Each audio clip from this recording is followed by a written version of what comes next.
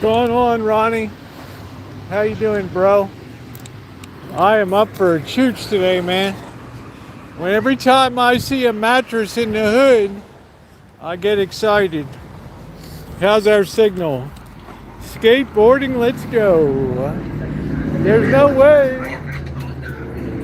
I'm sorry, guys. This neighborhood is noisy AF. There's no way I'm gonna go skateboarding. No way, no how. Anyway, good afternoon, ladies and gentlemen. Please hit the thumbs up. We're trying to go for 150 to 200 thumbs tonight. Yeah, it looks like I'm riding a skateboard in slow motion, doesn't it? I mean, what the hell?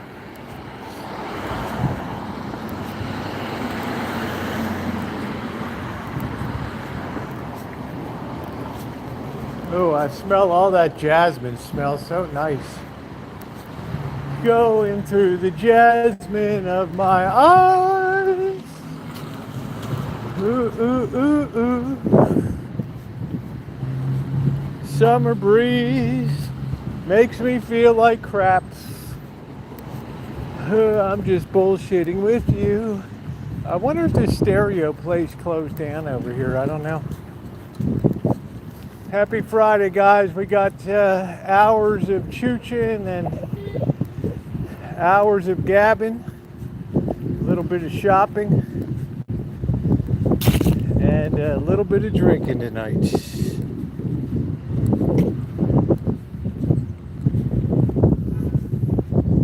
I don't even, this shop might have gone out of business. Garcia's.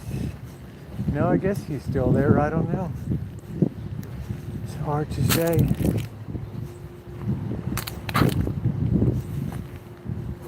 I guess he's still there. I don't know. What's up, Nick? Well, I'm happy I got a baseball game tomorrow.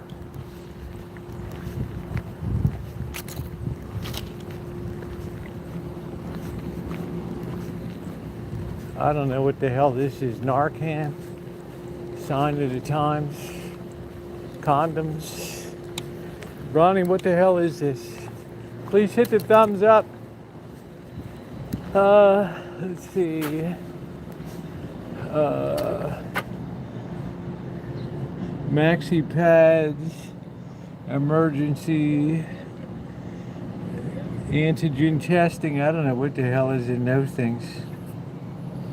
I don't know.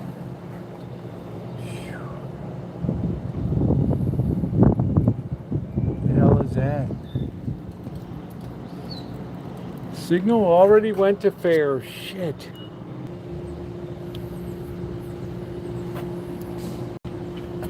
I don't know what's in the little green packages. I got no idea. Could be condomizing me. So welcome in, everybody. It's a nice leisurely.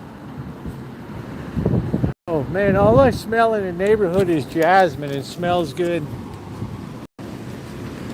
I wouldn't want a bush in my yard. It would be too sweet smelling, but it's nice once in a while. It's another beautiful day in the hood today. Every direction I look, I got people laid out here.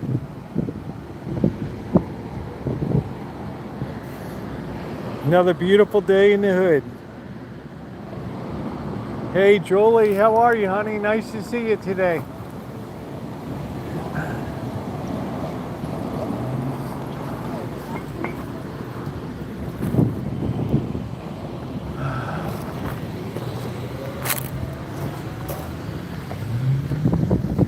Been a while since I've been out and about. They're getting ready to open this monster of a housing complex over here.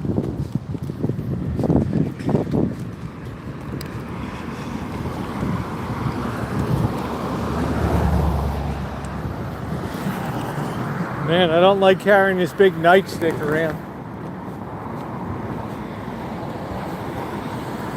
It's insane.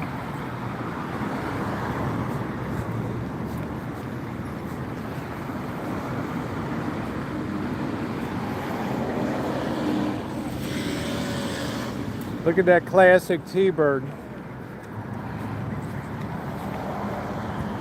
That's a pretty cool cruising machine right there.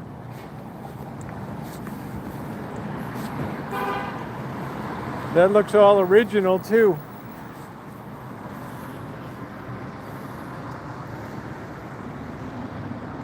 '61.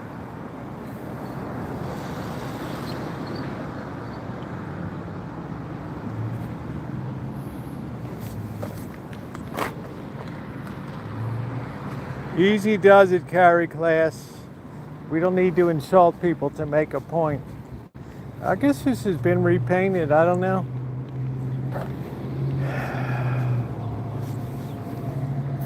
That's pretty cherry looking.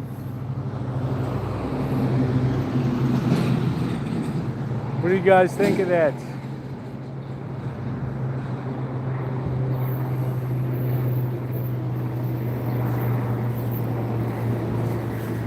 I wonder what size engine it's got in it.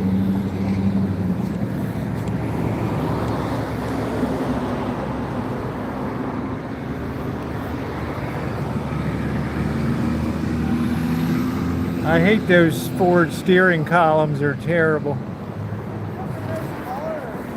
What's going on, buddy? How you doing, man?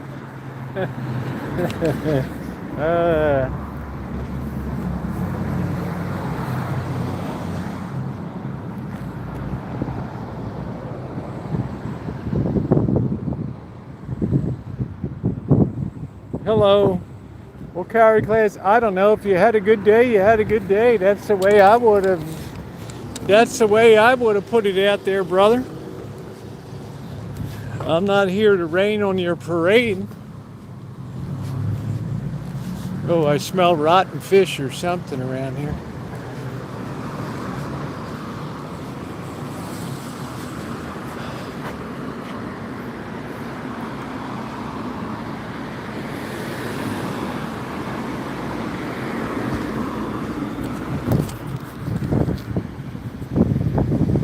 I don't know, the statistics show that businesses want older people. The older the better. They show up.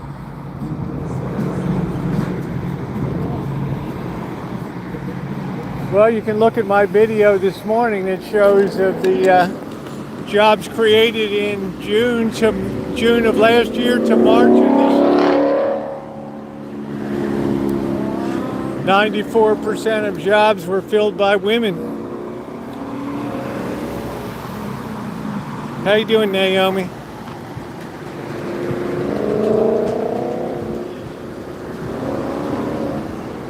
That's better than most people do here, Ron. Welcome to the chat. That puts you ahead of the curve, bro.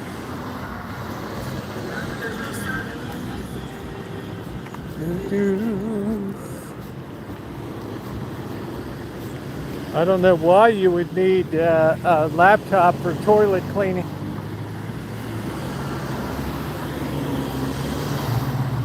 But I guess it's a new era. Look at it, getting ready to open that baby. That is a hell of an operation right there.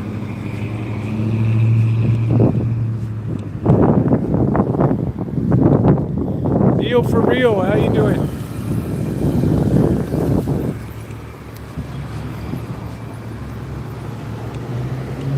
That is massive. Steve Fowler, the legend, how you doing, buddy? I do it that. I'm delicious, I do.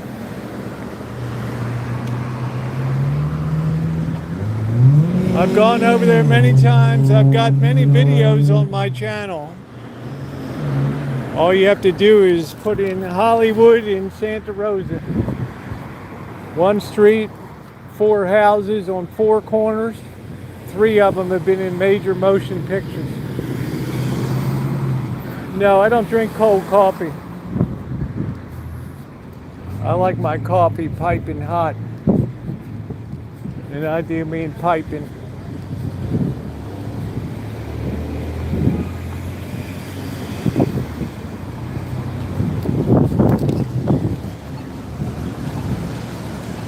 typing. Wait.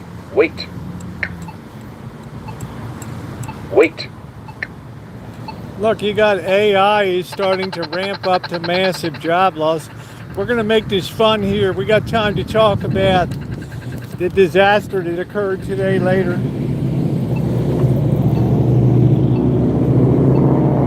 Right now I'm trying to find some pretty senioritas in the neighborhood.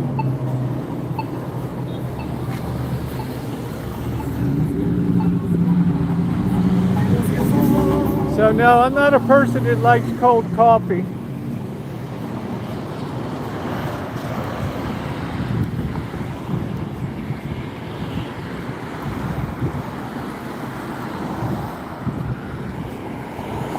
Well, he might have been retiring to try to help out young people. But older people are scared of the economy right now. Martha said hello, that's it.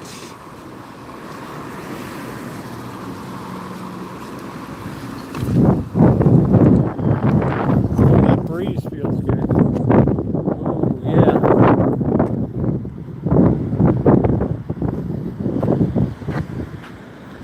$5.95.9. We're gonna be going up from there. That's like the cheapest place in the area too. $5.95.9. Sounds like Carrie class got demoted today or something. I don't know.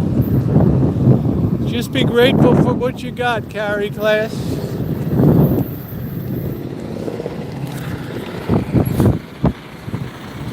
Be grateful for what you got.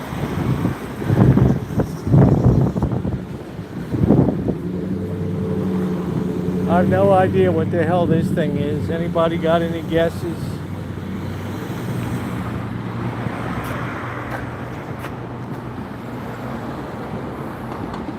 I have no idea what the hell that is.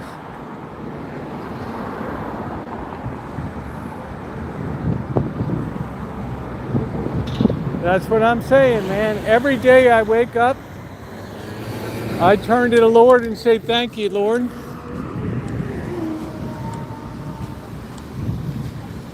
Every time I eat a meal, I say, thank you, Lord.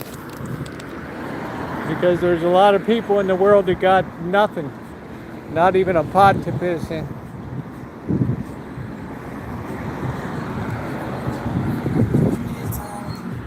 I don't even know what the hell it is. I don't know what that box is.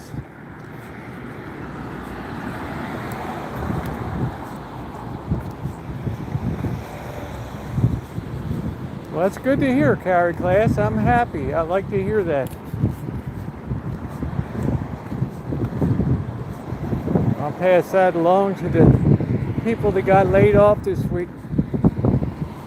Here's one of these monitoring wells because all the groundwater was contaminated. So we had that period from the 1980s where all the cleaners, industrial shit here just dumped all their chemicals in the ground. Look at, you got three monitoring wells right next, three of them right next to each other. So I'm happy for you, Carrie class, genuinely. You're a nice person. But you can't come into a chat and bring the heat like that. We try not to class people here.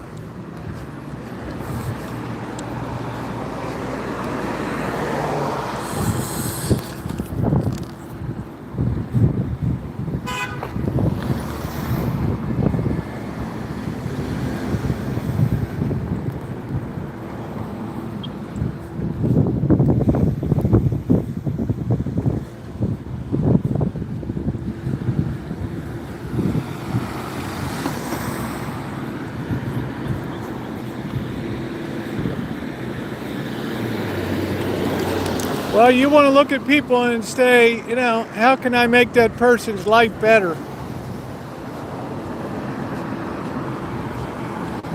How you doing, Alan Gentry? That's the ticket. Please hit the thumbs up button.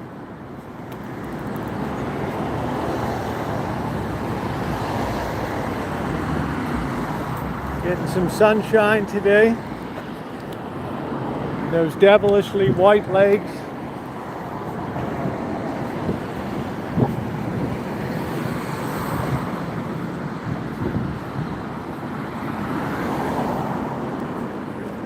It is a great day. I don't know if they're ever going to get this thing open. Max Pizza. I don't even know if it's open. I guess they opened it. I don't know. Pizzas, pastas, enchiladas.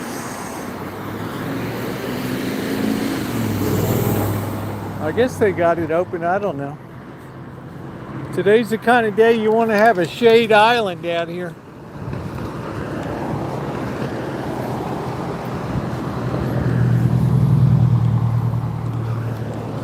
I mean, it's like summer in the city's coming, guys.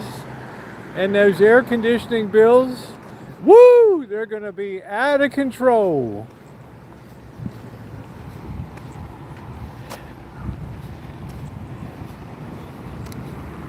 No, we're just bashing the ones that aren't in the workforce. If you saw my video this morning, you'll know exactly what I'm talking about. Sitting in Mom's basement.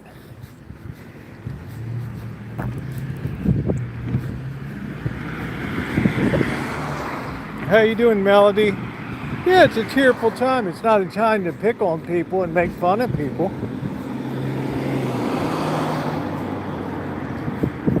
What the hell? I think we're beyond that.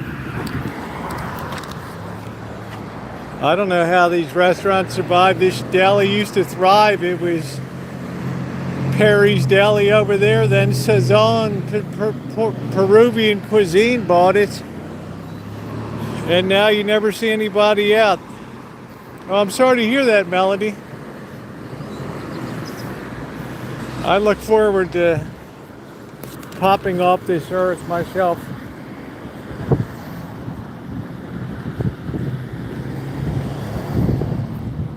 But I don't think my work is done here.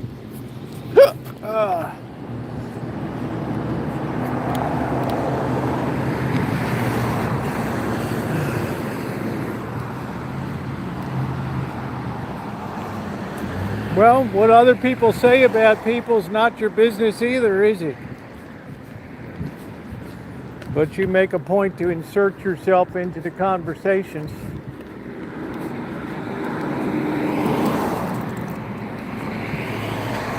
You give explanations where none have been asked for.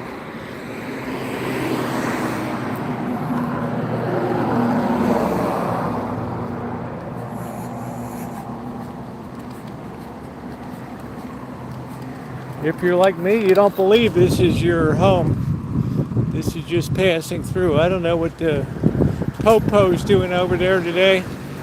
I hope the Jesus computer shop didn't get raided.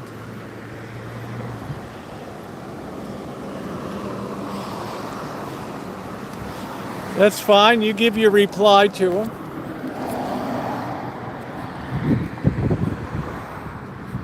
I try not to be ageist, elitist, any of that stuff. I mean, these people are struggling in business right now everywhere. Well, who's been griping about their finances to you? Hello, Dr. Frankenstein. You sound like a gun that's had a breech explosion today. Oh, wow! Steve Fowler, thank you, brother. Doing God's work down there in Chattanooga, Tennessee. There's a guy that's making a difference in the world. Throwing himself into the breach. That's what I'm talking about. Thank you. It's been a good week for being supported. I wasn't going to say anything, but it was slip sliding away. Thank you. Thank you very much. I know I put up some stuff like this morning. It's a little out of the ordinary, but I got a raft of mail in reply. Some people don't want to leave a comment on a public platform. I know some family dynamics are stressed right now.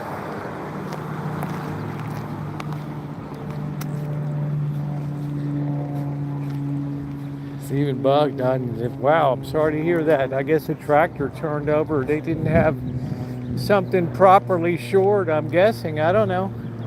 God bless.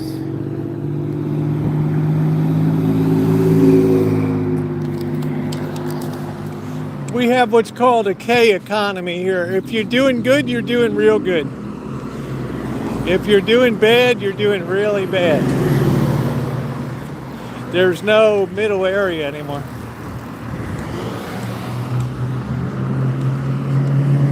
But as I'll talk about,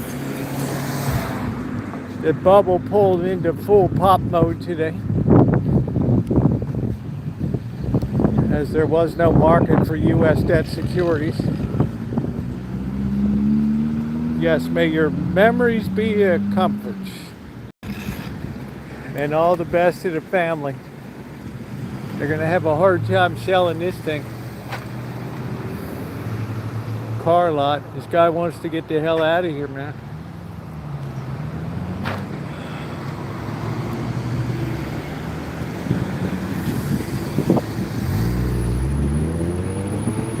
Loss is a part of life, but you know what? The soul heals. The soul patches over those things that are good memories, and it lets you live with the things that need to be addressed in your life. That's the beauty of it. Work that's undone that needs to be done.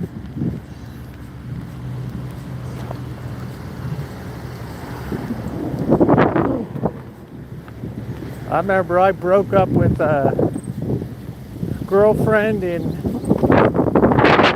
1988. I didn't think I'd ever get over that. And, a couple weeks ago, I could hardly remember her name.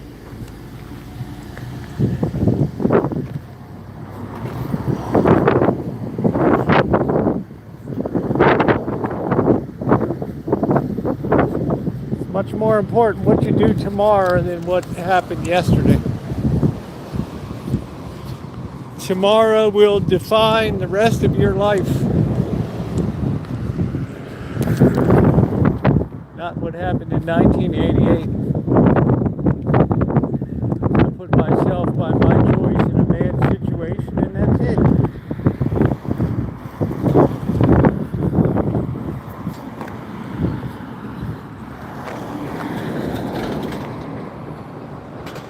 Oh, it's breezy, all right. It's going to be hella breezy the next couple hours.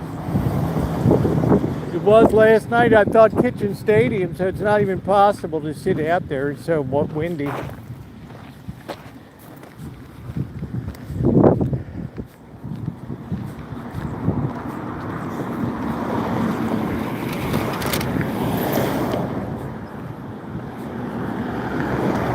Smell that jasmine. Thank you, Melody. Oh, I don't have any wisdom. I don't have any wisdom.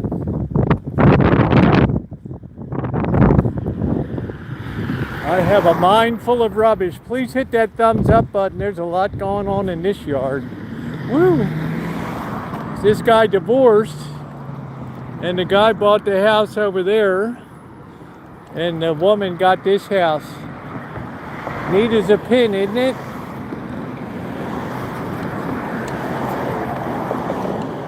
Water features, they gotta be Italian.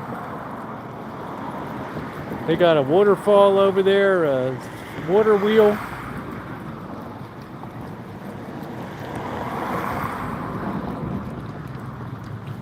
There is a lot going on there.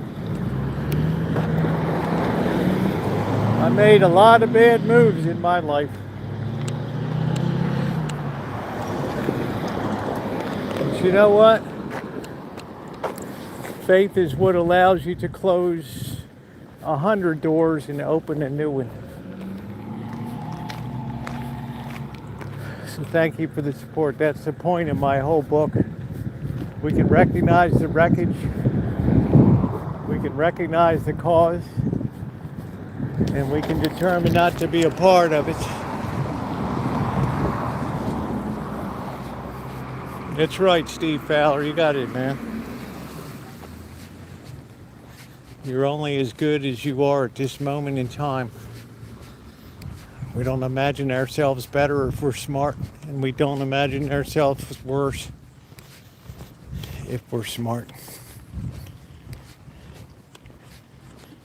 Yeah, I'm sure fire watches if it's just stuff is so dry. This guy's getting ready to go take this to dump this garbage somewhere tonight.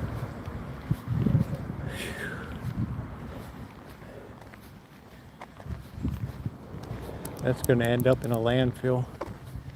Not a landfill, it's going to end up on somebody's street. They just pack people in like sardines around here.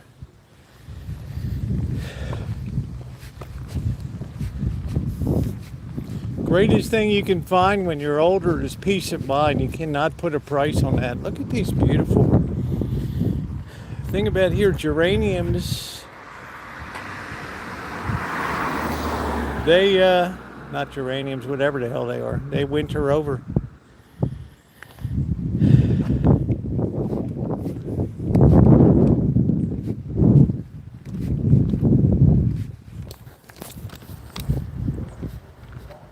It's nice to hang around this Russian Orthodox church. Is very comfortable grounds.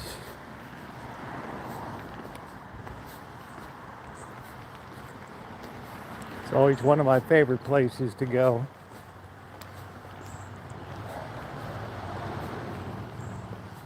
We can bust a cinematic move here.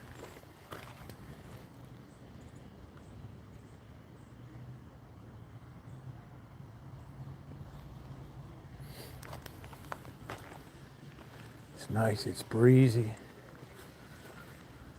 This place is so well taken care of.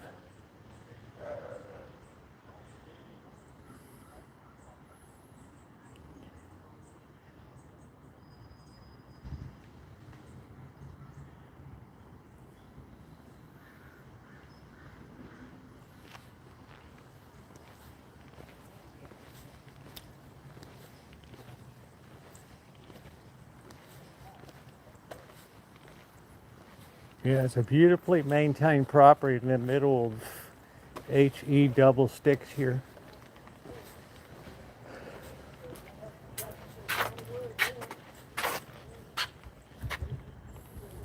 People tending the garden.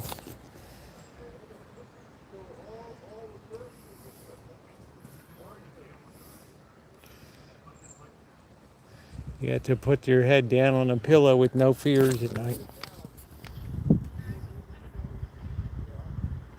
Walnut tree right there.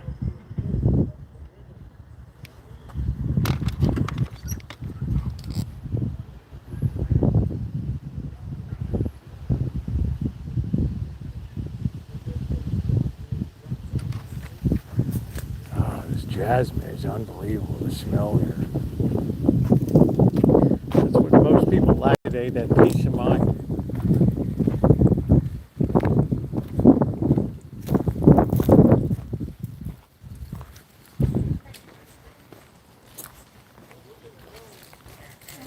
What a beautiful property. Oh, yeah. Wow, yeah. I'm just doing a YouTube, I'm walking around sharing with people, just having a little spiritual journey on YouTube today. And I always remember, I live over on Dutton Avenue, and I always remember this church and the grounds here, how beautiful they are. So I just saw some people working in the garden. So. Yeah, the paid gardeners. Yeah. Yeah. Well, they certainly do an amazing job of upkeeping. Are you a member of the church here? Yeah. Yeah, it's amazing. Yeah. I go to Resurrection myself. Okay. Up on, so it's always nice. It's not that nice up here as it is I'm sorry? here. I said it's not as nice up there as this property is here, but it's beautiful. I didn't mean to intrude on anybody. Okay. Well, have a good one. Enjoy your walk. Thank you.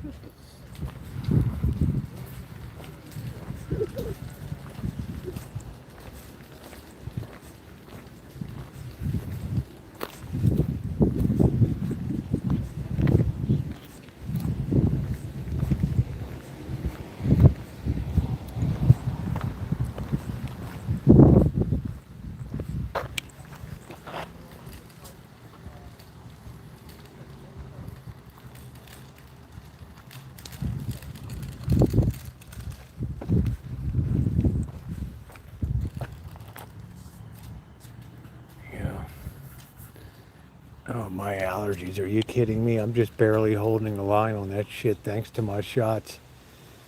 I had some burst through, but they're kind of being maintained.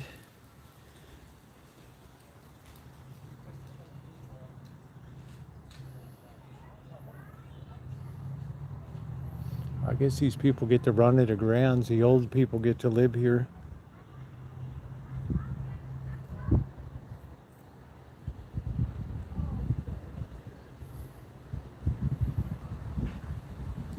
Look at the size of that redwood tree. That trunk is at least 60 feet around circumference.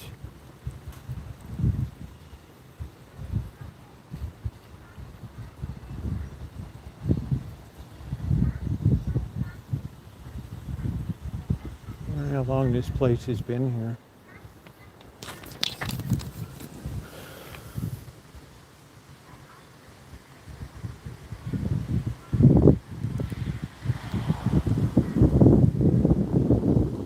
You want to feel small, hang around a redwood, real legit redwood tree. Mine are babies compared to these. Yeah, you know what? That tree anchors itself with other tree roots around it, so redwoods have to be able to stand up against coastal winds that can be almost hurricane force winds.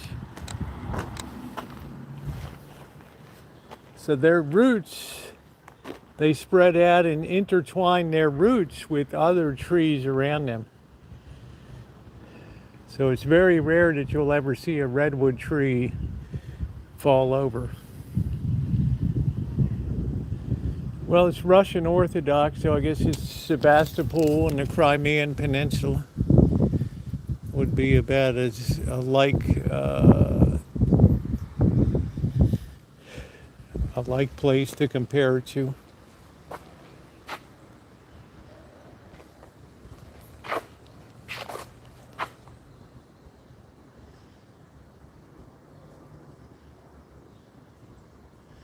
Yeah, the wind kicked stuff around for me. Please hit the thumbs up, guys. It is appreciated. Maybe we can score. Look at how meticulous they are to mark their stuff in case of, these redwoods. Will push up a sidewalk here.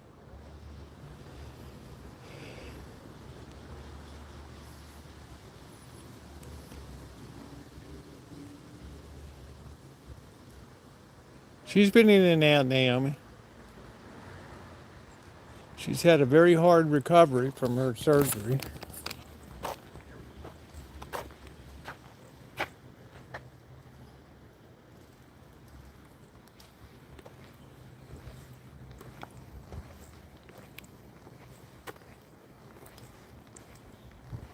Must take an army to keep up this stuff.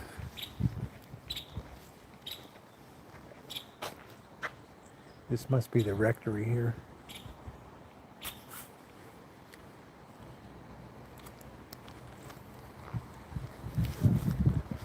And then I guess this is housing for older people, I don't know.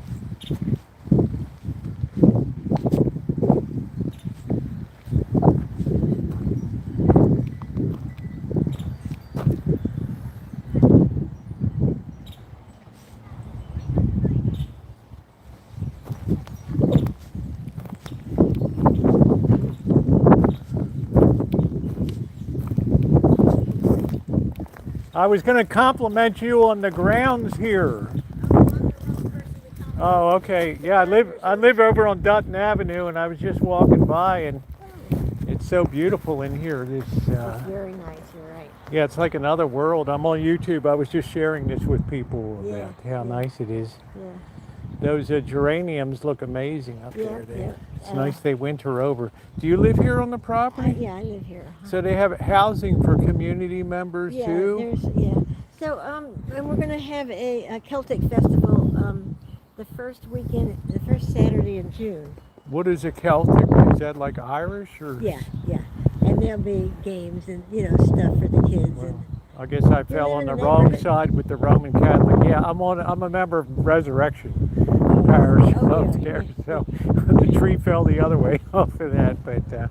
what do you do at are they having the Celtic Festival right here? It'll be like from noon to 5 or something like that. And it's Irish games, Irish dancing, and food. I'm not exactly sure of the food booths, but sometimes it's the Irish food, and sometimes it's got some Mexican tacos and stuff. Can I ask you a question? Sure. How long have you been a member of this church? Yeah, I've been here for a while. Yeah. Decades? It's Orthodox. Yeah. Yeah, So is it Eastern Russian or Orthodox. Greek? Or which? Well, it's under the Bulgarian Okay. diocese. Okay. Wow. Yeah. That's interesting. Hello. I'm sorry. I was just wandering along Sebastopol Road, and I was just marveling at how well maintained the properties. I'm just doing a live stream on YouTube right now, and I wish you'd ask permission before you well, I started didn't see doing anybody around. I it. just Well, wandered so around. we're here now. Well, I'll leave. I didn't mean to bother Yeah. anybody, but okay. Well, thank you. Okay. Thank you for talking to me. When is the festival? Juice. June Okay. 6th. All right. Like noon to 5 or something. Right in Yeah. here. Okay. Yeah. Yeah. Great. Okay. Well, it's a beautiful property, and I was just admiring it. So, So what were you? I've Something on since 2013, I've had a YouTube channel, and one of the things that I do is I'm known to walk around my neighborhood, Roseland here, Yeah. and I've always come in before and like talked. There was a really tall priest. I Yeah. talked to some of the priests here, and wandered the grounds, and you never know where to go to ask somebody for anything. So I didn't mean to interfere with No, your. no, it's okay. I just didn't have a sense of what you were doing. So I just, I walked down, Burbank Avenue and stuff, and all Sebastopol Road down to Stony Point, and just go live for a couple of hours. But this So is like what's a the real theme? refuge in the community What here. this is, yes. Yeah. Definitely, yes. So I So appreciate you. What Yeah. What would you take? What would you film? Oh, I just can't. I marvel at how well maintained the grounds are, because I'm a member of Resurrection Parish and I do the maintenance over there. Oh. So, it doesn't look as nice as we try. But how long has this been here? In this, Gosh. this Well, the must be a new building's here. church here. Yeah. Well, Yeah. We had a small building Okay, about the same age as this one, so that just Black this and is pe- 1940s or something. something like that, and then. Okay, Goodness gracious. and then We they tore that down and built part of this, probably just east of that window there, because we could only do it 1.5 times, the county. Oh, okay. But look at how well maintained it is. But then we just finished this last spring. You're You want be- to see inside of it? I've seen inside before. Okay. The other priest, I don't know what his name is. Father he was Michael? really tall. Yeah. I'm like that. I was like looking up at him like Yeah. that. He was super kind to me. Yeah. And said you could just wander through once in a while. No, I mean I'm going to be 68 next month. I'm a pretty harmless person. I know. I just No, it is that for future reference. Where would I? Is there an office here or something, or Well, just people around? just or- people because Okay. Because I introduced myself to the woman that was To on- Carmela. Yeah, Yeah. Carmela here. So, all right. well, I mean, if you want No, I'm just saying it was interesting to talk to some people and see, to, yeah. like, why you would have a Celtic festival when Oh. it's a Bulgarian. I would think that you'd have like a Russian dance or something. Well, we're not Bulgarian. Yeah. But when we came into the church, Orthodoxy, we were looking for a bishop, and we had one that didn't turn out, and we were looking for the other one, and then we have got like sister parishes in New York or in Boston, and they found this man and said he's Wow. good. So we came under him, and he's under the patriarch of Bulgaria. Yeah. So then But most of us I have know more there's Celtic blood in it. metropolitans and patriarchs Yeah, and all of that. exactly. So it's interesting. I've studied a lot of church history and stuff, so Yeah. it's fascinating. There's a priest that's on patristic nectar that's on Father YouTube. Josiah Trent. Yeah. So I watch all of his Okay. he's pretty good. stuff, and then there's one over in Father Spiriton and over in the UK or something. He has a big I haven't YouTube seen channel that one. too. English gent. So. Yeah. Yeah, I like to take it all in. I enjoy it all. Yeah, So, all right. Well, thank you very much. Good meeting you. Okay. Okay. I won't bother you. It's okay. I can, You're good. You're a good defender of the faith and the property. we've had other people come on with different intentions. Oh, well, yeah, I'm familiar with that at Resurrection, so yeah. Okay. Yeah. Okay, let's clean up the signal. All right, there we go. Is that a better signal? Somebody once said to me, I have this annoying habit of just showing up at Bye, thank you. Enjoy your day. Somebody said you have a remarkably annoying tendency to just show up. No, I like to. I like to talk to people. I know how to disarm people. You know, you be honest with people. That's it.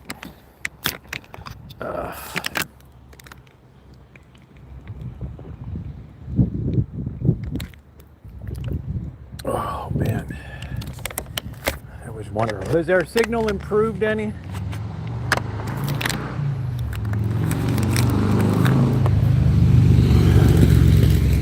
Man, can you imagine that Bulgarian? Like, holy smokes. There it is, your folks.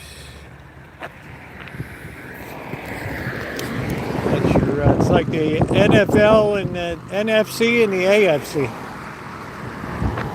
Always an interesting stop there. Signal's good, that's good. Yeah, all right, let's keep moving. I'm going to get a treat later. I can be charming when I want to be. Did it hurt your mouth to say that, Carrie Glass? I love you, brother. You are one of the most entertaining people to ever be on my channel. I'm not a pain in the ass. I tell people that, oh, you just suddenly show up. You know, I come out my door, I got somebody random on my property. Okay. Well, you know how it is. It's Roosevelt. That's funny. This guy rebuilt his fence with all of his shitty wood. This is the first time in my life I've ever seen this.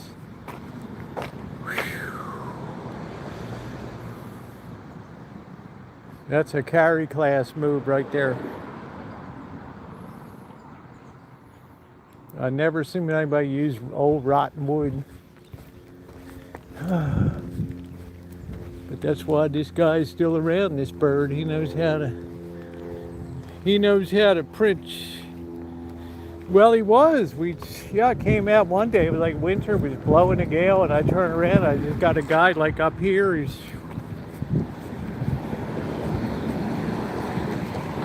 like, can I help you? Are you falling? Falling. That doesn't even begin to describe it. Falling.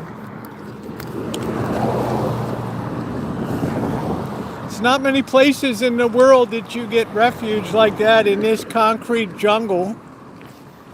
Whew.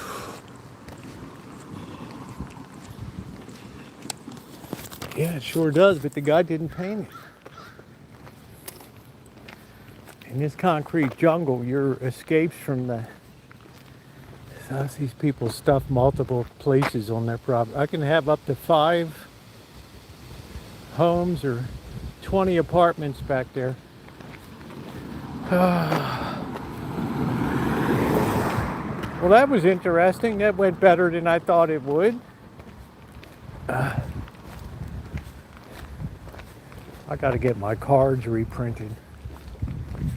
It's so easy to hand somebody a card. Carrie Class, you're the best. I don't even know what the hell the theory is on this thing.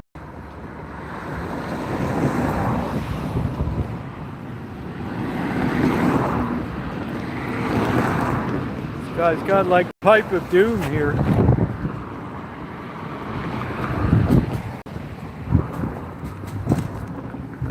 Yes, my name is Roosevelt. I have this annoying habit of just showing up. How do you like me now? I want to kill you. That's how I like you. I like your head on a platter like John the Baptist. How do you like me? Man, that baby used to be so beautifully maintained, painted.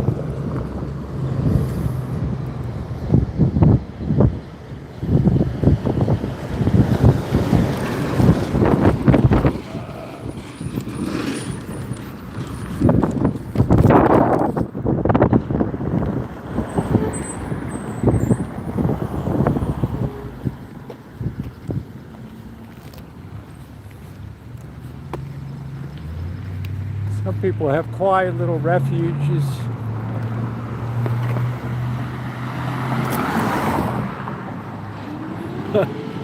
I'd like to know. I like to know every damn thing that's going on everywhere.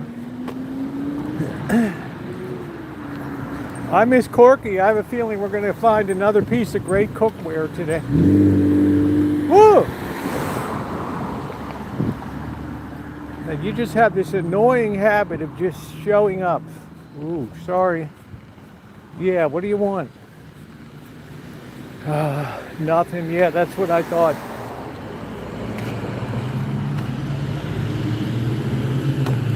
I only got a big mouth. I could literally talk till I fell over if I needed to on a video. That's a gift, ladies and gentlemen.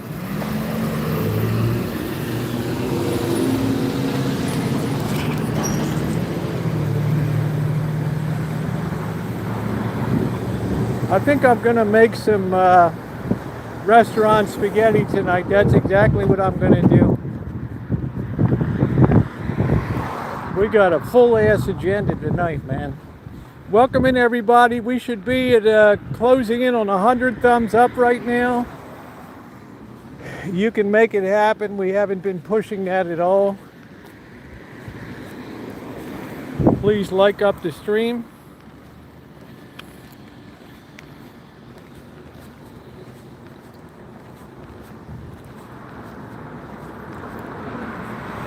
This guy's got his usual garden here, but now he's got it all blocked off from public view.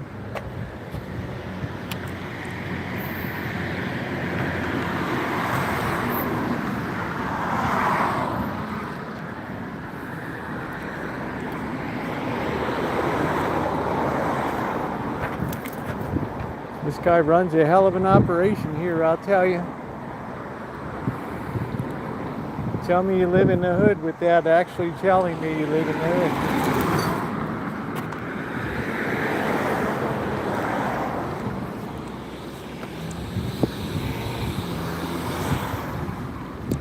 That's good. We got another tattoo parlor.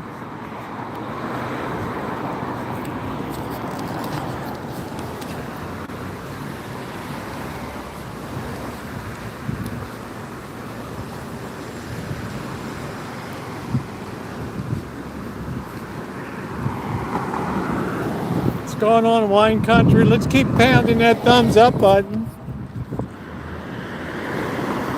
I'm gonna grab a snack down here when I get down to Stony Points. I'd like to talk to me. I don't know what it. Maybe it's bad. I don't know these days. I should have gotten into politics.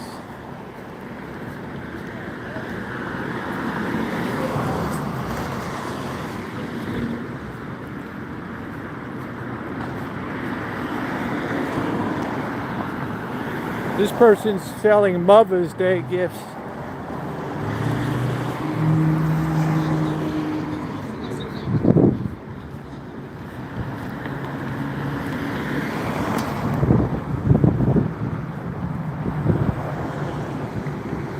Shit, maybe it went tits up, I don't know.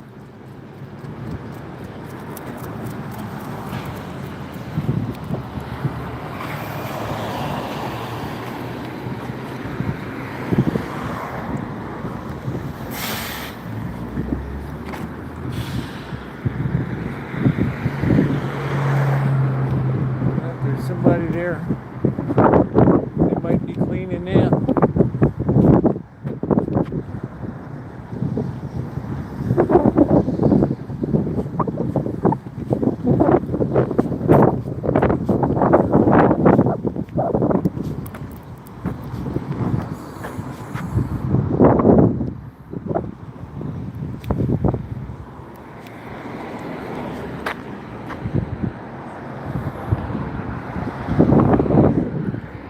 like to be nosy.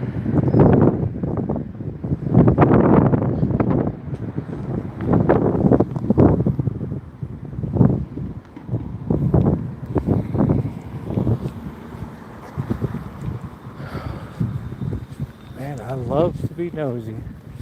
Looks like they cleared these boys out over here. Their whole operation. We'll check that out on the way back.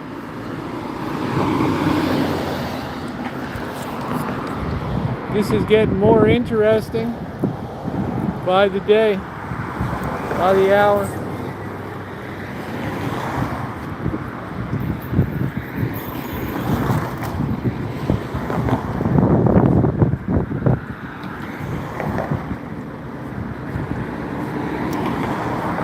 Hope you're enjoying the walk.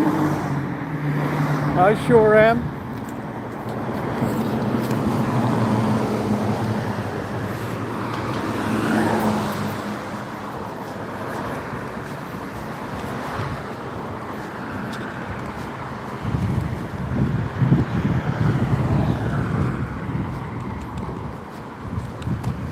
I got to get my screen protector repaired. Removed and replaced, I mean.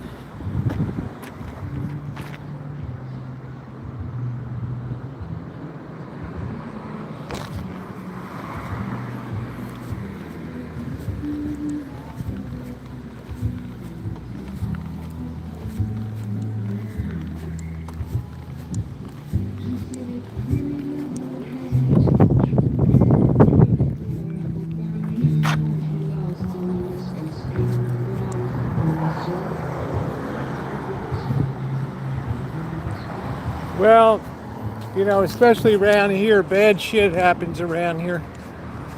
To be honest with you, this is a land of bad shit happening. We had a shooting on May 5th on my street. You can never judge how dangerous a neighborhood is just by looking at it. That's the thing that surprised me about the West Coast. Hold on.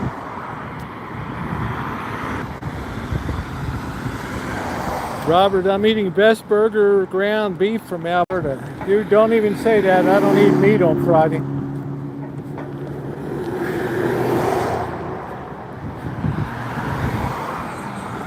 Yes, I live in the hood. Right smack in the middle of it.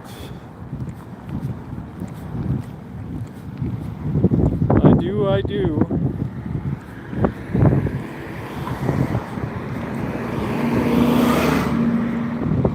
Well, unfortunately, there's going to come a day when the average crook is smarter than the average cop.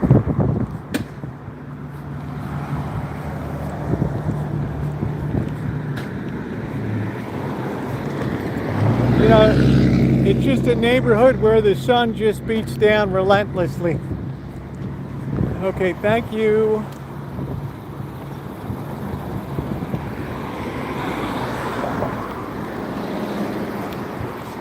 Nobody looks right to see if there's anybody even walking there.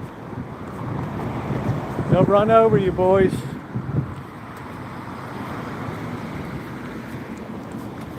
Well, we went a long stretch, about 10 years. Remember years ago, I don't know how old you are, wine country, we had the guy at the Exchange Bank throw the cinder block through the window. And the press Democrat photographer caught it, boom, right there.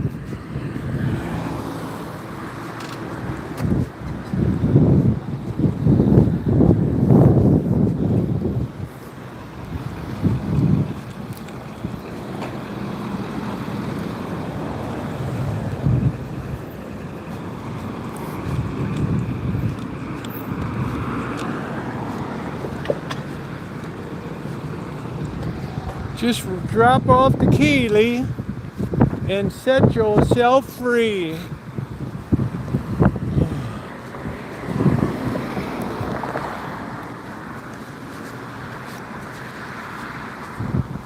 Yeah, please hit the thumbs up, guys, before I get smashed.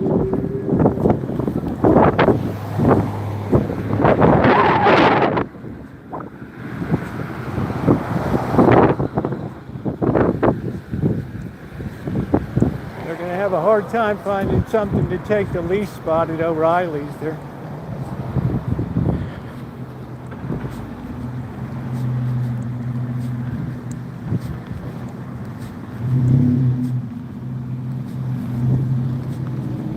Man, I don't even have a mini today, Ronnie. That's how unprepared I am. Wow.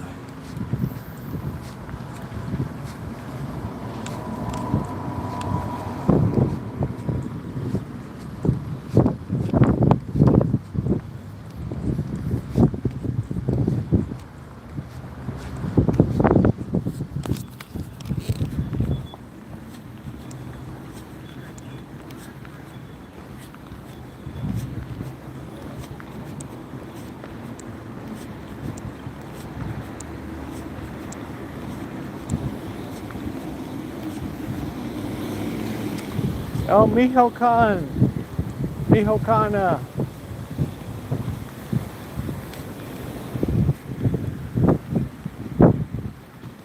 That's it. Just slip out the back, Jack. Don't need to be coy, Roy.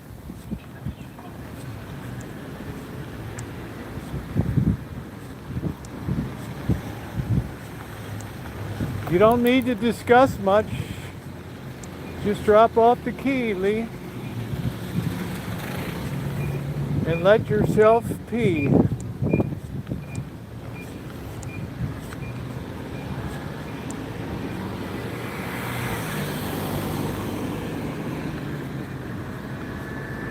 The Red Bee, that's a good deal right there. They've been there forever. Somebody got Little Caesars pizza.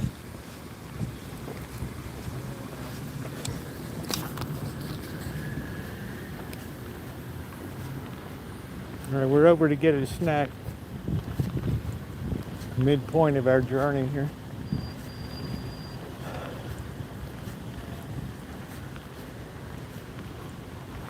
Yeah, Red Bee's awesome. They give me extras because I speak Chinese when I go in.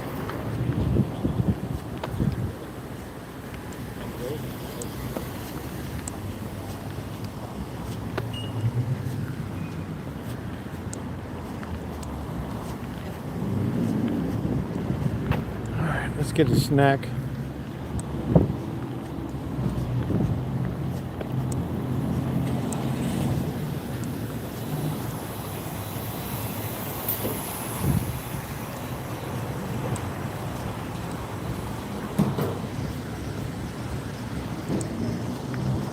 Red Bee for me, baby.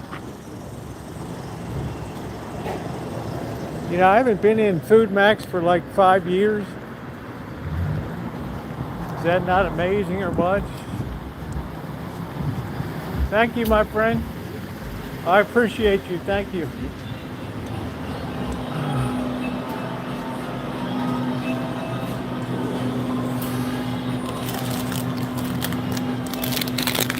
I like the way they've now got some small size ones here.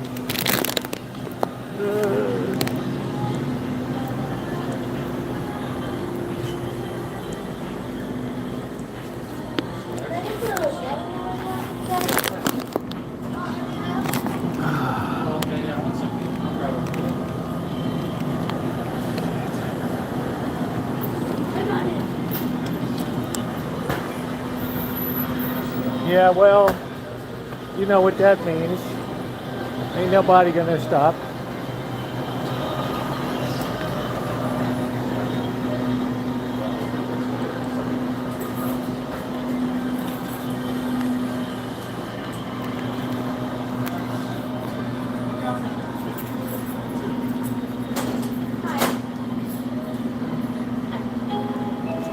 You been helped, sir?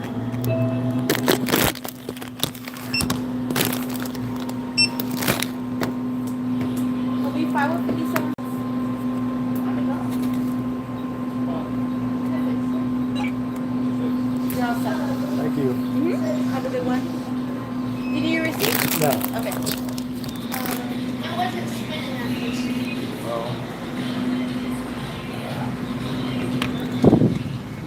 much. Yeah, we've really fallen down on these likes the last couple weeks.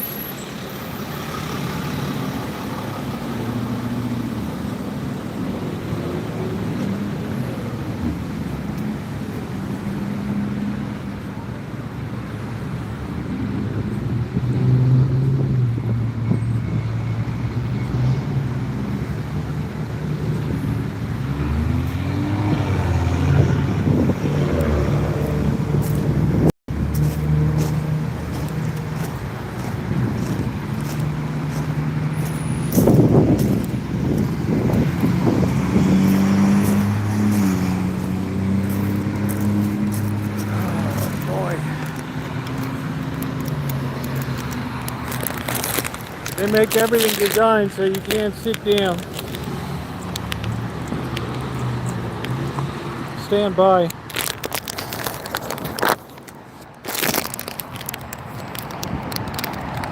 Man, this charger's working beautifully, Ronnie. I'm at 100%. New cords, everything.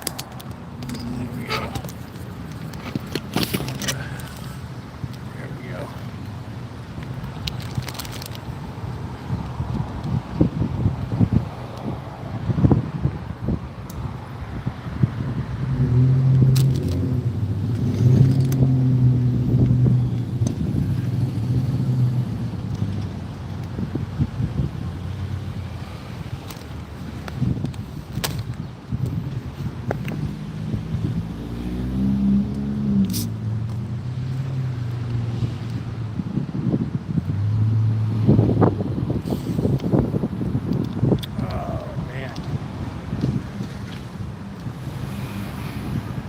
Oh, the charger's working great.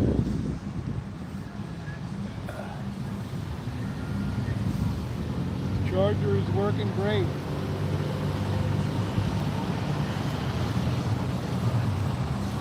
Working beautifully.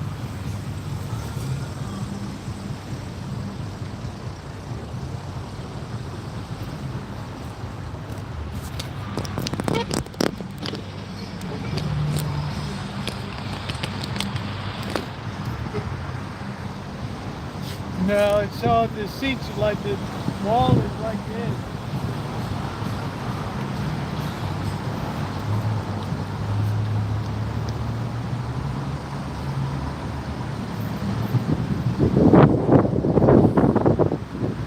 I don't want to blow it over.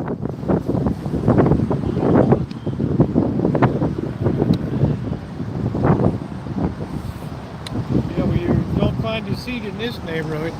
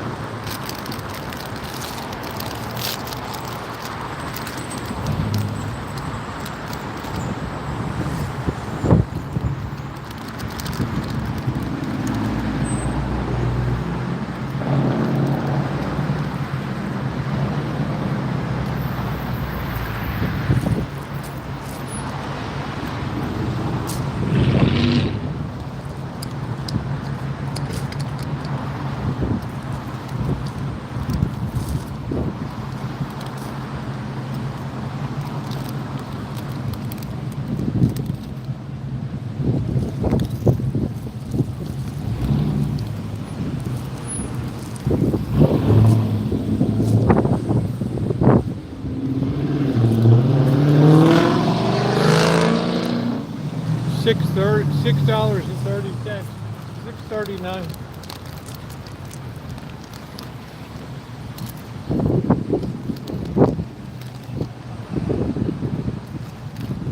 You don't think people are angry?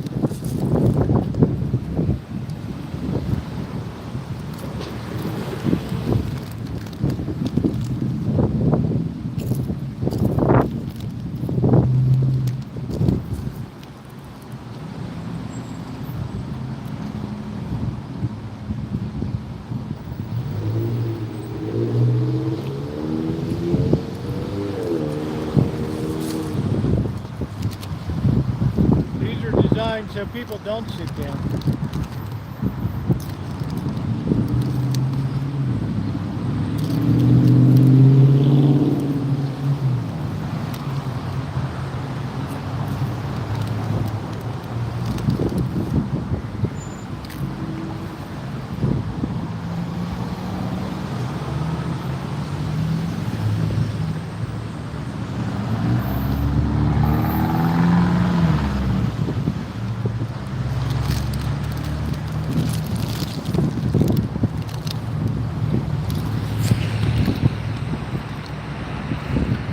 Not really a bench.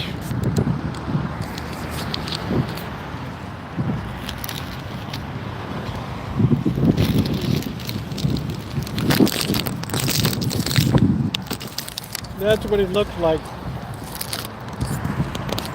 Right there.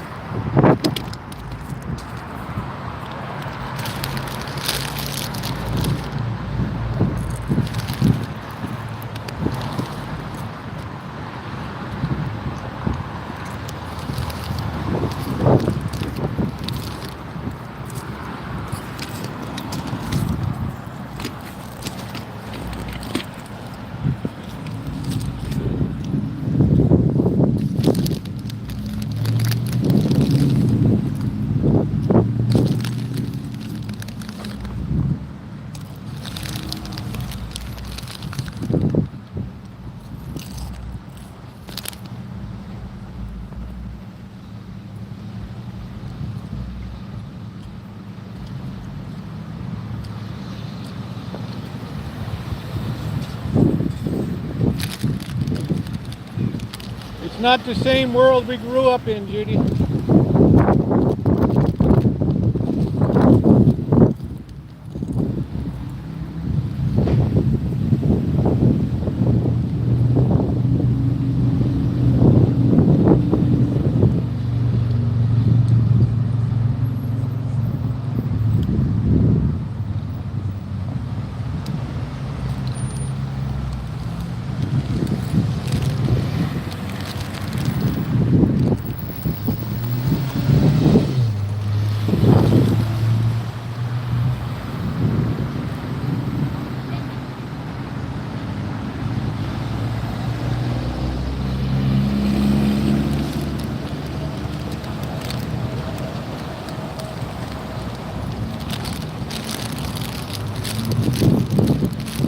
But we're a lot to blame.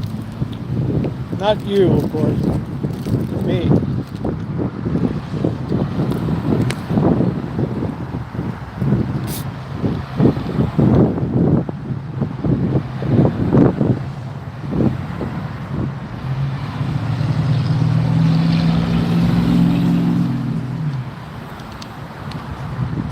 Well, should we roll on?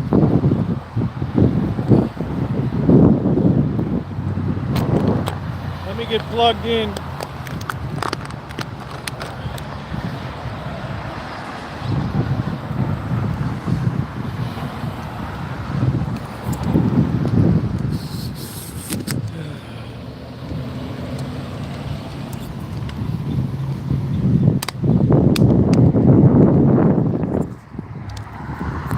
Yeah, I need to get my exercise, and I love to live stream, and Friday nights are the best of the best. We're trying to get the thumbs up. People feed cats everywhere, I'm telling you guys. Did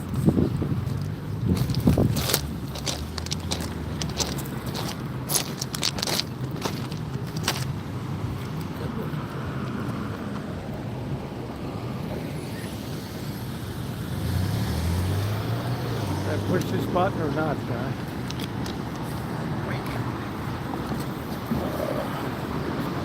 Doing all right today? Awesome. That's good.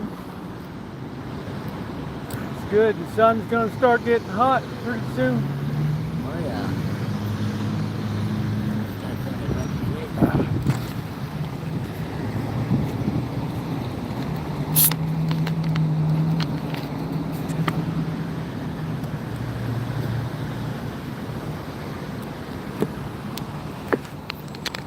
Never get across the street.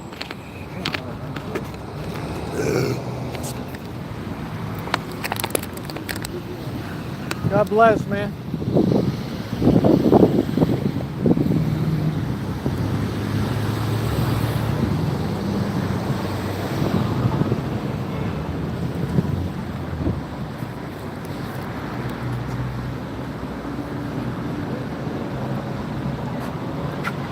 It's a brutalist world, ladies and gentlemen. But nothing that some dynamite sweet and sour chicken can't take care of. Woo!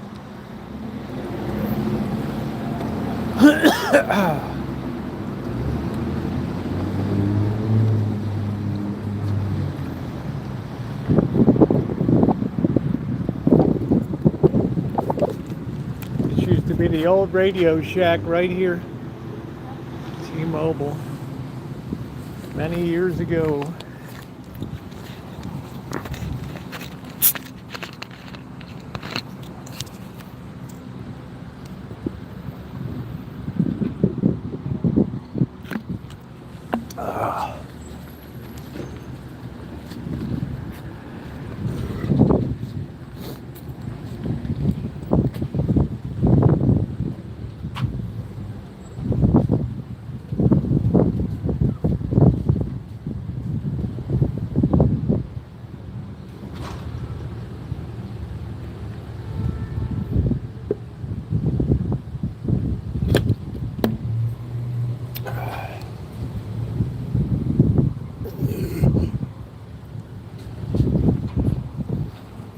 I might just have to work at Hand Express, man. Yeah, I can't, but I don't know what the name of it is. I have to check on my stick. I don't like these ones I got. I got a great one at home.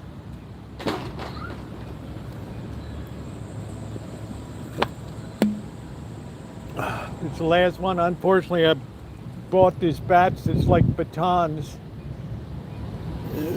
They're so terrible. They're huge.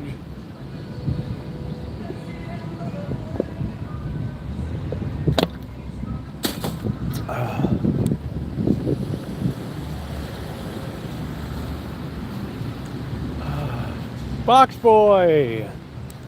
There we go. Taking it to FedEx. Off to China. Send Grandma back to China. There she goes.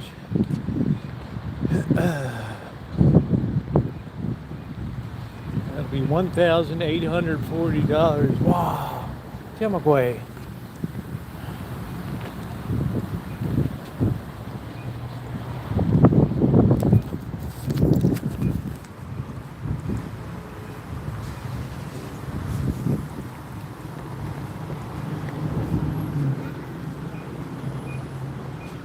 Now you can buy them individually. I mean, this one okay, but it's so damn big. It's like, I mean, I'll show you here. Look at this stick, man. You go into a crowd and people think that you're gonna stun gun them.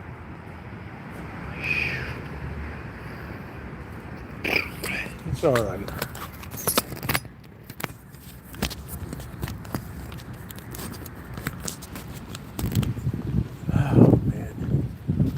Chase Manhattan Bank.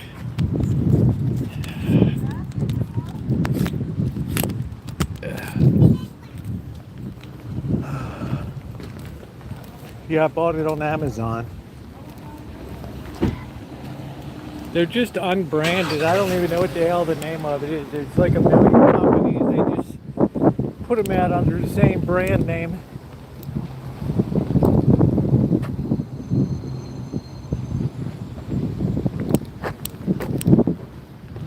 Tell the guys that got outstanding warrants on. You can always tell the guys in the hood that got the outstanding warrants.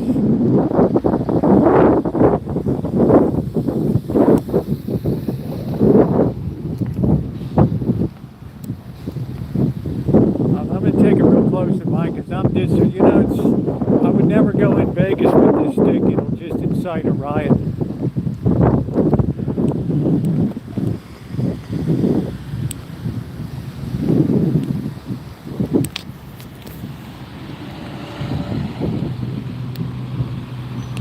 Well, Bank of America said they want to get out of all their branch banking. They're tired of dealing with poor people.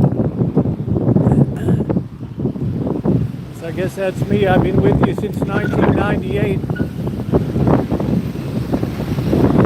Whoa, here comes that wind I warned you about, guys.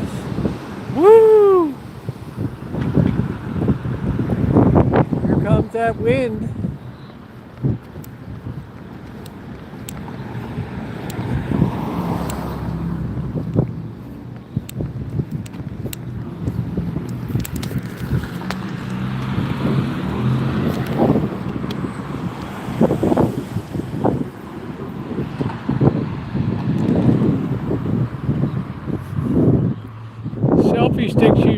come in black or white. I mean, I think there's probably pink.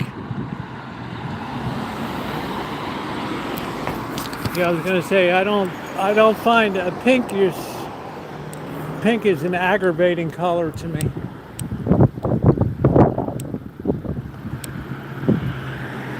I tend to favor green and palettes of green. I guess, and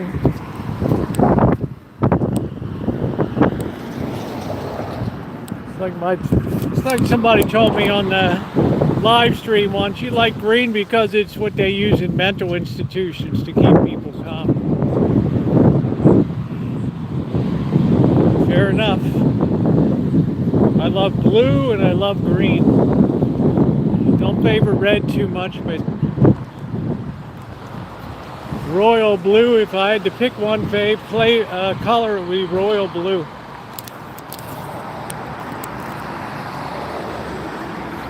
Silver I like. I used to like gold until the president co-opted it.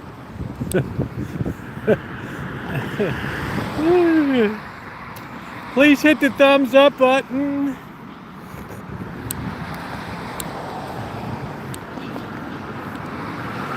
Look at all that jasmine.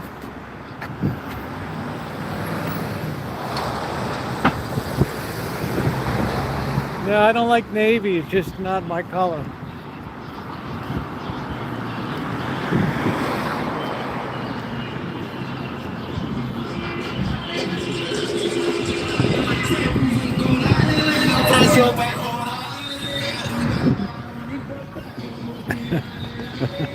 Welcome to the hood, everybody. All right, let's get those thumbs up going.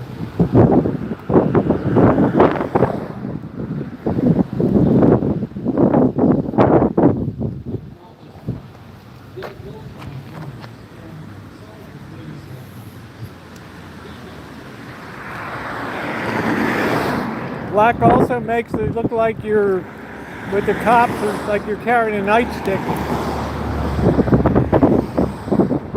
Alright, so we're just going to drop in the middle of the street, sidewalk here.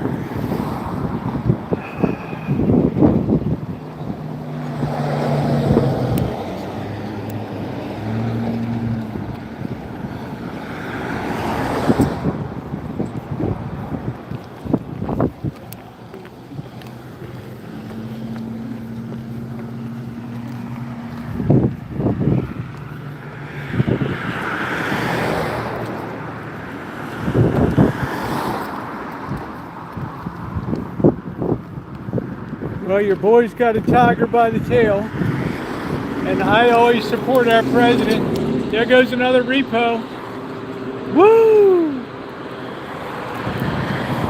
Do you know the repo man, the repo man, the repo man?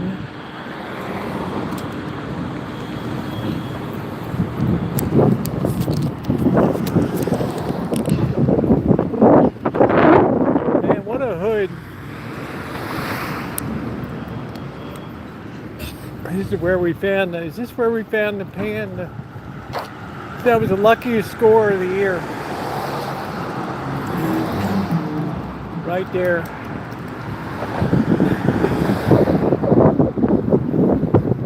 Ronnie, let's take a look at our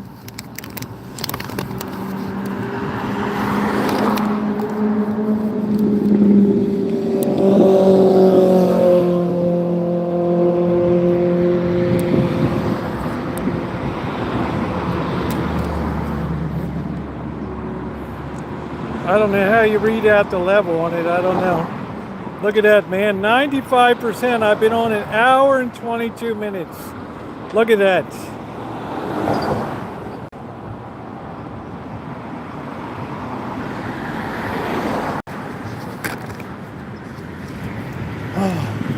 I said I'm so tired of being, yeah, it's Anchor brand.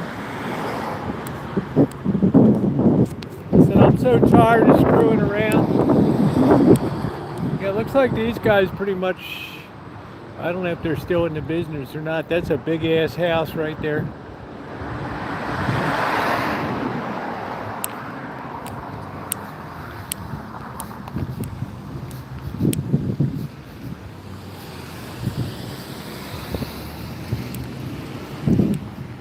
Yeah, I need the big one. No, the phone is 100% Ronnie. It's working beautifully. And I've only used 5% of the power. Brother, we are winning. Winning. This used to be Ed's TV repair shop. Now it's got the fish.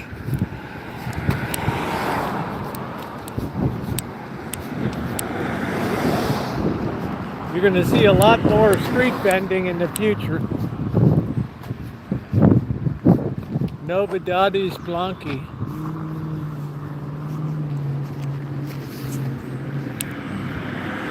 Tienda de ropa.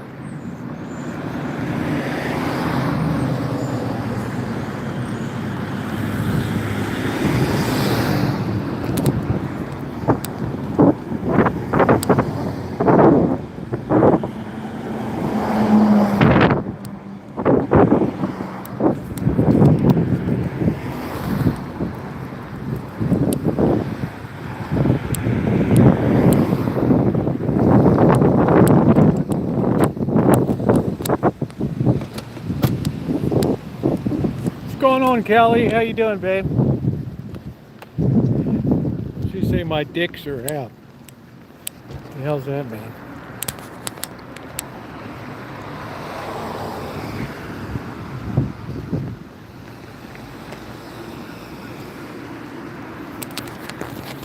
This guy's got like this guy is a real plant dude over here, I'm telling you. Ducks, oh ducks. I thought you said your dick was out. Sorry. Oh well, it's always next year. They tell me my Canadians are still in there. They picked the right time to peak into tip-top form. They're like a goal-scoring machine right now.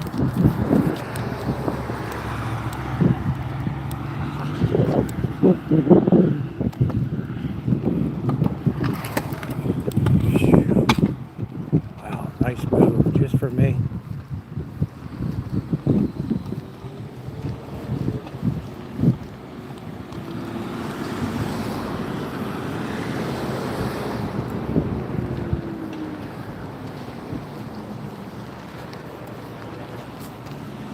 That's cool, Kelly. While you do that, I'll probably surf Pornhub.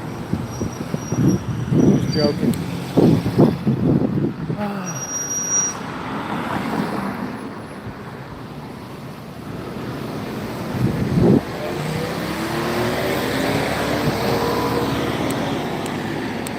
Good day. Yeah, you too, bro. Our nice Mormon brothers there. This is a very well maintained trailer park.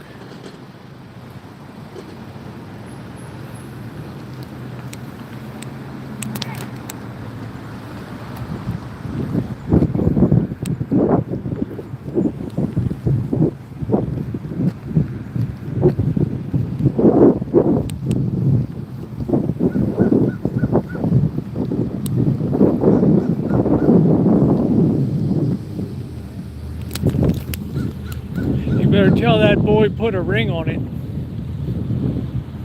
Or are you one of those girls that's got the nose ring?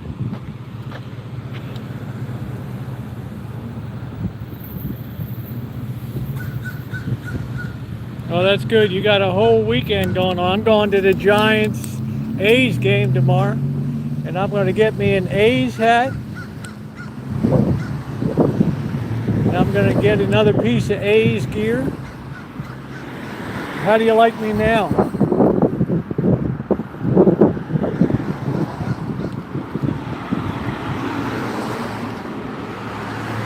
They're always very kind, always very well-mannered.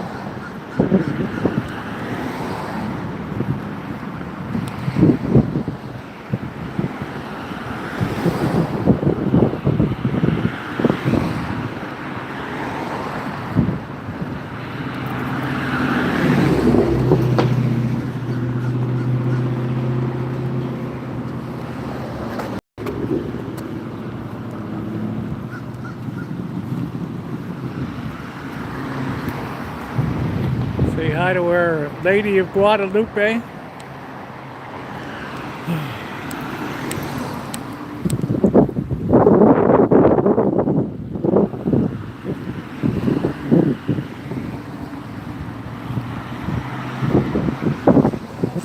I don't know, Kelly. That's let your conscience be your guide, babe.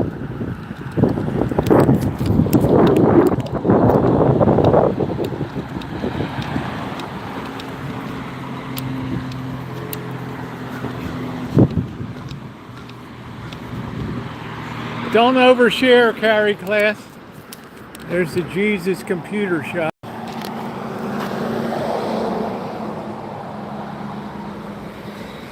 I saw cops here today.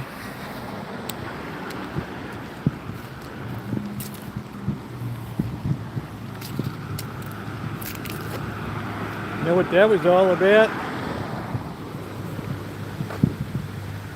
Yeah, well, Carrie class tends to overshare these days. He's like the answer that nobody ever asked the questions. I don't know who the hell Zazu is.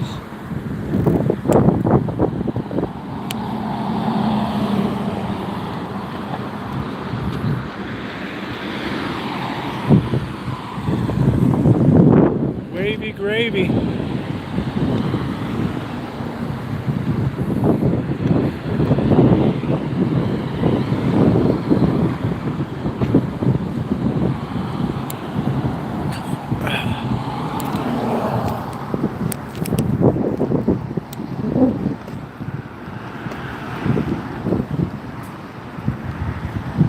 What's up, Dave? What's hamming up on these streets of Santa Rosa? There goes Alfonso. What a good manager.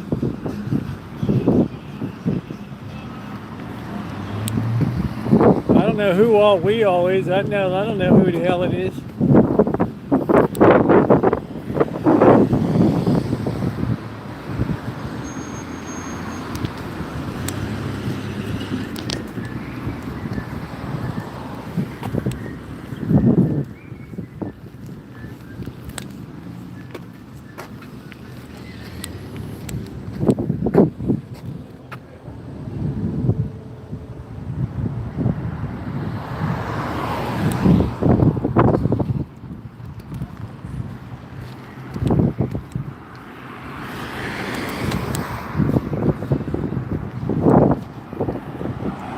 Please hit that thumbs up button, guys. We are way behind tonight. I mean, terribly behind. You can make a difference this evening. Do you know the Muffin Man?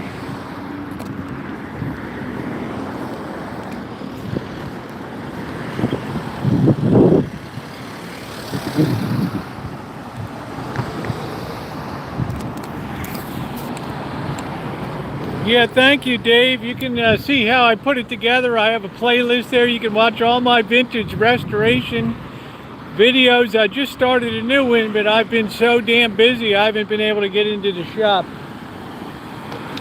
I guess when I'm mostly dead, I'll be in there.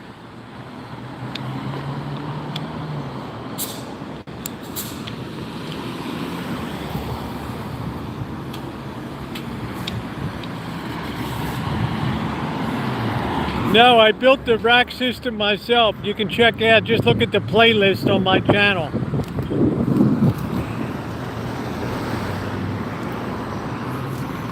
It's a 3-part playlist. There's a lot of history on that rack. You'll really enjoy it. Make sure, I'm glad you're subscribed if you're subbed up. That's great. I got tons of vintage audio. I do metal detecting, travel, lots of live streaming. El Buraguito.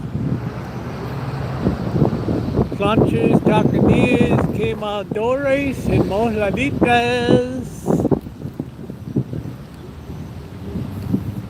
Yeah, welcome to the channel. Let me officially welcome you. Started here January 4th, 2013.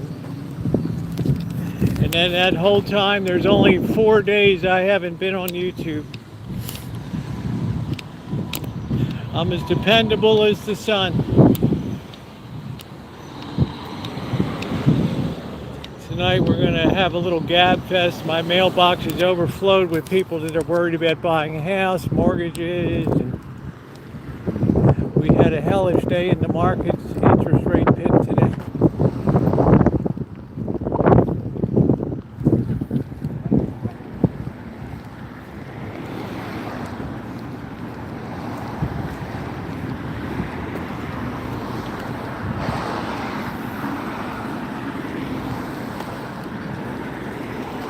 Are the chickens starting to come home to roost? I don't know.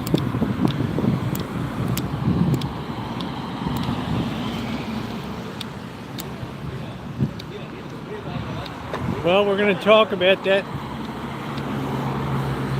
because there's an old saying, what goes around comes around.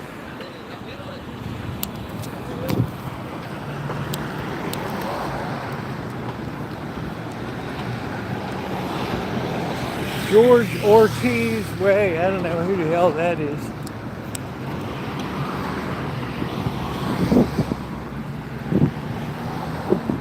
Hey, people have more manners in this neighborhood.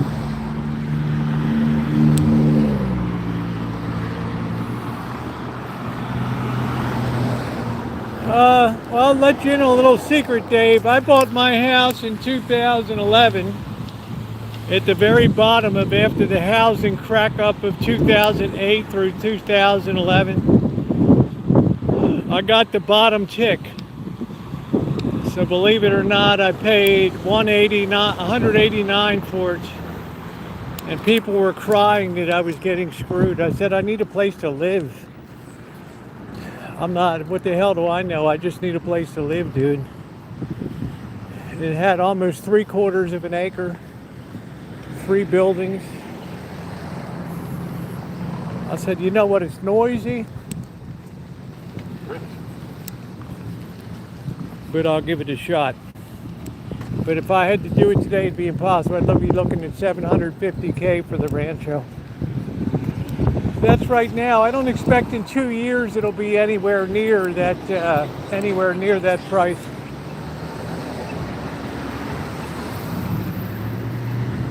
So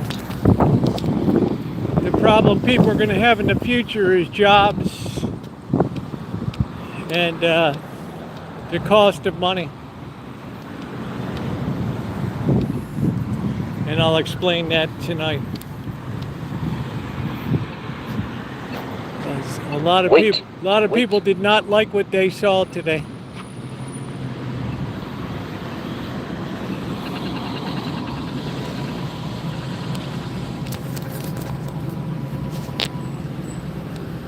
Is there a fiscal calamity brewing? We'll talk about that tonight.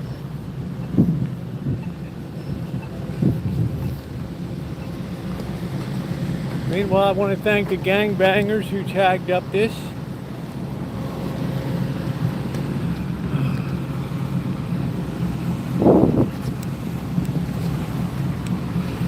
Ronnie, it's Chamber of Commerce weather, bro. I think I'm gonna make some of the spaghetti tonight, the restaurant spaghetti.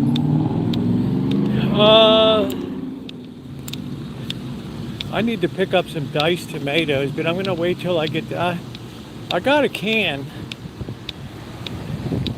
Yeah, stay tuned, Dave. I always do some economic stuff. I'm not always right. I'm not always wrong. But I am controversial as can be.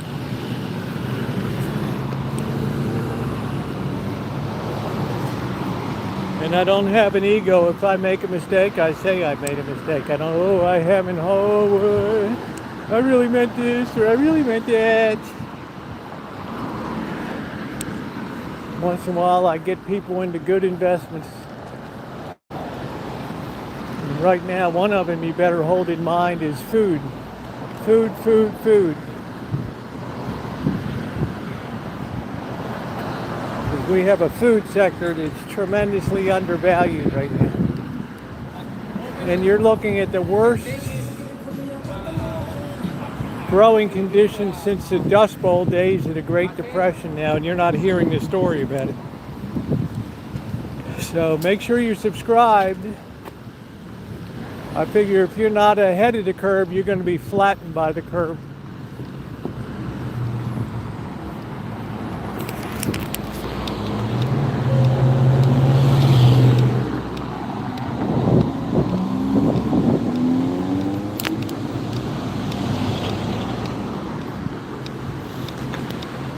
Shoot, that fish smell. Ooh. Wow. This Thunderbird's pretty cool, but I'm sure that guy wants an arm and a butthole for it. That'd be the cat's meowing, that baby.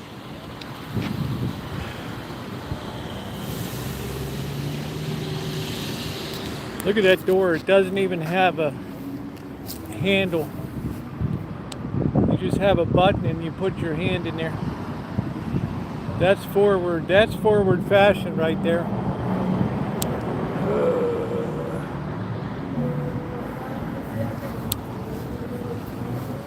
It's slick, but pretty much in good shape. I would say that's original paint on there.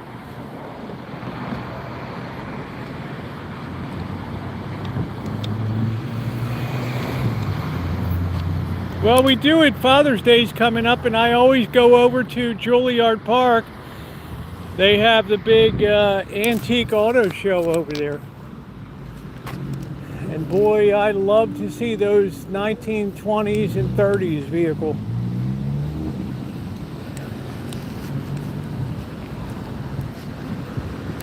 Love it. So we're almost back to the Rancho. We're going to get a cup of coffee and hang out for a couple hours.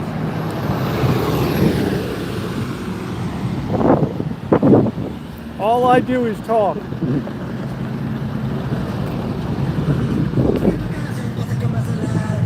Tomorrow morning I have a must-watch video. You might not care anything about AI, but you better understand what the hell's going on.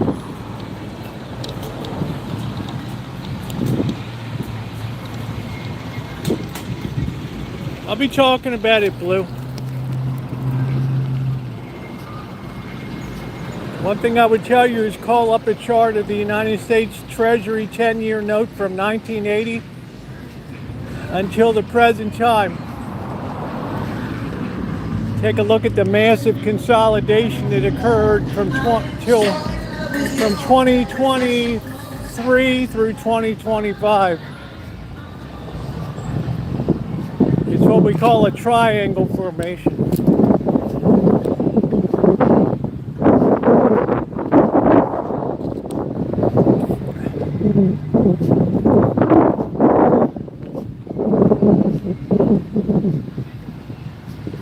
We're looking at a great reset.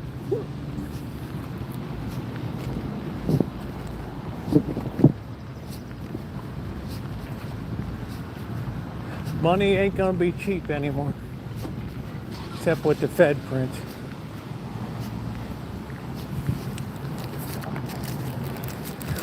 Throw this away. A little breezy, but it's all right. It's sunny. It's nice. It's not horrendous.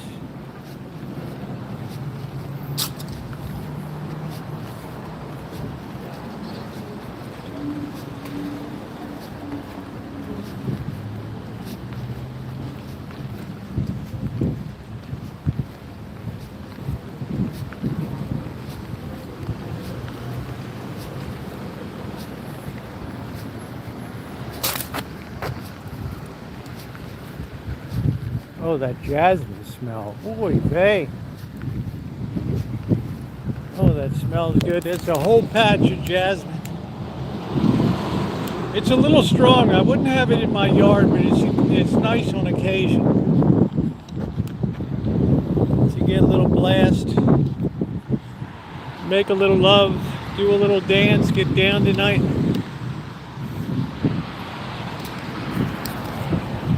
Let's see if we can push our thumbs up to 100 here as we get back through the hood. Walking the street of shattered dreams.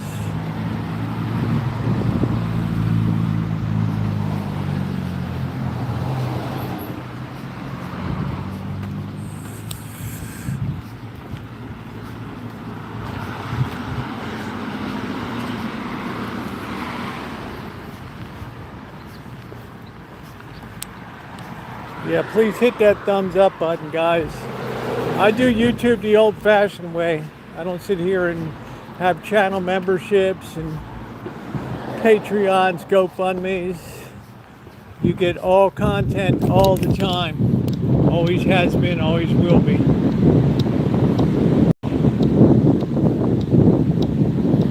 Yeah, and then look at the last 5 years and look at that tremendous triangle consolidation formation. We're starting to break out of that triangle.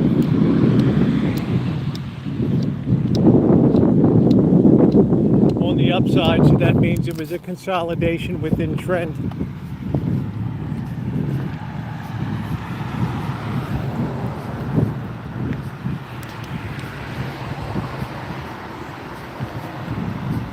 I did videos starting 3 or 4 years ago about one day this shit's gonna come. 1980s when I graduated from college, very much into the markets then.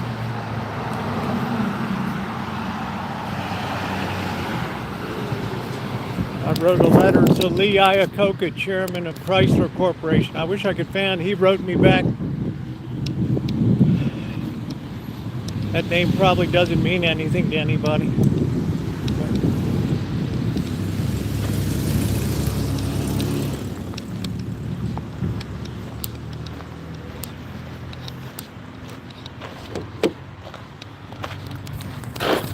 We're gonna sit our phone here for a minute.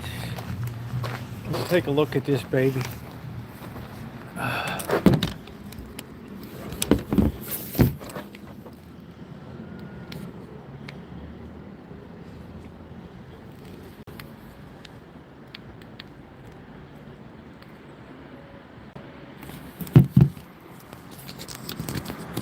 I don't know how you get the thing to read out except to remove the thing.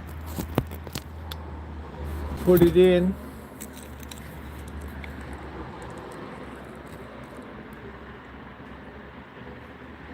He did turn around Chrysler. I bought stock at 3, it went to 30 something.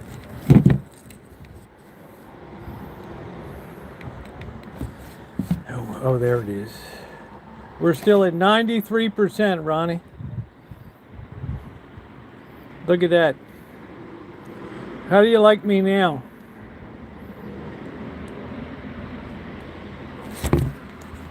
We're gonna talk about that blue. Be cool.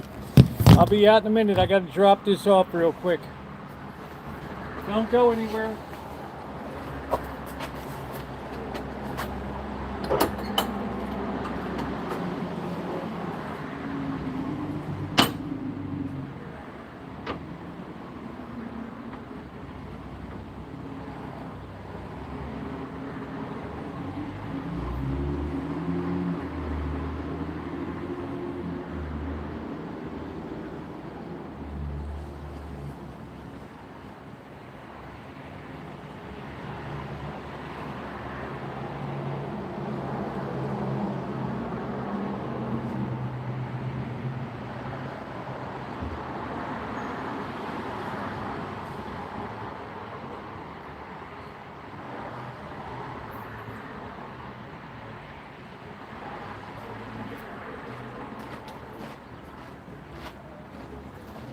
Okay, let's get out of here.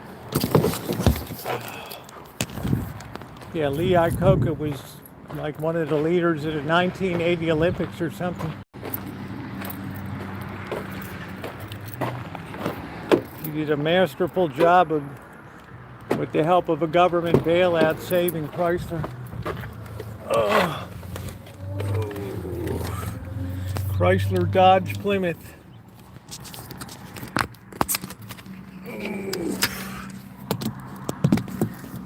They don't even make the New Yorker anymore. That used to be their flagship vehicle. A lot of people love the New Yorker. Gave you 90% of a Cadillac for 80% of the price.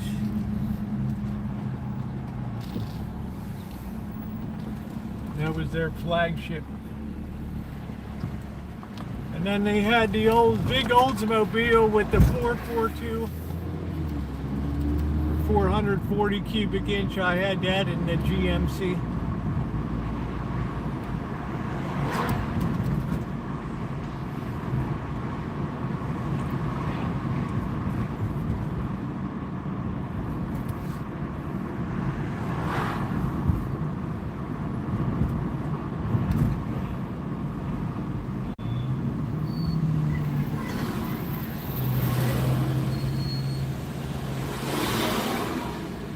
Anytime, bro. We got a whole lot going on this corner.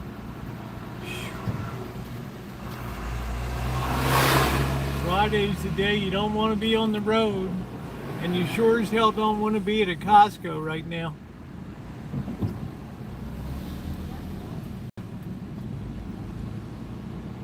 I like to go Monday morning when everybody's all blown out.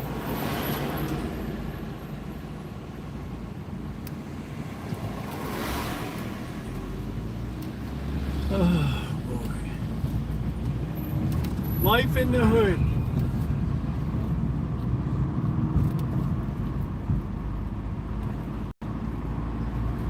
I got a baseball game tomorrow, and here comes the train.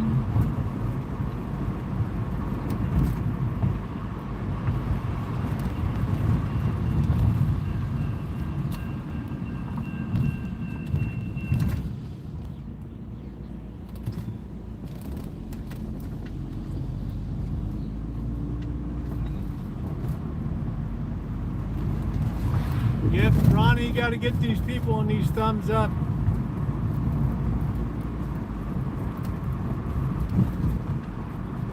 Last Friday we were at 100 in an hour and 10 minutes. Thank you for the support, by the way.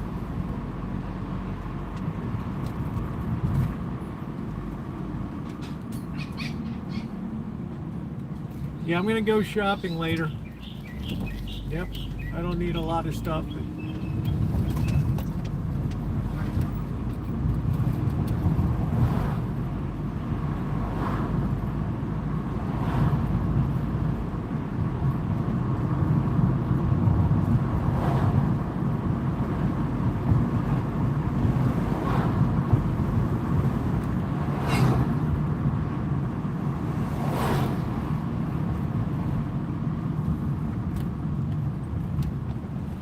I wonder if Kelly has a nose ring.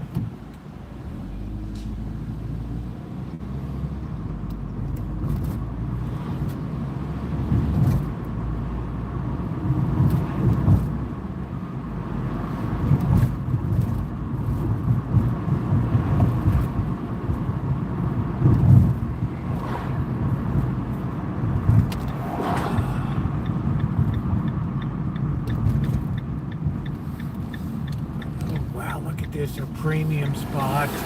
Oh, are you kidding me?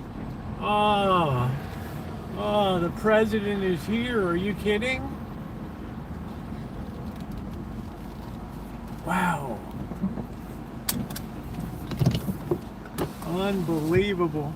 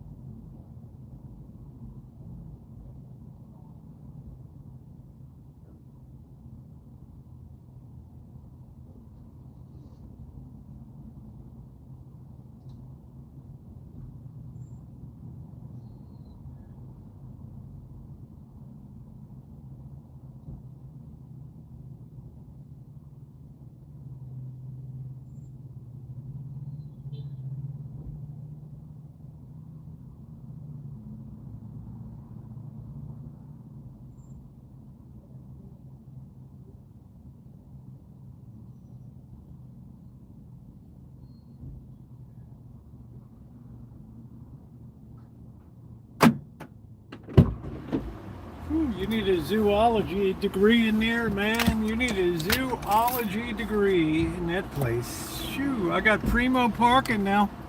How do you like me now? Carry class says, you know what? We're out of here, man. What we don't want to do is crunch a car in this parking lot. There's a lot of moving parts here right now. I mean a lot. I got this bird in the truck.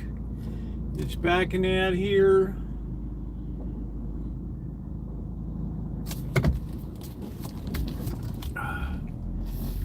Oh man. This place just cooks butt, I'm telling you. Alright, here we go. Friday night, guys. I'm gonna show you how to make that restaurant style spaghetti. No, Ronnie, remind me, I gotta get some tomato sauce, I think. Some cans of tomato sauce. I don't have the real Italian passe. Remind me not to throw out the pasta water either. Okay, that's like critical. I'm gonna be really mad. Really mad.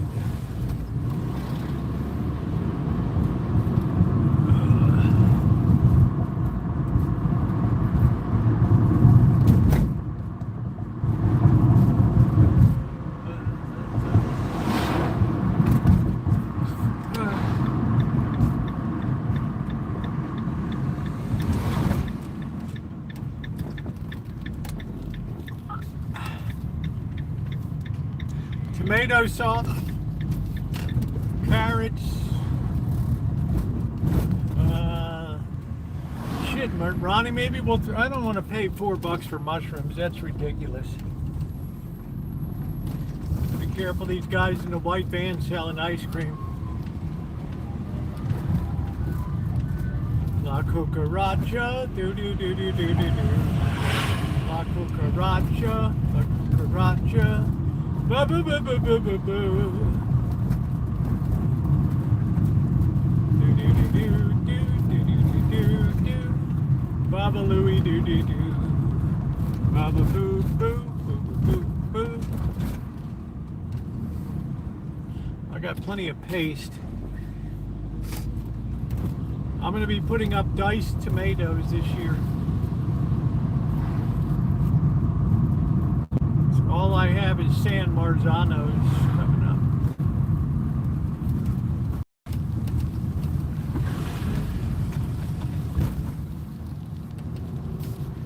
Yeah, I think they're going to be diced. I don't know, maybe crushed. I mean, I got to get the seeds out.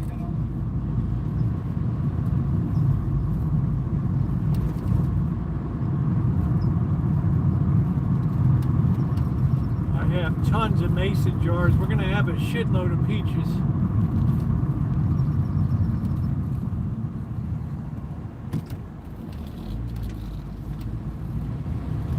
And we're going to have a lot of delicious pears.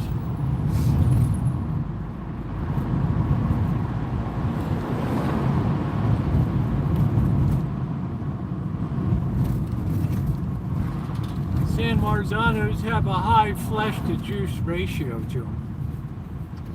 That are nice. I mean, my plants are doing great out there. I just have to get some carrots down.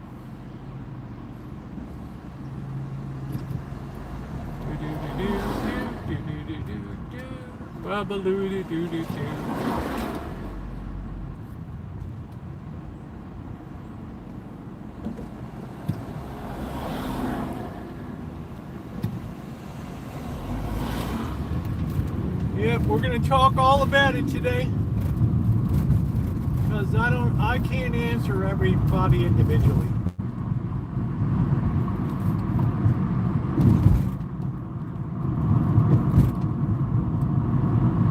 We're not gonna make the light. We're not gonna make the light. We're gonna have the longest wait on planet Earth. We made it. I can't believe it. Woo! How do you like me now?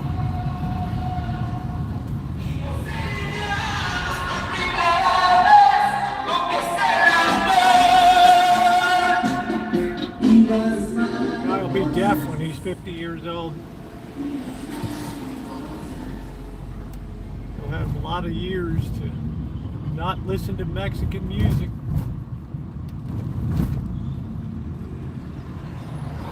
The shake stuff is fine by me. I'm not a snob. I'm not a big cheese. I don't eat a lot of cheese.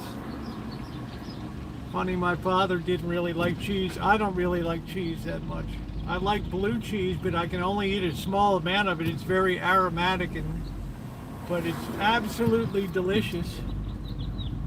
But it's to be taken in small measures. Unusual, 5:30, there's hardly anybody here. Look at that car, man. That's like a 1938. I don't know what the hell it is. I have no idea. Nice car, bro. Thank you. What year is it? 35. Is it a Chrysler? Chevy. Chad, beautiful, man. Thank you. Wow,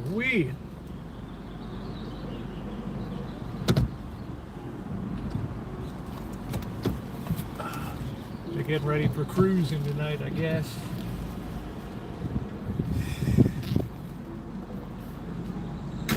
Diced onion taters.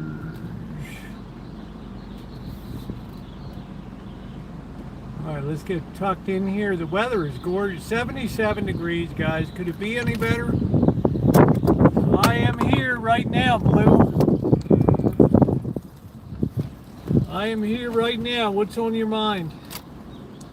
I'm just marveling at my new energy pack here.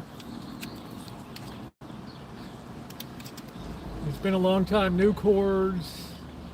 No, yes, I don't know how to get it to read out. That's the only problem. Like, what am I supposed to do? Dunkin' Donuts? I mean, what do you do here? Hi, Shimei. You hold it down till it comes on? I mean, I don't know. Oh, there it is. 92%. I can't believe it.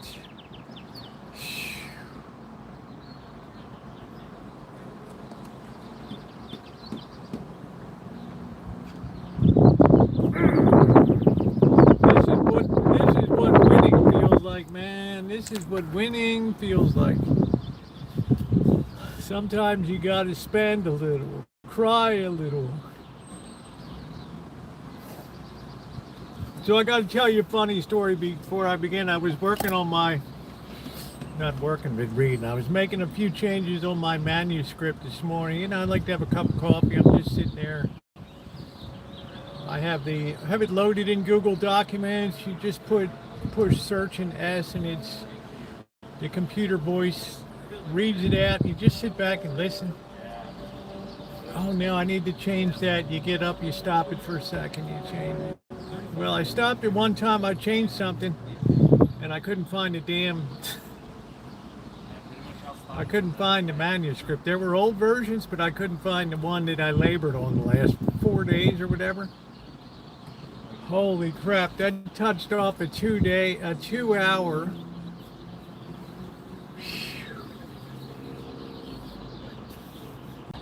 Finally, I figured out when you're on Google Documents, you look under the files and it says previous versions on it. You click on that and it shows you every version that was saved. And there it was, right? I had to apologize to Google for, cursing and everything else it was kind of funny. I mean, I'm not sure how you insert a chart and all that crap into stuff, so I'm not an expert. Anyway, guys, oh, my heart jumped. I was sweating bullets for 2 hours. I'm like, oh no, it's gone. And then Google's like, it's not gone, dude. It's there. Every time Google does a save or whatever, it's just that saved copy is there. All you got to do is find your earliest one this morning. Bam, there it is. Yeah, I don't know who it was that said before that they don't know much about the bond market or whatever. Somebody else said they saw the chart going back to 1980 and 81 when interest rates peaked in 1981, and that's true. Yeah, Google was messing with me. Hey, Joni. I got out of college.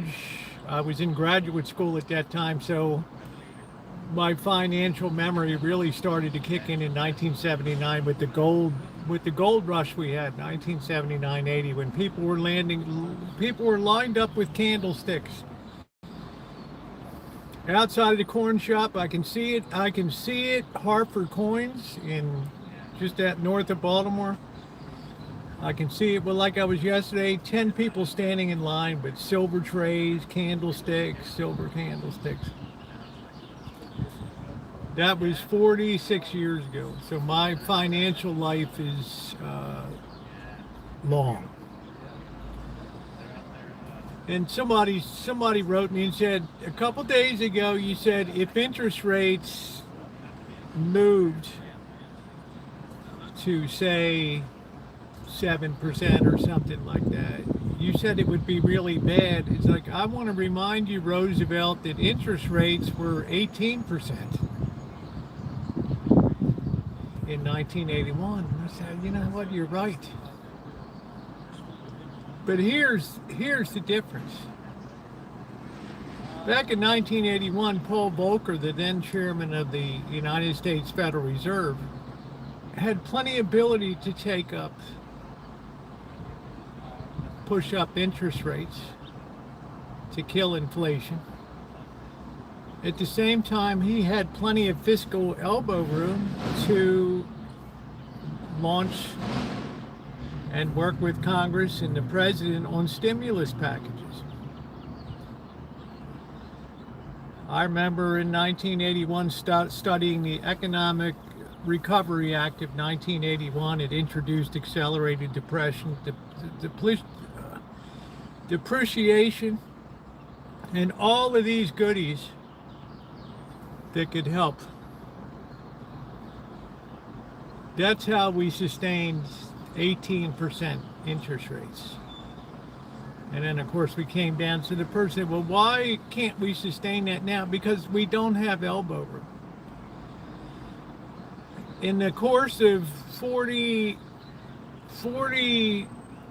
years, 45 years or whatever, 44 years, we pulled every lever that you can pull to avoid raising taxes. Stimulus checks during the COVID, so many programs were introduced. Tremendous numbers of stimulus programs. We had tax cuts galore. I think under Bush they mailed checks to everybody. Bullpen to me referred to the triangle. To make another. Yeah, well, that's when it started making that move today. It's a bull pennant in interest rates. It's a bear pennant in bonds. Turn it upside down and turn it around, then you'll see that. Our balance sheet is so leveraged at the United States government that the market can't take another. The thought of another stimulus or the thought of another tax cut just makes the market puke right now. Because we have so much debt outstanding that basically the government is handcuffed now. It needs money, a lot of it, and it held 2 auctions earlier in this week that were disastrous. Remember, you just don't, every time the government needs to borrow money, it has what's called primary dealers out there that take the huge quantities the United States is selling, and then they take responsibility for passing that on to investment houses, portfolios, and others. These primary dealers, and they're contractually bound to buy what the United States is selling. Well, funny thing happened. It usually to be very, very simple turnaround, make their 1/100th of 1% on $10 billion. You know, it's a lot of money at the end of the day. This week, friction started to develop. They were like, come on, boys, take this, here's $130 billion. of 30-year bonds or whatever. And the guy, you know, they're sitting in the auction house. Oh man, George, why don't you take it this time? Frank, you know, I'm so full up with this stuff I could choke to death on this paper. This is how the auction went. Literally, somebody said it was like pulling teeth to move this paper in here.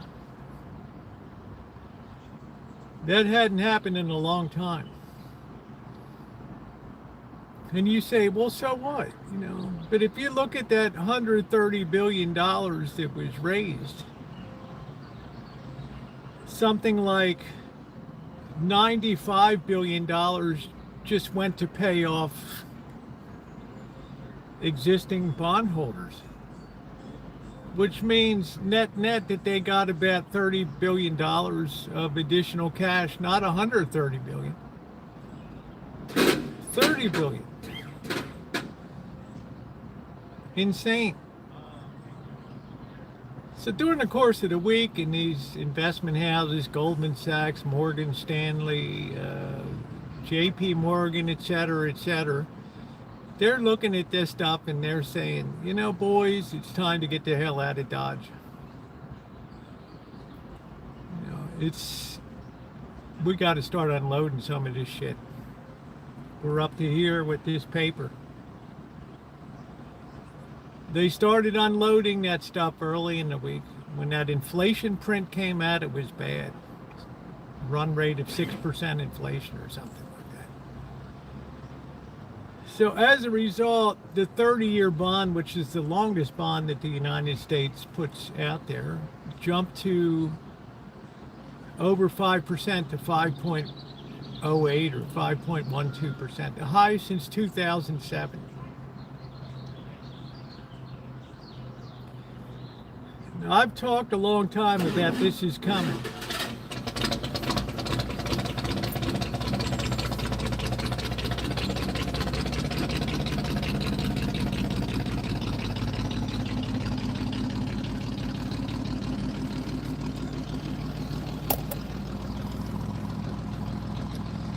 So today, last night, I know I commented when I was live, I looked in on the Asian bond. I looked into the Asian market overnight and it was just continuous selling. People unloading US paper, maybe in response to Trump's so-so trip to China. It could have been a coordinated effort by China and Russia while the president is en route to coordinate, in the air to coordinate, and the Treasury Secretary is not there to coordinate a massive dump of U.S. obligations. I don't know. I put that out as a possibility. And please hit the thumbs up, folks. I kind of knew it was going to be a bad day today. Because generally, if you have a bad night overnight in Asia, which is a pretty thin market, everybody's going to come in a bad mood in the morning. After getting through European trading, they're going to come in a bad mood in the morning. And normally what happens now is the president will get on Truth Social at 7:30 a.m. and say it's a good time to buy or something like that, and he'll save the day. He did that on April 9th of 2025 when the same thing happened. There was no market for United States securities overseas. When I say no market, there was just, everybody was on the sell side and nobody's on the buy side.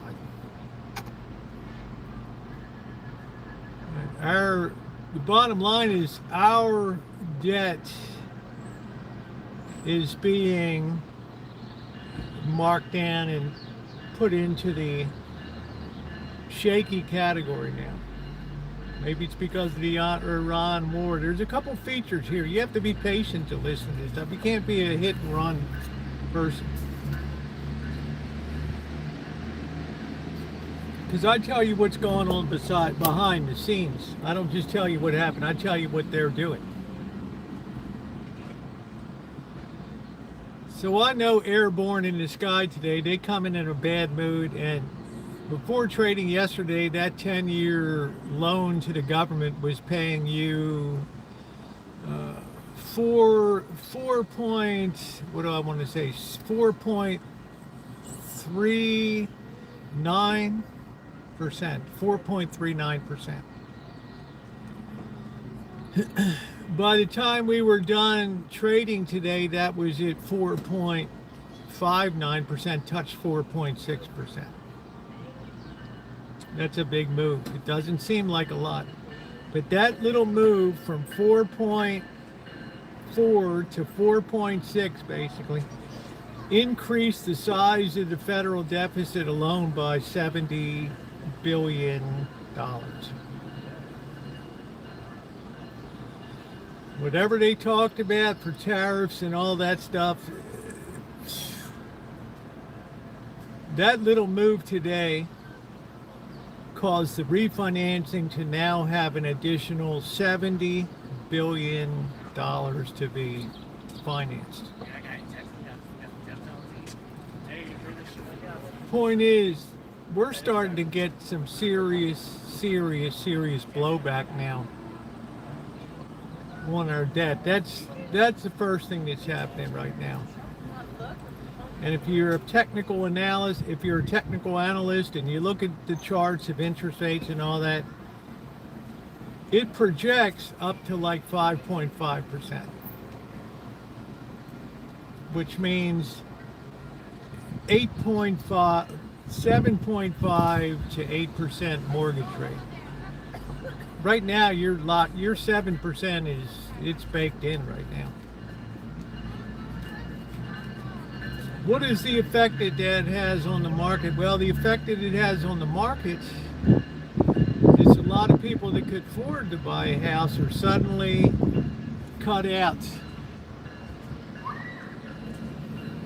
Suddenly cut out of the market. Car loans are more expensive. Credit card interest rates go up. This is the thing I'm trying to convey today. And then you put on top of that that you've had this massive headlong rush, thoughtlessly, brainlessly, to take trillions of dollars and throw it into AI. Data centers, chips that they used to buy for $30 command $300 in the market. I don't care, give me 1 million of them.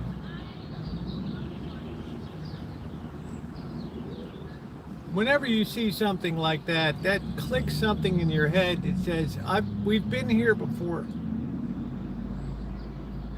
I've seen this pell-mell, brainless run into silver and gold in 1979, 1980. I saw it come into the telecom bust in 1985. I saw it come into the dot-com bust in 2000, 1999, 2000. I saw it come into real estate in 2005. I have 3 magazine covers from mid-2005. All 3 of them talk about what a great investment real estate is. And they were on the verge of the biggest housing wipeout since the Great Depression. Why? Because of overcommitment of capital to the housing market.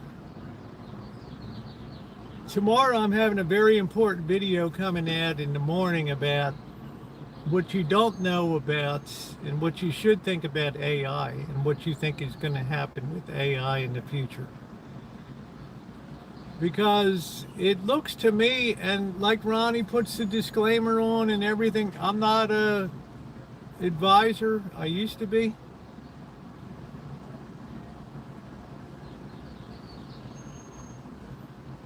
It looks to me as if we're coming into crunch time here on interest rates, because I noticed as much as people tried to jawbone and talk down interest rates over the last year, they stayed stubborn above 4%. And when somebody in the Treasury or somebody in the White House is jawboning and it's not moving, that means when they're trying to stop interest rates from rising by buying, somebody else is selling the hell into what they're buying.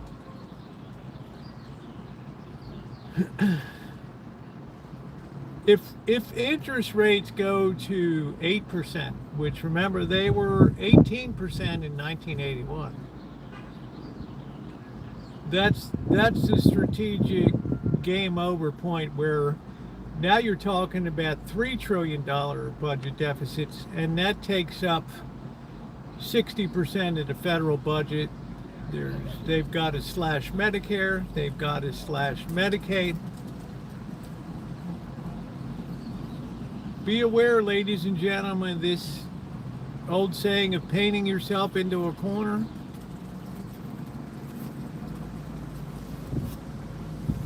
That's what I'm talking about today. I don't know if you're here, Blue.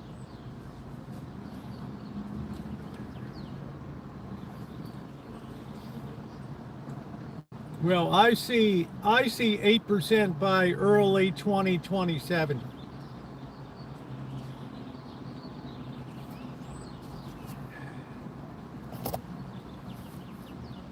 Do you think that the value of these all life is actually... Watch tomorrow's video. Watch tomorrow's video. I'll give you a little hint, Melody, because you're such a wonderful gal. I'll give you a little hint. One of the most frightening things about technology in the era of AI is its ability to leapfrog whatever you were thinking about 8 months ago. Guys sitting in other laboratories are already past that. In other words, while they're building the data centers and all the cranes, Mr. Z's up in the crane lifting all that shit, while they're building that, there's somebody on the ground that's already signing their death warrant.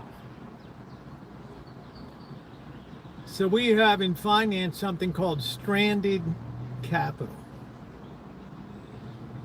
which is a fancy way of saying we made a shitty investment that we're never going to get a return on it. It's just gone with the wind.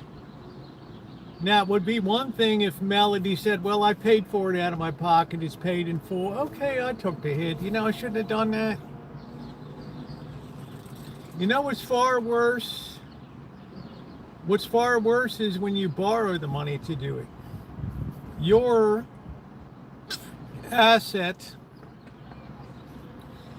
is a counter liability to somebody else. Somebody else owns, you have a liability to somebody else.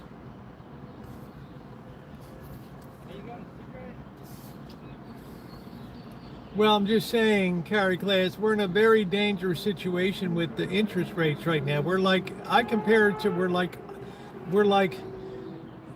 back in 1979-80 when the Fed could take interest rates up to 14, 15, 16, 17, 18%.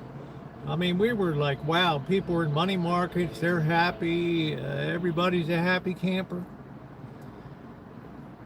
Our economy was like an oak tree. We had plenty of finance. It was like a young oak. We had plenty of financial reserves. There was no leverage on the balance sheet. Right now, just a simple move from 4.6% to 7% just wreaks havoc with the finances of the nation.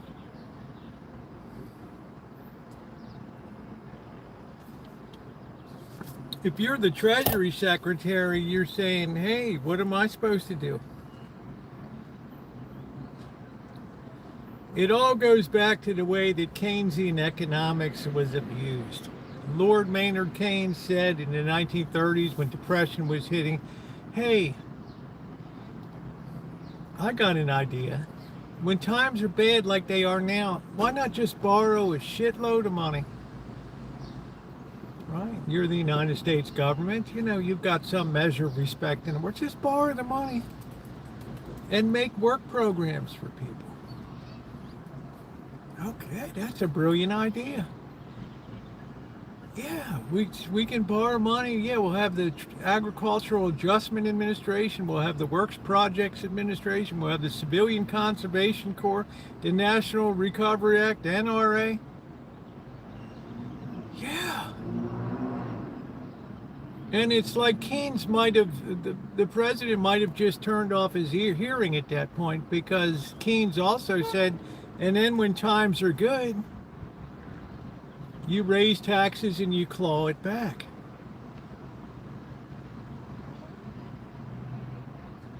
We were great at this borrow and spend part. When's the last time the federal government broadly raised interest rates?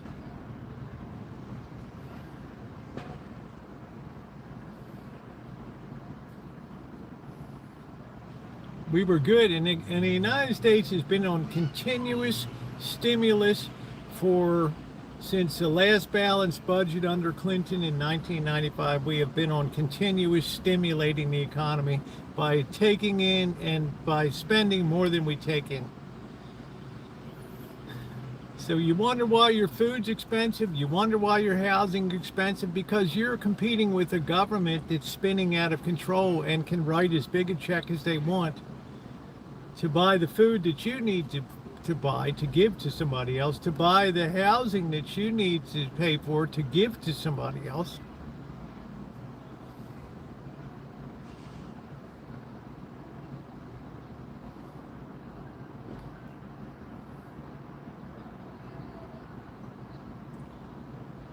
And when you talk about intergenerational wealth transfer, forget about it.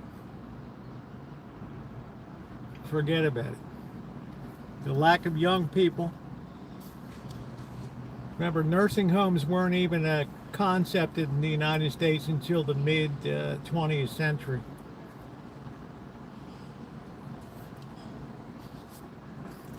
I'm trying to tell you, all the chickens are coming home to roost. And they're all coming in at one time. How would you invest $10 million if you got it? Keep it short. You're going to have the benefit of, you just roll over 30, 60, 90-day T-bills. You're going to be, the government's going to have to keep up with inflation and everything else.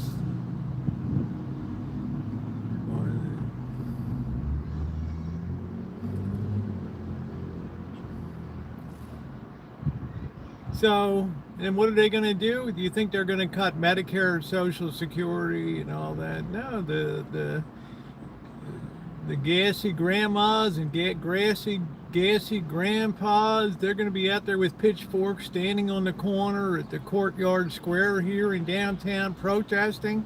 You mother, don't cut our stuff. Next president comes in, you have spoken and I have heard. We will not be cutting those programs. Well, I got a question, Mr. President. How are we going to pay for them? Why don't you just leave? You're not welcome at the press conference anymore. We're just going to print it. We're just going to have the Federal Reserve go in and buy whatever we're putting into the marketplace, and they just stuff it in their little account. We get to spend it. They get to hold it. They consider it an asset. So it's literally like buying lemonade from your own lemonade stand and booking it as revenue. It's that sensible.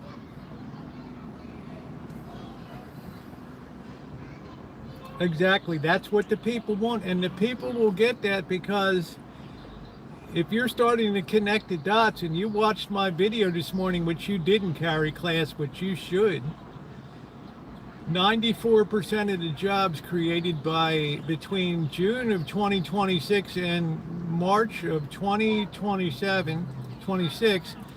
went to women.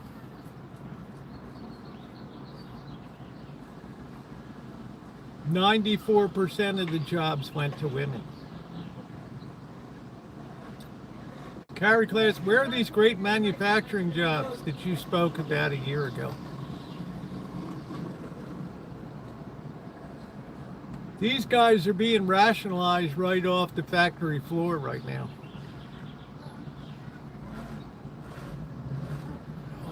28% of young males now live with their parents.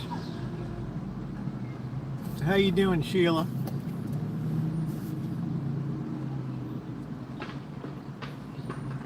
In case you haven't noticed, guys have just disappeared from the workforce. I go into Kaiser, who's my medical care provider. 90% of the people that I deal with are women. I'm happy. They do a great job. But I'm saying the jobs that are being created are more suited to a nurturing type of person. As I said this morning, they can look at explosive diarrhea and not walk out the door and say, I'm done. You know, men aren't built that. I'm sorry. Like I said this morning, I couldn't even be, I'm not, Hong Kong, you couldn't be in a delivery room when your wife was delivering a baby. Are you kidding me? Even if they had asked me, I'd be, oh, hell no. You know what? That's your job.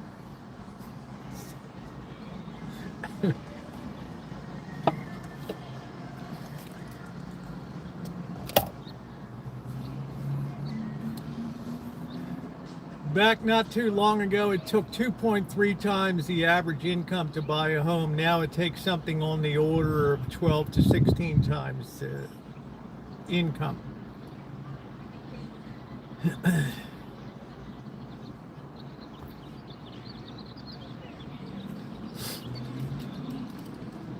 I'm saying the jobs that are being created are things that women tend to generally go into. Not making any gender claims. I'm just stating facts here. Facts. Now here's the bad part. As you saw this morning, 69 to 70% of money that goes into medicine, care, prescriptions, surgeries, care homes, the whole shebang, 66 to 69% of that comes from government spending. Which means 2/3 of spending on medical care is a vampire off of the federal and state treasuries. 1930, it cost $30 to have a child. 1950, $50. Once the government chooses to get into something, you've got to work your way out of a real huge problem one day. And if you think that the government's going to keep pouring the same amount of money into Medicare and Medi-Cal when you have young people on the streets that are saying this is so effing unfair, you guys borrowed $40 trillion. And you basically said to us, fuck you, here's a shovel, start digging. Which means, as I said yesterday, I don't have my thing, that we got the meal and you got the bill, which means it was the biggest dine and dash in the history of the world. And you expect somebody that's running Uber Eats around, somebody who's pulling a paycheck out of the medical field, do you understand how leveraged that? Yeah, elder care is a good business because somebody else is picking up the tab.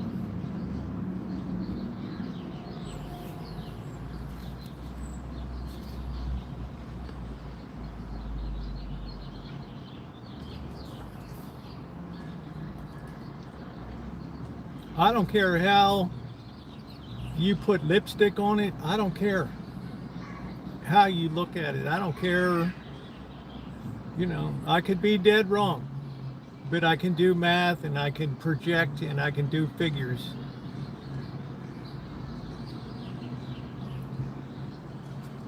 Look, let's look at priorities of government. Number one is defend your nation. We're putting up a 1.5 trillion additional budget request here going forward. Scott Bessent, the Secretary of the Treasury, he can do the math. He sees that 2 and 2 doesn't equal 4. But the question is, what choice does he have except to keep playing the game? I mean, he can't come out tomorrow and say, folks, I tried to keep the plate spinning on the stick as long as I could. I got dizzy and I dropped them. Had a nice middle class out man, 30-year Monday with the baggage hanging on the rail. Well, don't call your father names.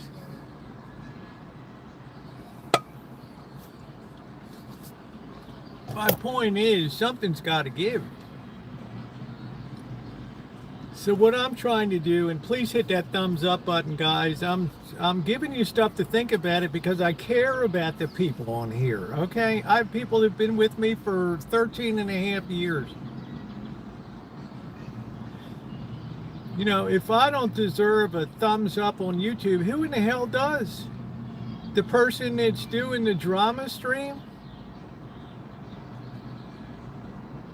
Fiddling while Rome burns. I tried to give you something to think about. On yield, I would not in my Well, Blue, I hope to God you're right.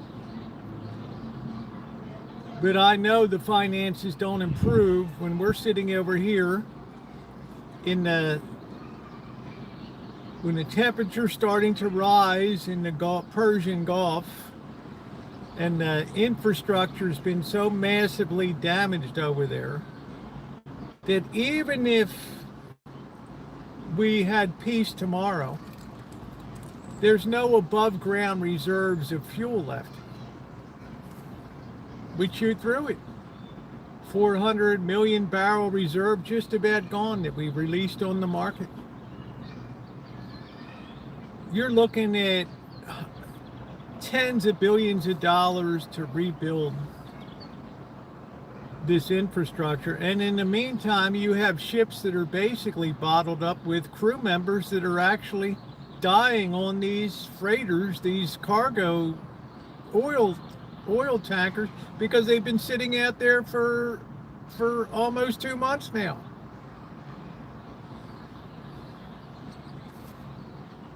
You know, I don't mind telling you, carry class, I'm going to call a spade and say, yeah, first I thought it was probably a good idea, but, you know, I'm going to retract now and say it's a real fucking mess.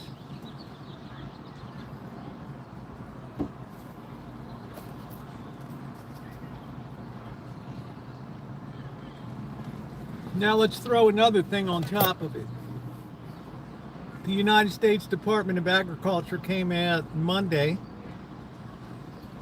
and rated the wheat crop poor. If you were to look at a map of the United States right now, you would see that the drought conditions are now approximating the Dust Bowl days of the 1930s. Meanwhile, you have Ukraine and Russia at war. Yeah, it's not good. You're not hearing about this. You're not putting a composite picture of reality together. You say, well, Rosie, I heard we have 1.2 billion bushels of wheat or something in storage. That can be gone in a flash, spoken for, put into more storage.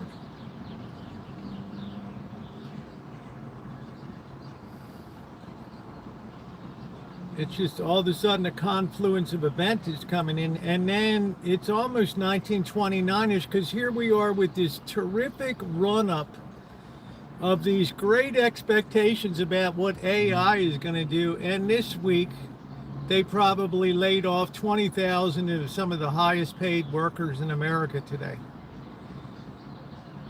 They're not going to get jobs. They might get short-term training AI, but after that, when AI is trained, AI kicks you out the door. It doesn't need you anymore.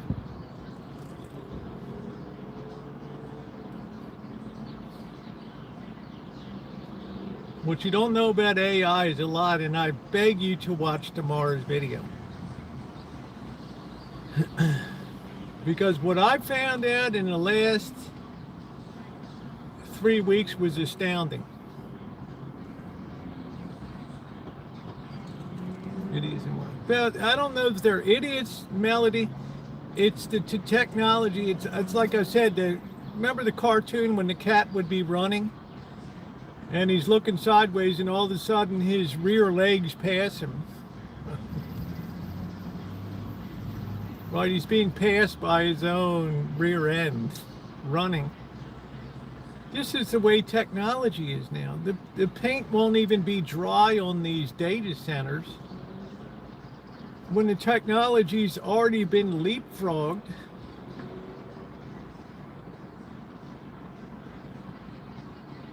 Yeah, that's hey Jag girl, how you doing? Yeah, I'm putting a composite picture together here that I just want people to take to heart and listen to, because I expected this shit to happen 2-3 years ago. Now you put the whole composite picture again of a lot of guys that are out of work and sitting in mom's basement with a chip on their shoulder. They can't get the girl, they can't get the house, they're not going to have a family, they can't get the job. A ton of them are pulling a SSI check because they're depressed.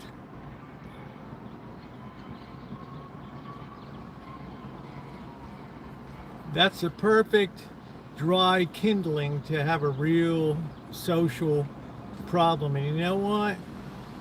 You're starting to see the guys hit the street on May 3rd. They took over the Bay Bridge for an hour here. Something like, I don't know, 75 motorcycles, sports bikes.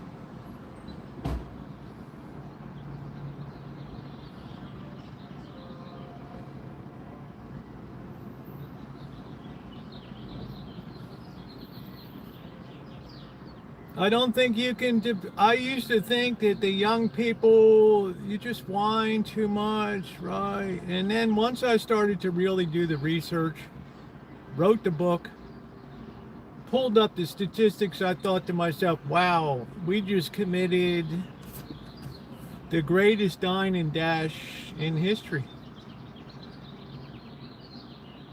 We saved ourselves the taxes. We used the money to buy houses, to buy vacations, to buy cruises, trips to Las Vegas, trucks that nobody uses to carry cargo, just a lifestyle statement. And then we hand the bill forward to kids who are never going to have a fancy truck, they're never going to have a house. And I got to tell you, we did it to them. So I will apologize and say, you know what, I'm sorry. I didn't live a lavish lifestyle, but you know what, I have empathy for your situation, because you get stuck with the bill. They get the houses, the boats, the luxury condos, the vacation homes, all of that. Yeah, it's been happening right under our noses. Look, I said all I wanted to say about Bitcoin 2 years ago.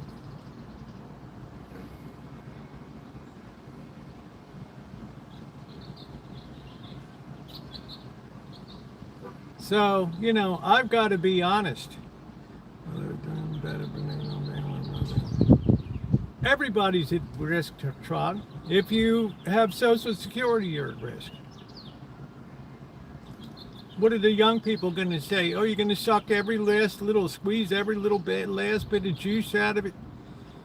Yeah, well, listen, son, I worked those 50 years. Yeah, well, I can't even get a job, Pop.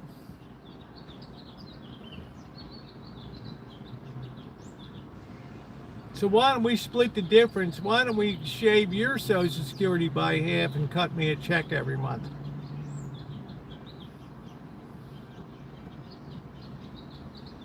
Oh, I know about the U. I haven't even gotten to the UK. I don't. You know what? I look, man. Look. One fish to fillet at a time. I don't understand. Look, you got guys standing on the deck of the SS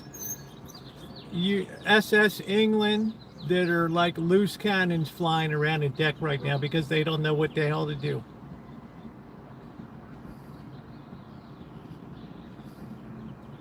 They're leading the way on the interest rate rise. They're underway.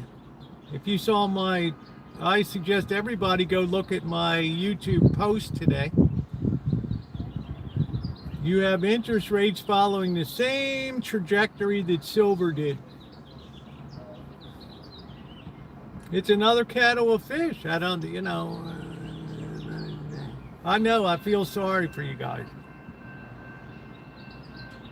But like I said, the fundamental problem is a lack of sacrifice. It's an unwillingness to tax yourself. And then in this county, the old people were all like, well, let's fund another quarter-cent rate hike for the train. And meanwhile, they've spit roasted the students in this county and these public schools just end up.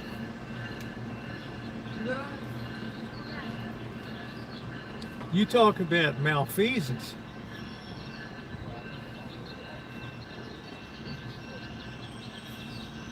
Now, Keir Starmer stands up there and wonders why we're getting this big backlash from nationalist people in the UK because, bro, they're hurting. And you want to continue doing and funding the same shit that you've done all along. The definition of a stupid is doing the same thing over and over again and expecting to get a different result. Well, we'll bring in cheap immigrants. That'll bolster the economy and all that. They tried that trick here with the open borders to fill up cities with people that would register as Democrats if they gave them enough goodies. Because we're losing congressional seats to people that are going to red states. And then everybody starts to screw around with the board. Well, let's redraw here. Republican and Democrat, let's redraw. They're all guilty. Let's redraw the districts. They're so frantic. Please hit the thumbs up button.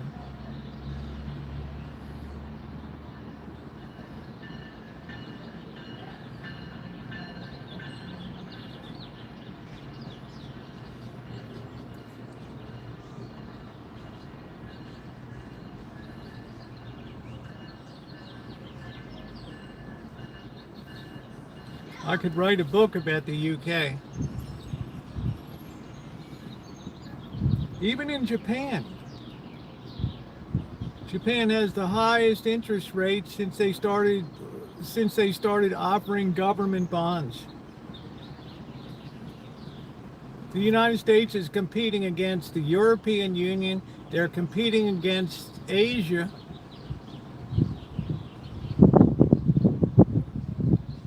And they're competing against England to try to raise, everybody's trying to fish in the same pond right now.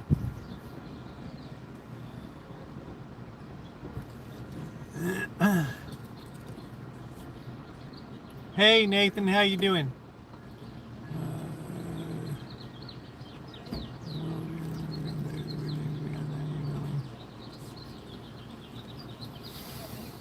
No, I like people that have counter opinions. But they also can connect dots and use a little bit of inductive thinking to look at something and say, how's this going to resolve itself?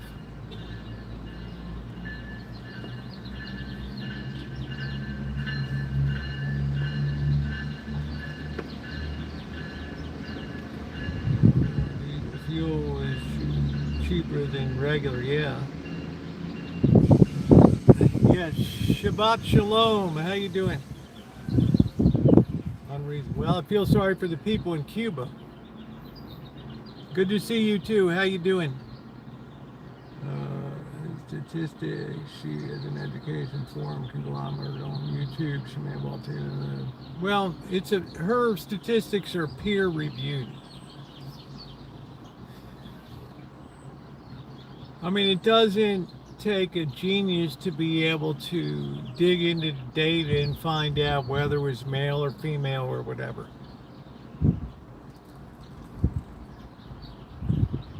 And don't miss the point. It's not about male or female. It's like, where in the hell are the guys?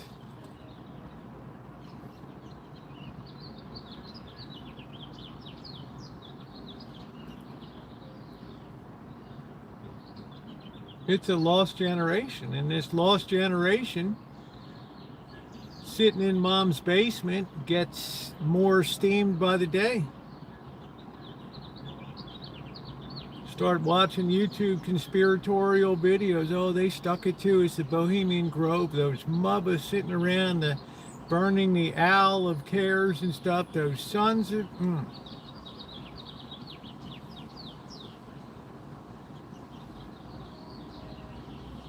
Ronnie, it's follow the money. Where's the money going these days?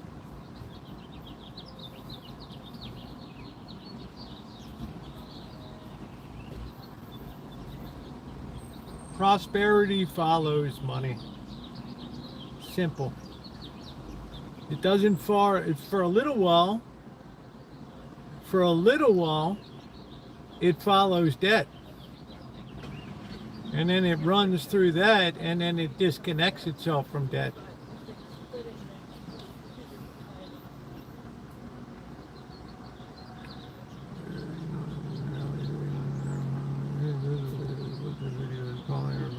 Yeah, that's what I'm saying, thugs. Yeah, you're a bunch of thugs. You're a thug if you don't like what's going on. So what does the United Kingdom do? What does England do? They put draconian rules on to limit, they call normal protest hate speech.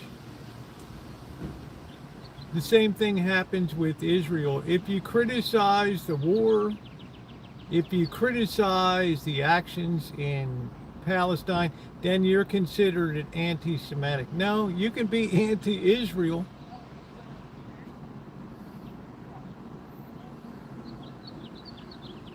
You know, it's like you can't have an opinion anymore because you get locked out. They call you, anti-Semitic, or it's just. And then in the UK, they have the most stringent rules for being able to post things on social media.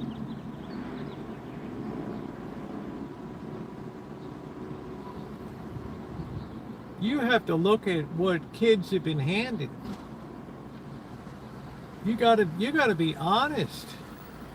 It's painful sometimes to say, you know what, we've like Otter said in Animal House to Flounder, when Flounder's brother's Lincoln got turned into the Eat Me car, came out and looked at it. What am I going to tell my brother? Just look, don't worry. Just face it, Flounder. You fucked up.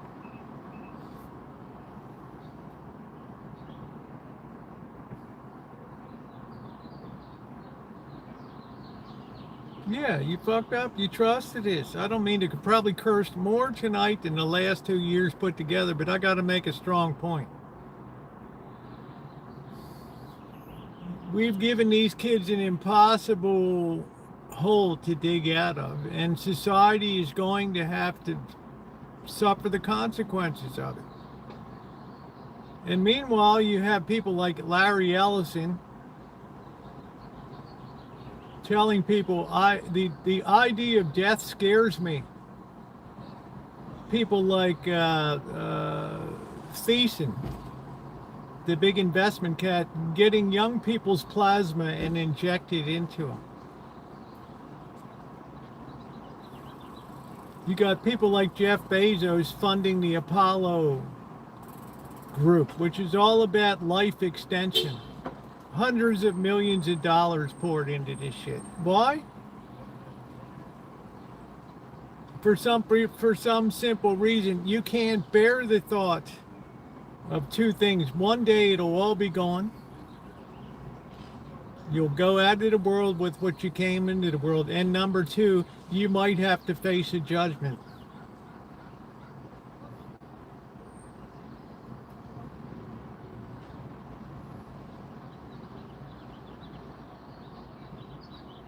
That is the definition of hell on earth for greedy people. And meanwhile, 5,000 children a day starve to death in the world, and something like 23,000 in total per day starve to death.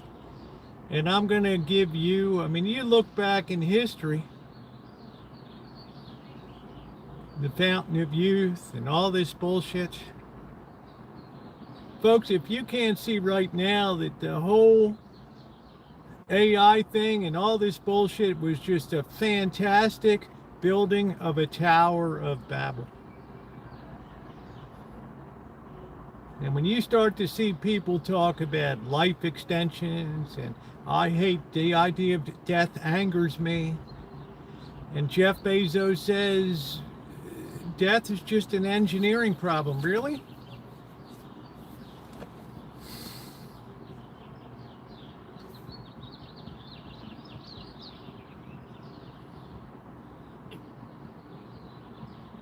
You want to open your eyes, start writing a book, and you'll see some horrific shit out there when you start pulling it all together. Elon wants to merge human brains with machine intelligence.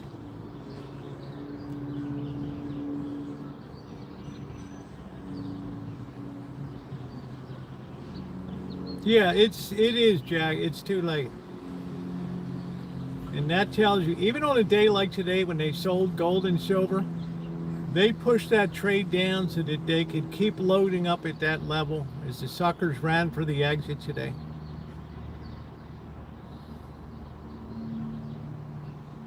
That you know in the long run that gold and silver win. That's why gold went from $1,500 an ounce to $5,000 an ounce, and silver went from $32 to $121 an ounce. How you doing, so many feels? It goes deep on the spiritual side. Exactly. This is, the scales were removed from my eyes. I saw things clearly. I had a dream. I talked about it 3 years ago. I've seen shit that people shouldn't see.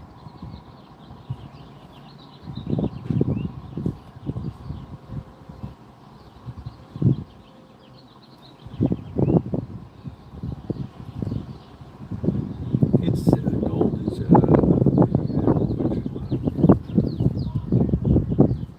gold always wins at the end because it's a universally and historically acknowledged store of value. It supersedes all monetary systems.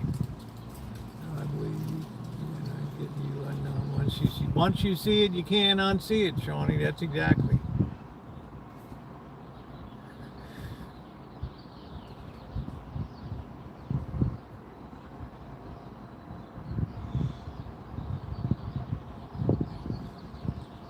Throwing your hand. That's right. That's exactly right, Melody. You could just throw up your hands and let it all go. Or you could say, you know what? I tried to do the best I could to throw myself in. Once it happened, I got the picture. I didn't give up. And I think that's important.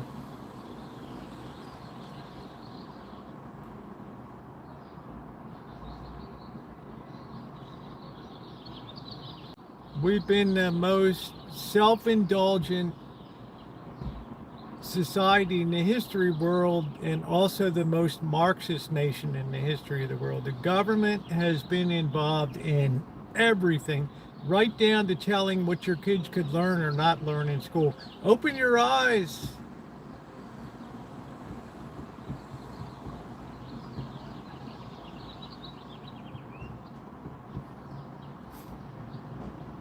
Position yourself for reality.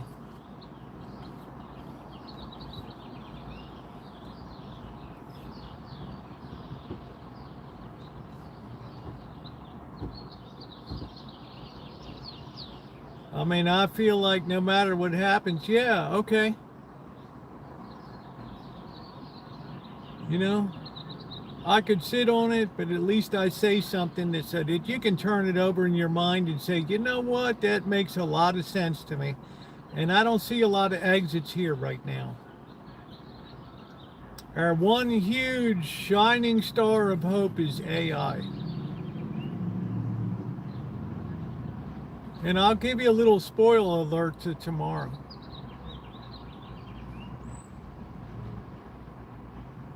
The ultimate end of AI is the destruction of all value associated with the collection and processing and utilization of data, which the whole Western world, the service sphere, the nail salons, the restaurants, the Netflix, the junkets to Las Vegas, the cruise ships, the housing prices, it's all built on that shell.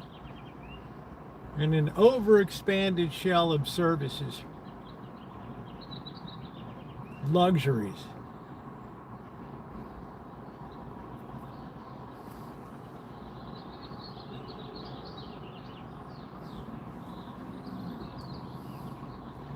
You put a kid into public school these days, you got to have your head examined in a lot of these states.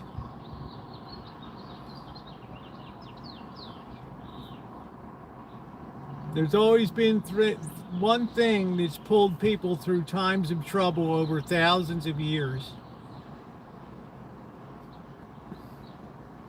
And I'll tell you what it isn't. It isn't psychology.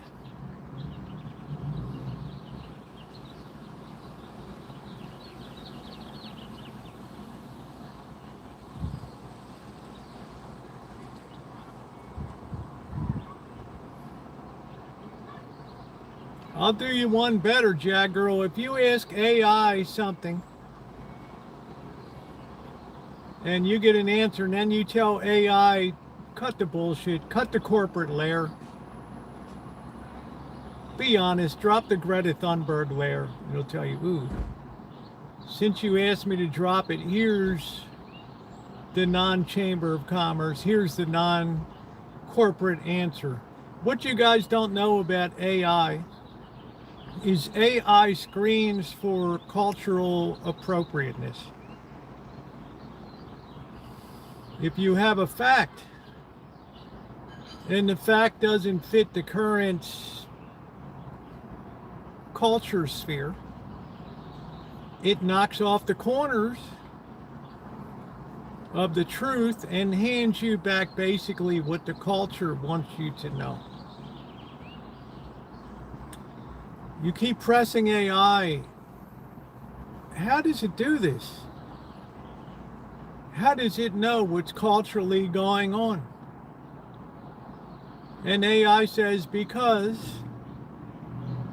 think about where AI is based: San Francisco, Seattle, Austin, Texas.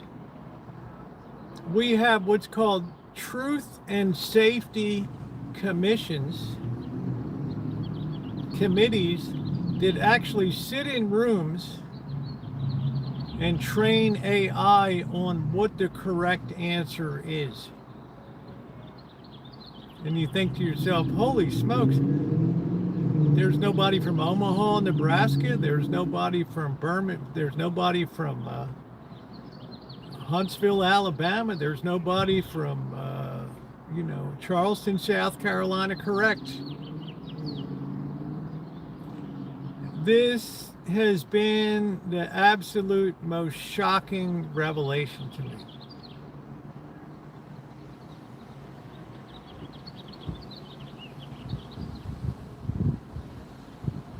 Yeah, go deeper, Jag Girl. Tell it to lose its Greta Thunberg layer and then prepare your belt in for the response. Strap in.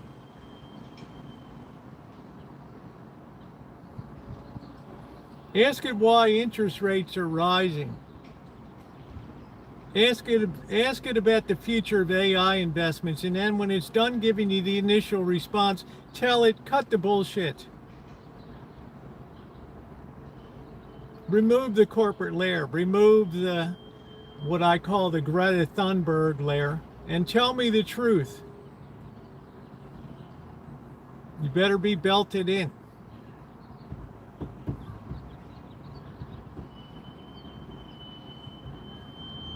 I want you guys to be aware because you're going to be using AI. I happen to be really not on the bleeding edge, but the front end because I used it like crazy to do fact checking, put charts together for me. It could gather data for me that it would take me 6 months to gather, sitting in a library.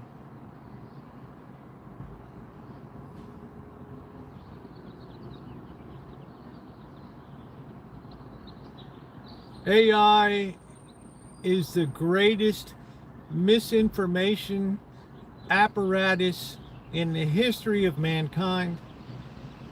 And the retribution of that is a Tower of Babel that just destroys the base of knowledge. Because what you don't know is every once in a while, millions of times a day, AI hallucinates. I'll ask it something, it'll put something out that, what the hell's that? I'm sorry, I glitched for a second. It's a hallucination. Well, you know what? Those hallucinations get embedded into the training model. There's nobody there to say that's not true or that's true or that's not true. There's no filter for that. So what you get is this continuous cancer that grows into the database of human knowledge. So as St. Paul says in his letters, there comes a time when people don't know black from black and white from white. They don't know what truth is and what falsehood is anymore. They're so utterly confused as a society that they no longer recognize truth. It's scary how many times the Bible is 100% on point. I have Shimei in here, and Shimei, are you here?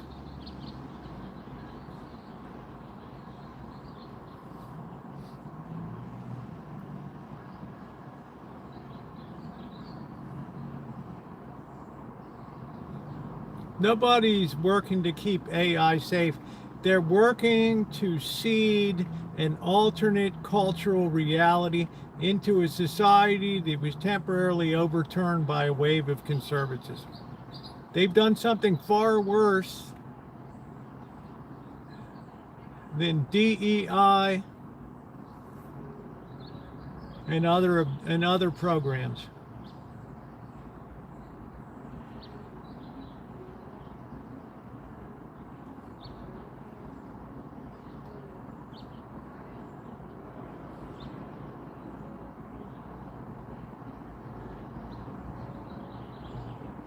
Yes, tremendous evil is going on.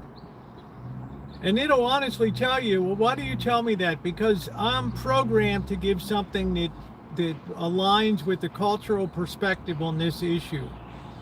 In other words, if I find statistics and stuff on psychology that aren't the company line, it goes absolutely batshit crazy.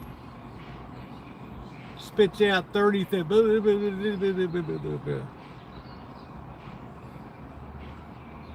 Well, my thing says this is factual. Yours is silly putty. Yours just presses down on the paper and shows whatever the hell, like the old silly putty.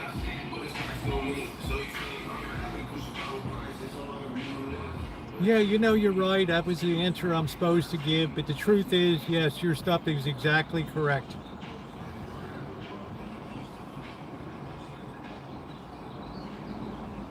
Woo, didn't see that coming.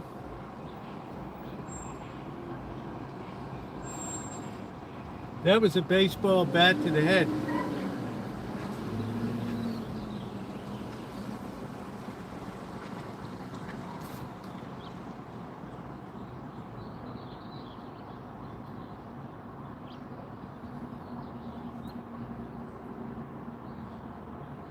So yeah, you have a fantastic misinformation machine, and you just destroy the database. I don't know if anybody has access to Google to look up something, but when Moses in the book of Deuteronomy gave one final warning to the people of Israel because he couldn't cross into the promised land, he gave them a warning. And if you ever look that up in the book of Deuteronomy, you're going to say this cat was on point.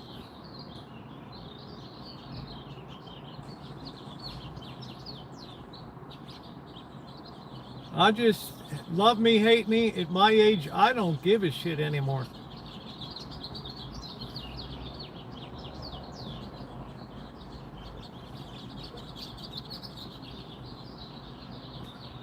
I'm not out to win friends and influence people, and you know, people tune in to hear my opinions and my thoughts. Yeah, that's good, Jose. I'm going to catch up with you in a bit. Yeah, thank you, Melody. I have a degree in philosophy, which means I'm a natural skeptic. But you look at our world today, where I was a beneficiary of a liberal arts education, that means you know a little bit about a lot of different subjects. Just enough to be dangerous or just enough to find something useful. But what's happened over the last 40 years is that we've had this push to specialized education towards preparation in specific fields because people and institutions no longer value, they just consider that stuff fluff, the extra stuff that would teach you how to think, and drop it from the curriculums. So you have people in silos that have their own thing, or what the Chinese call the frog in the well. The whole world you see from the bottom of the well is just a little piece of the sky. No, I'm not, look, Shawnee, anybody on this channel will tell you I've been wrong about things, timing of things, but one thing I don't do is tell people to be wishy-washy about shit. If I'm wrong, and Ronnie and Judy and Shimei and everybody else will back me up and say yes. When I was wrong about Bitcoin at that time, I'm not sure if I'm wrong over the long term, but I said I made a mistake. You win. When I said 2023, 2024.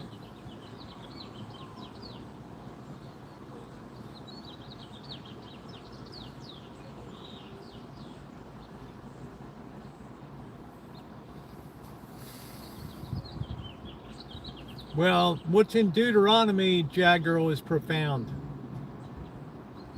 You just ask Google, what was the final warning that Moses gave to the Israelites before they crossed over into the promised land? He gave a long, and he gave one paragraph warning, Ronnie.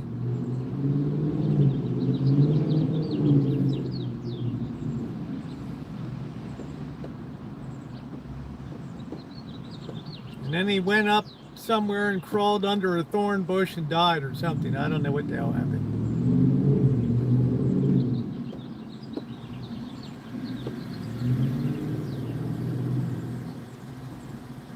No, he didn't say that. Somebody will get it on here. It's not an education, Melody. These are just opinions. And I always tell it, and I always have my moderators, Ronnie, say, this is opinions.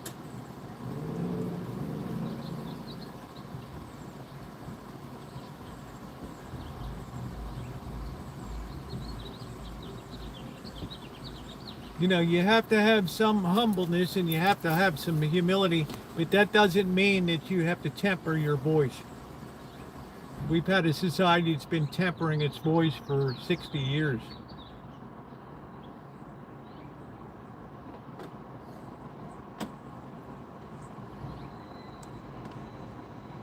Yeah, you can take it. I'm not forcing anything down anybody's throat. I'm providing at the end of the day something that people are listening to, taking away and thinking about it, and then drawing their own conclusion. Trog has looked at it. He said, you know, I have faith. Excuse me. Could I ask you? Of course. It doesn't say that we can't park here. And it's What after time? 6. Yeah, you can park here After all you want. Yep. You're good to go. 6 p.m., that's it. They get their hand out of your pocketbook, and then that's it. Because I'm going over to the bar, I'm like, Good. I don't have any money to pay for, I'm not even putting my... Don't tell the city that. They'll come and steal your purse while you're eating. Well, Right. This city. Well, you're all good to go. Enjoy your night. you have a wonderful Yeah, day, you too.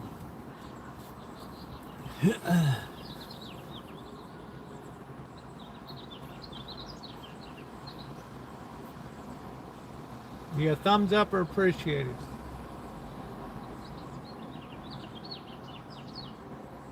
That's why I say tomorrow's video is crucially important, just to have a baseline of understanding. It's not what we talked about today. It's just focused strictly on what's going on with AI and what's going on with the technology. Jag girl. I've had to evolve because I see things and seen things, and I had a revelation 3.5 years ago that shook me to my core.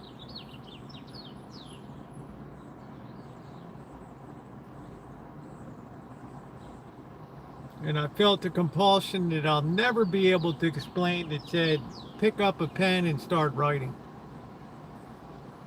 And I did. How you doing, Mert? What's going on?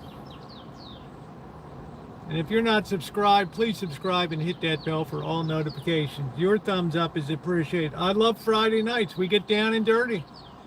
Shabbat Shalom.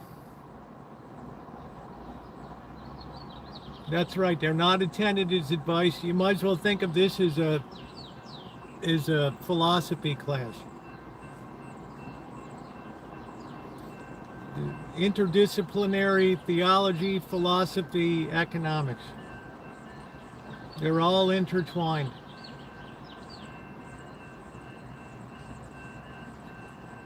Pickup trucks that never carry a cargo. There's Shimei. Shimei, did you just get back? If you know, you know. I could tell you something right now. I could tell you to tell AI to make a chart for you. I could give you two things to plot on that chart. And if you saw it, your life would be changed dramatically. But I'm not going to reveal it here.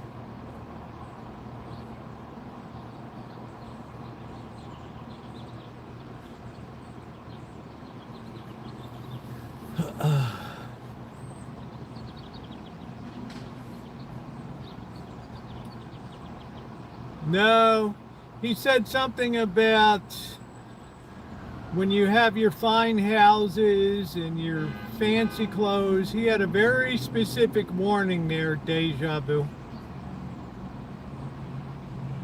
Shimei is here. She'll find it.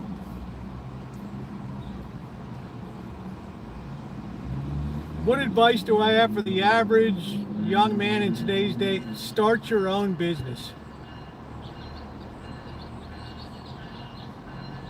Get a paintbrush, get some tools, read a few books on how things work, and go out and start fixing shit. I'm swamped with stuff. It's up to the individual to have their own awakening or their own education. Mine might be different from yours. Trog and I could sit there at two comfortable armchairs and have a debate in front of an auditorium.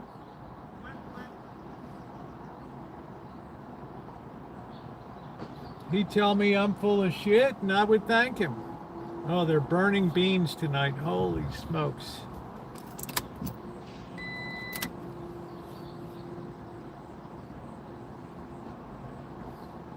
I never tell anybody. I never guarantee. I've nailed some damn good investments for people.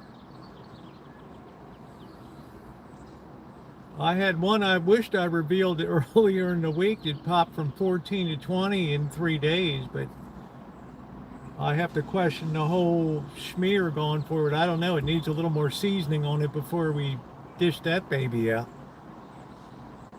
Sometimes they serve you the dish, it's a little raw. You think it's good.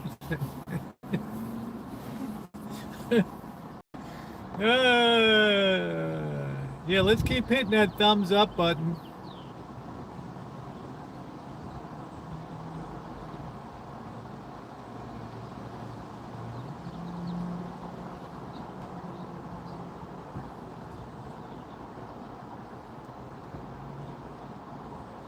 I haven't watched Corning stock at all. I mean, if you think NVIDIA sustains when they're making that much profits, you don't know economics. They have a bullseye on their back that just put them in the crosshairs. Melody, like I said the other day, and Jag Girl, you're here. You're going to love this. You take all the value of all the manufacturing and productive sector, the part of the economy that actually makes stuff, all Boeing Corporation, anybody that builds aircraft, makes aircraft parts, anybody builds a car, a truck, anybody that railroads and builds locomotive and delivers goods, any tractors, Caterpillar, etc., ConAgra Food, Campbell Soup, anybody that produces anything, you put all of those values of their worth in the stock market today, and you'll get $2.5 to $3 trillion, 2.5 to 3 trillion. Everything together. You have one company, Nvidia Corporation, that is worth 35 to 40% more than all of those companies combined.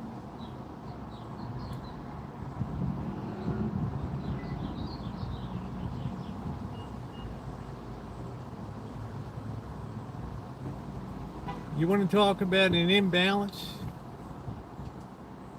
In other words, the value of knowledge, not producing something. Telling people, bolt this on.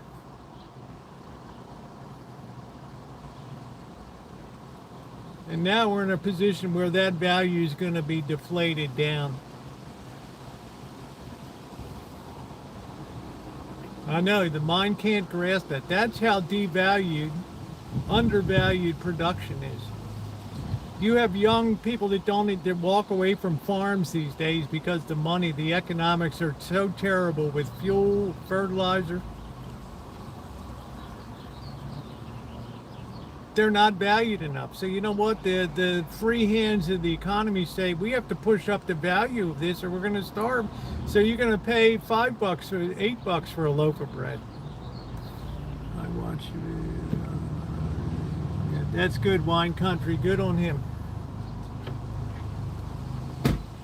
My mother was my sister for over 45 years. You tell somebody that statistic, they fall out of their chair.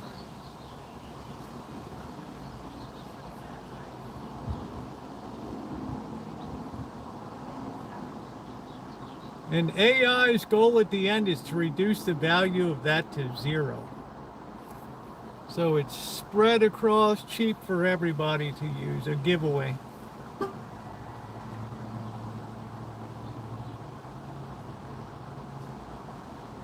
I mean, if you don't think that's profound, you don't think that's insightful, you don't think there's some imbalance in the way we value things today?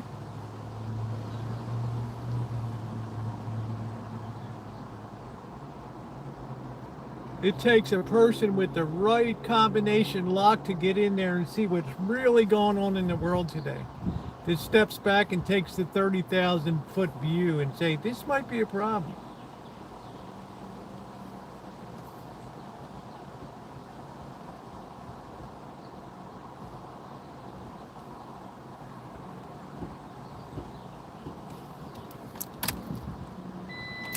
What's up, Booty? How you doing?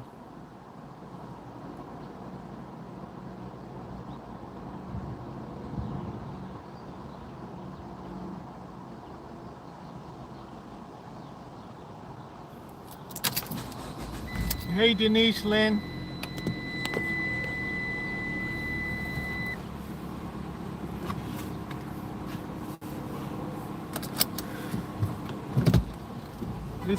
This was a great session this afternoon. Absolutely phenomenal. There's nothing like talking about to clarify your thoughts.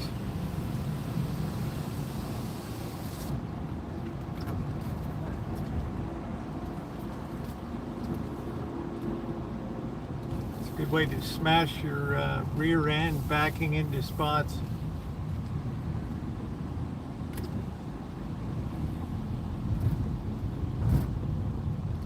That's a good palate cleanser.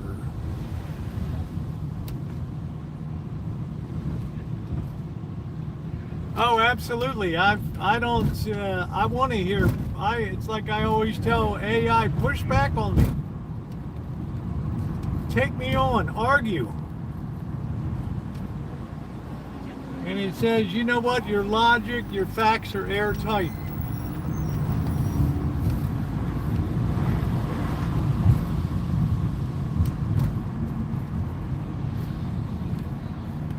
So I don't mind saying if this book ever gets published, it'll be a barn burn.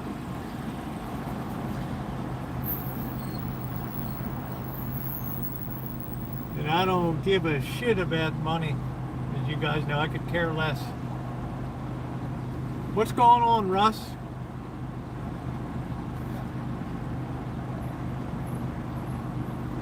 I'm not going to sell my soul to the devil.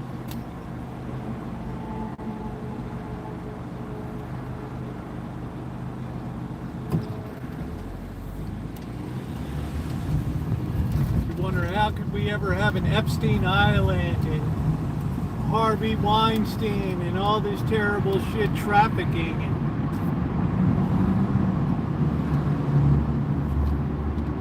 It all stems from one single problem.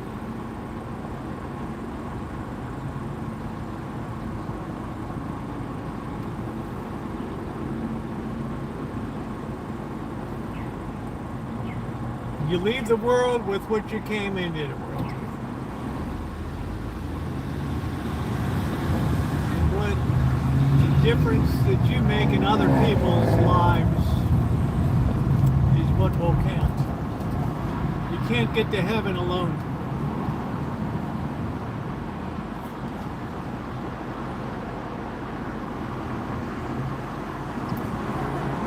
Yes, you did. How was it?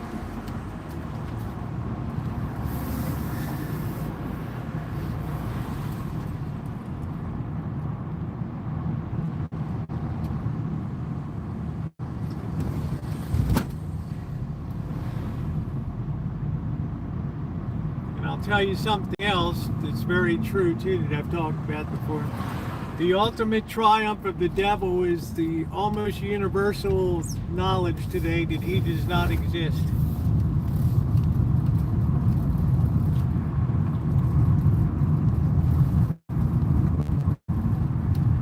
The battle is over.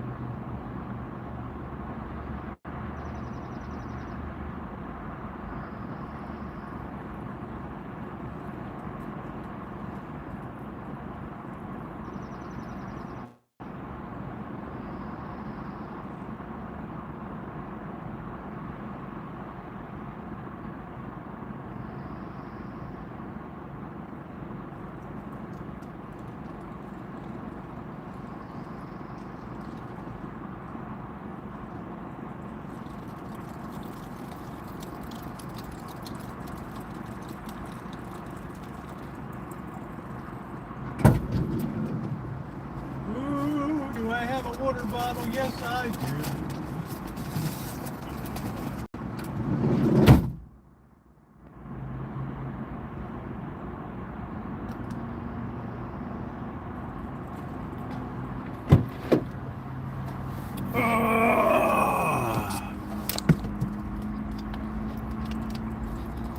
Beelzebub, I'll tell you what I've seen.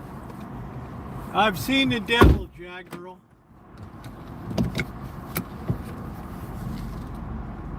The devil is legion, Kelly. You can look up that word legion. It pertains to Roman times. I've seen the devil in action. And when you're taking a lot of flack, it means that you're right over the target. And I went down to St. Joe's in Las Vegas and I saw the devil eye to eye. Fires, destruction, coffee throwing, punching in the head. You better believe I saw the devil.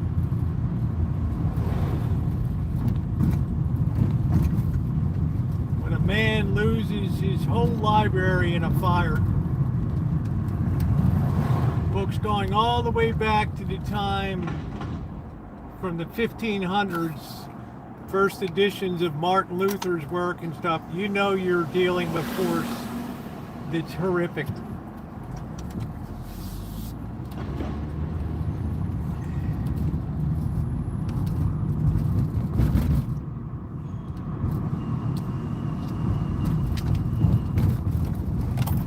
Well, your first mistake is thinking that the devil is a form. It's like asking, what does an angel look like? Well, it's whatever your kids in finger painting class say it looks like.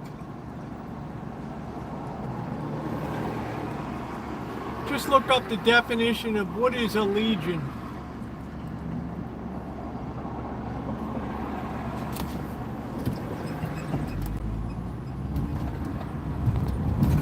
The answer is it's the size of army strength. How many people compose a legion?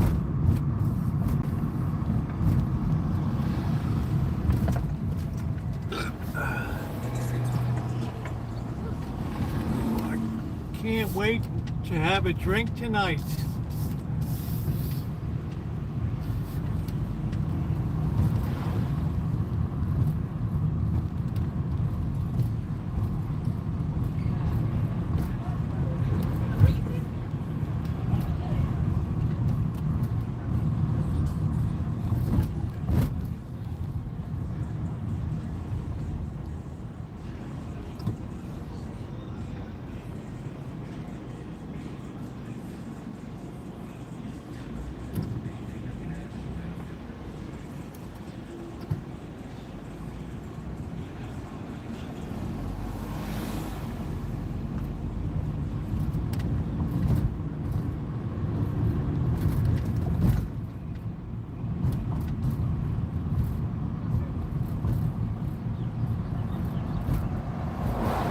The devil is any force that works to corrupt your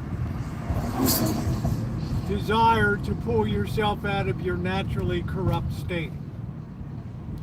That's the definition of the devil.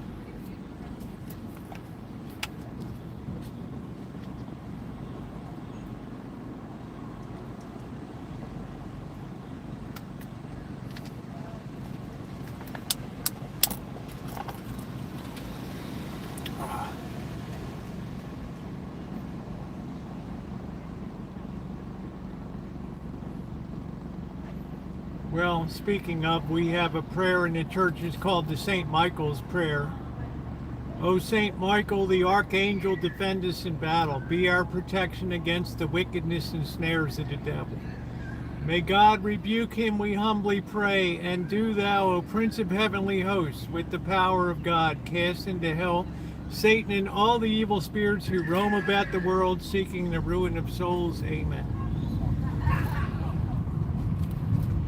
Pope Leo the 13th. was in church one day offering a mass, and in the middle of the mass he fell to the ground. He looked up. It would appear to be the sky, and there were demonic angels wingtip to wingtip across the whole sky.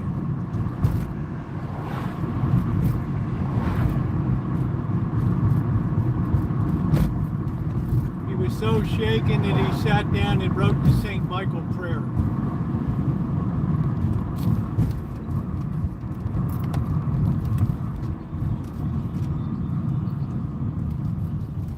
He saw what I saw 3.5 years ago.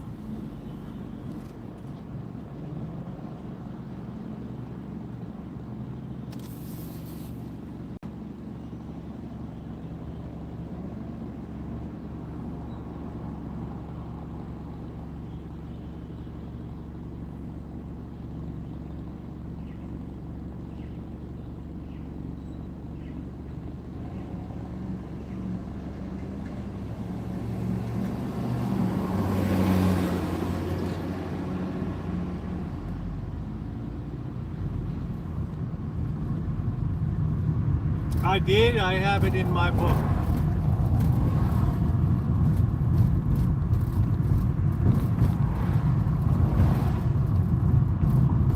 It's the spiritual gravity that wants to take you to hell. And like a gravity, it's always operative. Always wins unless you fight against it. That's the whole devil's goal, is to prevent you from fighting against it. To accept the world as it is, enjoy it, make merry, don't worry, God loves you just the way you are.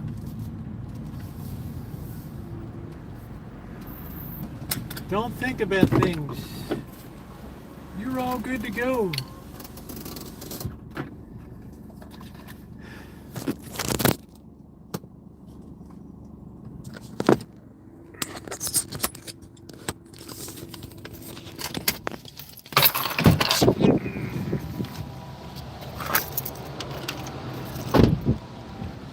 All right, let's go shopping, guys. It's fun time begins now.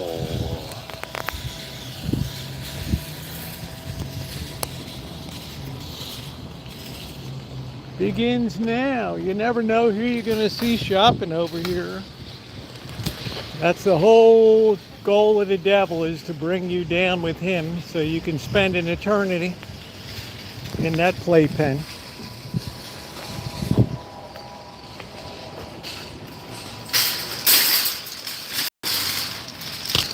Let me tell you guys, life is short, eternity is forever. Think about it.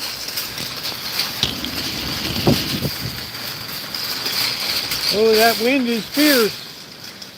99 cents a pound. Did we have some cherries?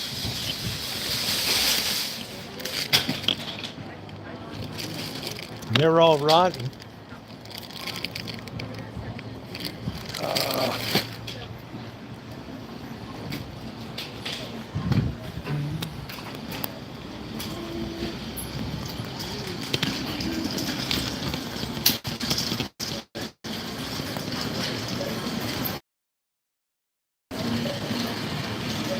So we need to figure out what we're going to do here.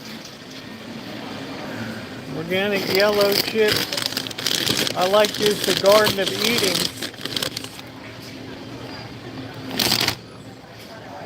Oh. You can ask Shimei, she's a minister. Well, that's the way they dish them out. I think we got plenty of onion.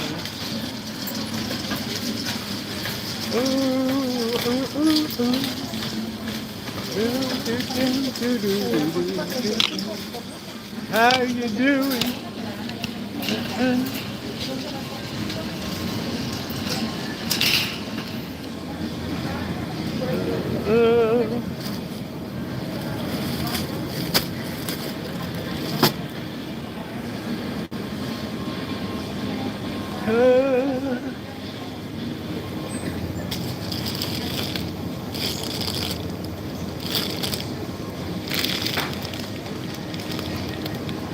$5.22.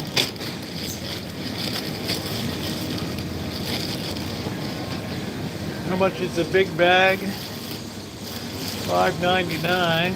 We don't need that much. Loose carrots, 99 cents.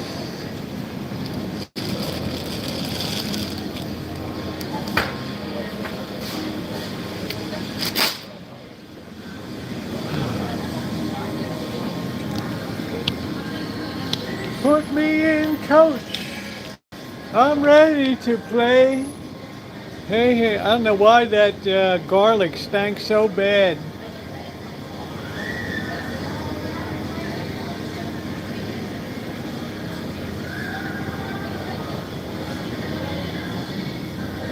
Cactus. From Lancaster, Lancaster, California.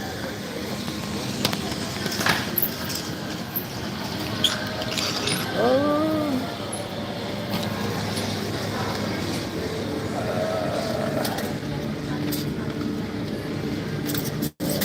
You want no nasty milk up there?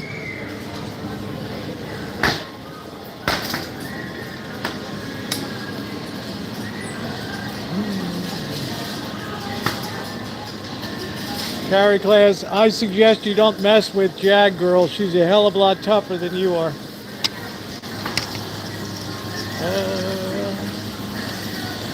I'm just giving a friendly admonition.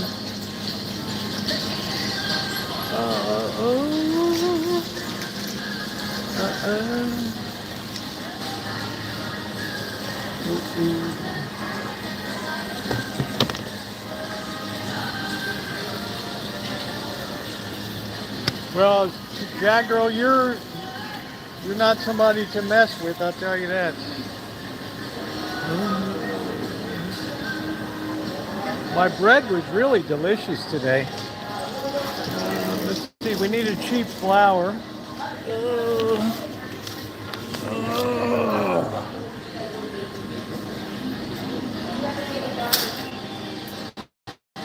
What else do we need? It's not logic. People aren't going to go out and start their own thing. You just say stuff to irritate people.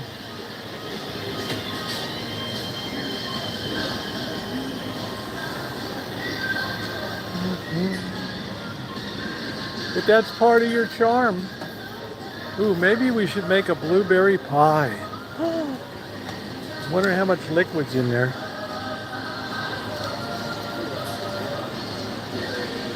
Ooh, I would love to have a blueberry cobbler.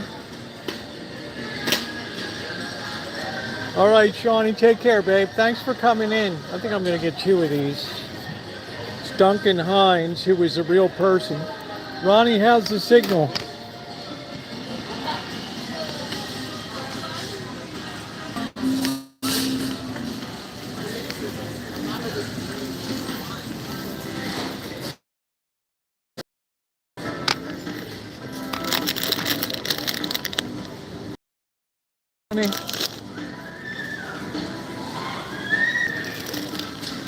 Chop walnuts. Yeah, thank you. Just remind me, Wine Country. Maybe we'll make that Sunday. I'd like to make a blueberry cobbler. Because I like the fruit to dough ratio. I don't like to have a lot of dough.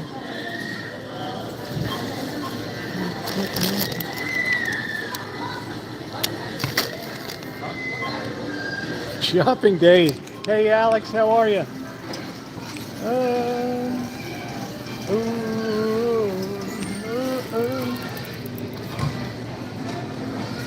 So light.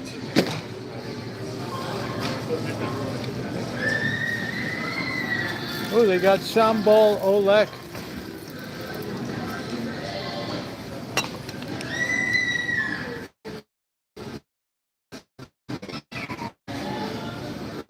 I still got a bottle.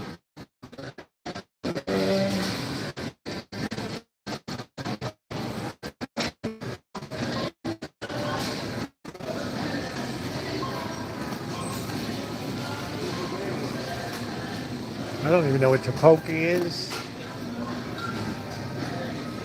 Uh-oh. I only buy Pearl River soy sauce.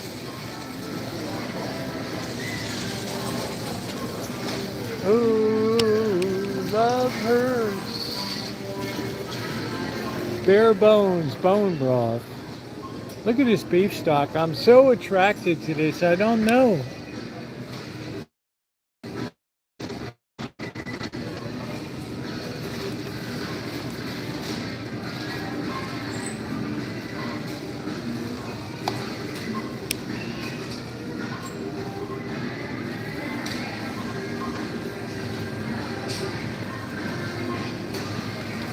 Interesting.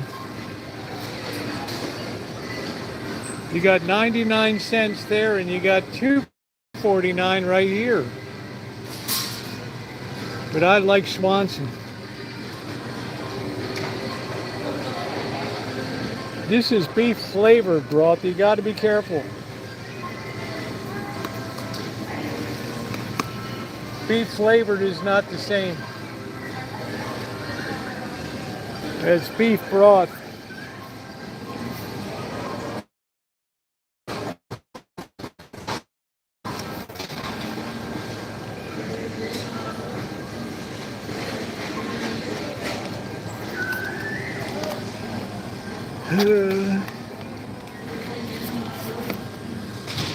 Boy, I'm having a good time tonight. Guys, can we get up to 150 thumbs up? These beans were good. They were good. They said, somebody said Goya is the best beans to have.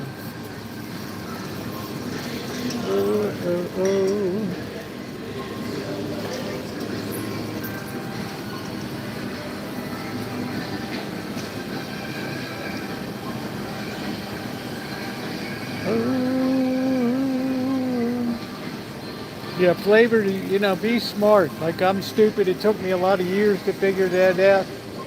Chicken with sausage and gumbo. It's got sausage in it. Try one of them.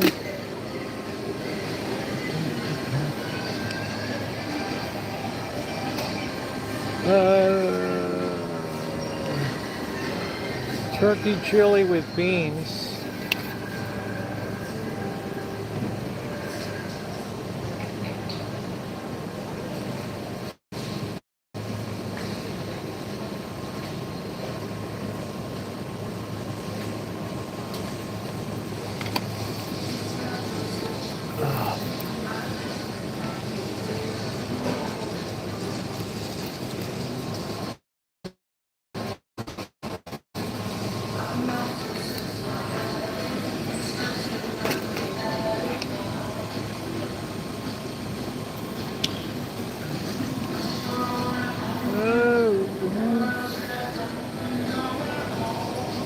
You're my woman.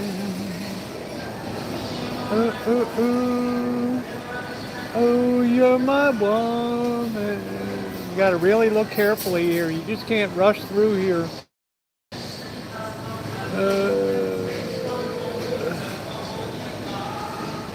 We're definitely gonna get some manwich. I got some ground beef that's itching to be used. And I've got tomato,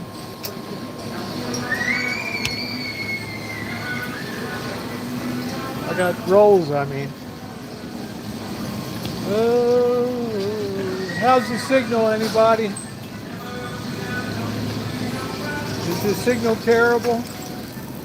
I think we'll get a ground beef here. Okay, we're gonna fix that signal right now, or try to.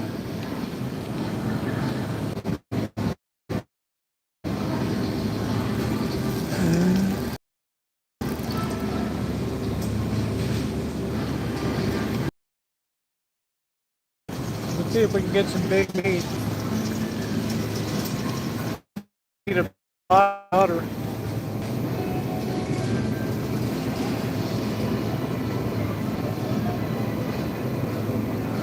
This is $2.49 and this is $4.99.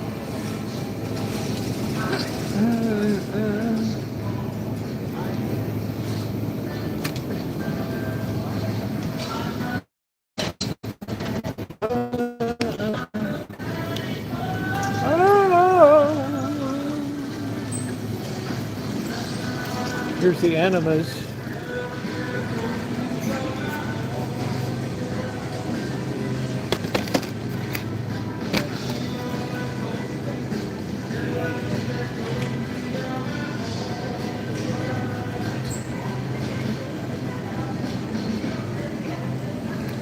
Yeah, just bear with the program. La da da da da da da da. Oh yeah, yeah, yeah, yeah, yeah. Bought your own. Well, I'm, but people think, oh shit, Roosevelt, you timed the market perfectly. No, I just happened to need a house at that time. People were hanging on my legs telling me, don't buy, you're making the biggest mistake. I'm like, I need a place to live, dude.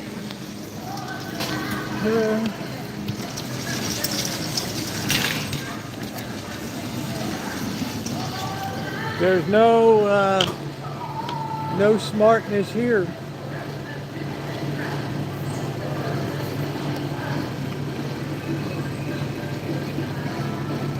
Yeah, so I don't claim anything for myself on that.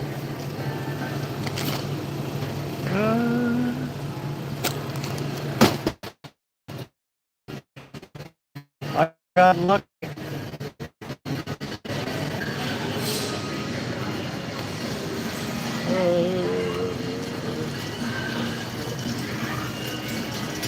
Let's get hungry hearts. Everybody's got a hungry heart.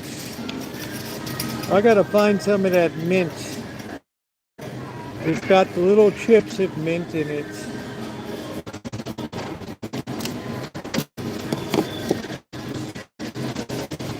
What the hell is, oh, the Rolo bar. I don't know. Everybody's got a hungry heart. I don't want chocolate chip mint. I want the stuff with the little bits of mint in it. Yeah, Jagger, it was all right, I mean, but when somebody says you're so lucky, I say 100% correct. You're correct. Remember, even a blind pig gets an acorn once in a while, right? That's the beauty of that.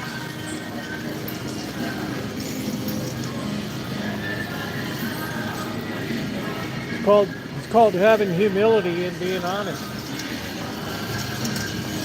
Everybody, let's see if they have the big meat. We need turkey. Where's the big meat?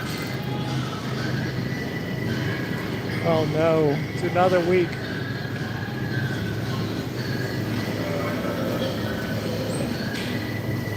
Oh, there's the mega meat, but it's ham. Ah, shit. All right, well, we'll have to take a ham. Everybody's got a hungry heart.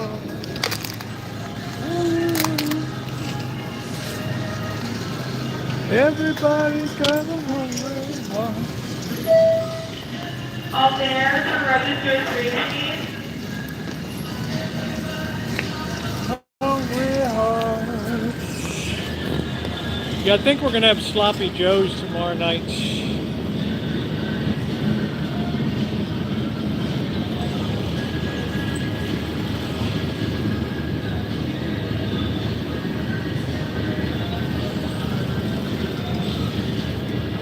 Shemay, I gotta have the mega meat. Don't pick on me.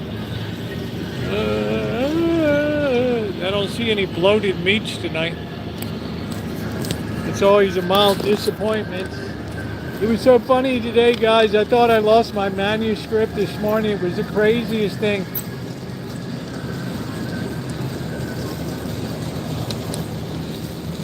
I don't know how it got so screwed up. I got no idea. Just gets into. I always go by weight, not by volume. Let's see who's got the cheap deal. Ooh.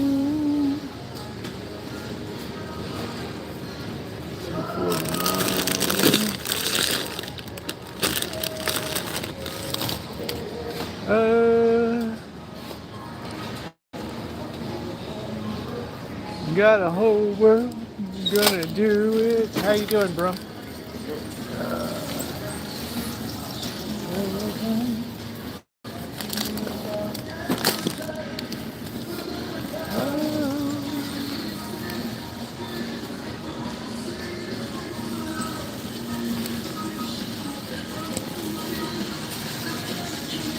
No, the market is starting to get locked in a structural, what we call a structural freeze now. Carry class. So many people have mortgages in the 3 to 4 per 5% range that they don't want to move. They don't want to give it up. So it's actually starting to freeze the market.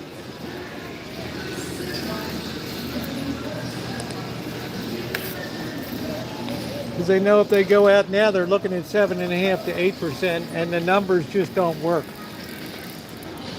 You got to be a deep level thinker, dude.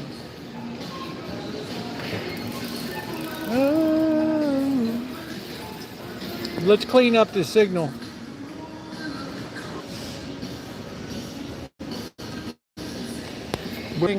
Here's the thing, Alex.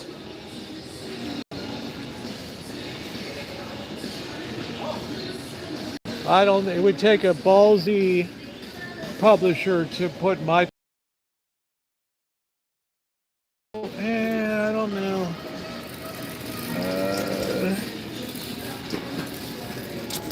It would take a really ballsy publisher.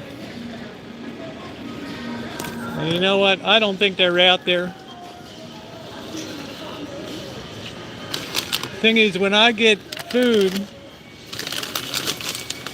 it lasts a long time, this type of food. And it reminds me of Snyder's of Hanover, Pennsylvania. Take me home tonight. Be my little baby.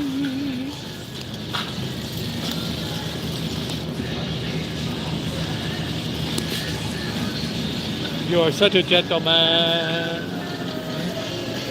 Limoncello bites.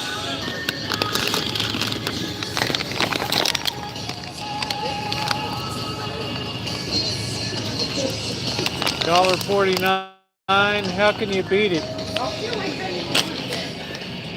Oh. Chow, Italian zest for life.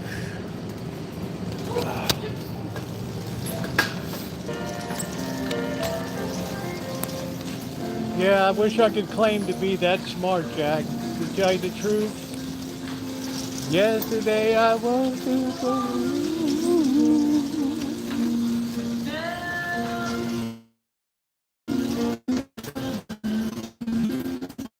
Well, you have it now because actually, thank you. That's the fastest growing segment of the market right now. Virgil's soda. Cane sugar. Non-alcoholic beverages are the sweet spot of the beverage market right now. I got eggs, but I hardly ever eat eggs.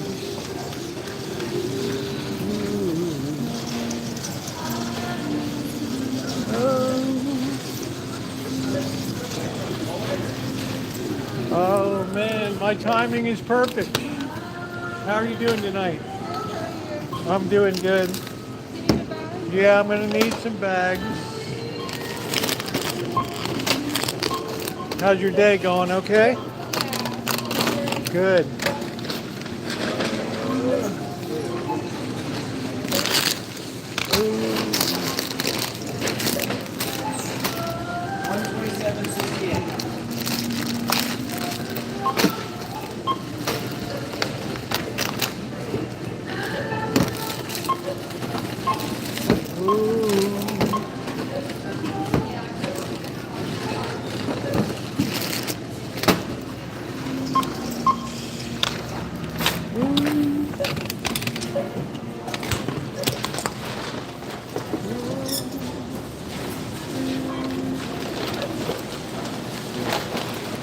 No fear. I didn't want it to be super heavy.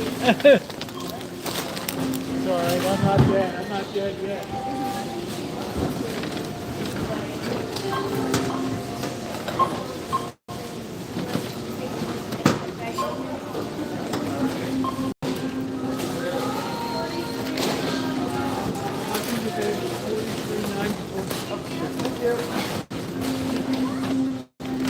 Well, you guys were right. $43.94.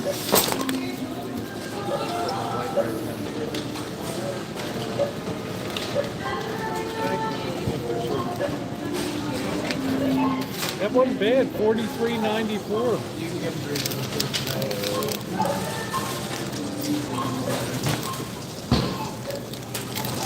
Not bad.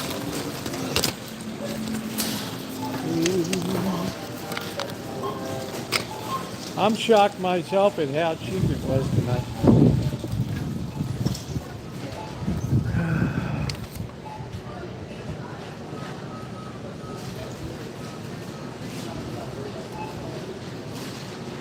I thought that said Healdsburg Cultural Jew. I didn't know what the hell it was.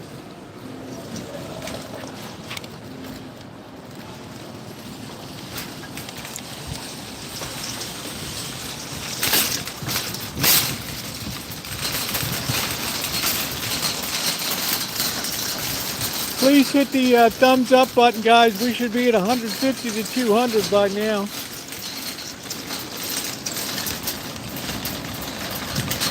Well, I've never been to Cleveland, but I have been to Baltimore, and I like to eat fried food. All right, Jack Girl, thanks for popping in. It's always a pleasure to see you. There's a girl that is high and tight, man. You're not going to put one on over on her. Oh, boy.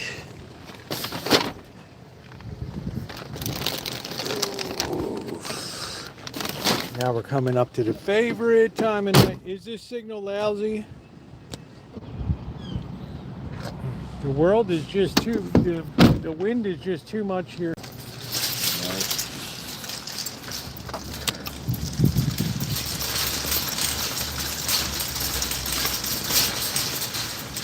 And I've been to Oklahoma.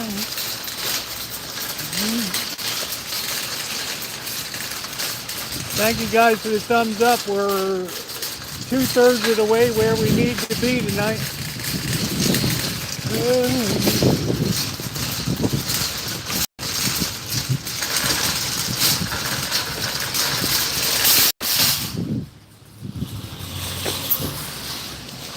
Ronnie, I got one thing to say, brother. One thing to say. Give a hoot, don't pollute. That's all I got to say. Oh, you got a lot of cherries tonight, huh? Yeah, I have 2 boxes. That's good. Are you going to make a pie? No, I have a big family. Oh. So that's why I had. Must be really big. Yeah, very big. Have a good night.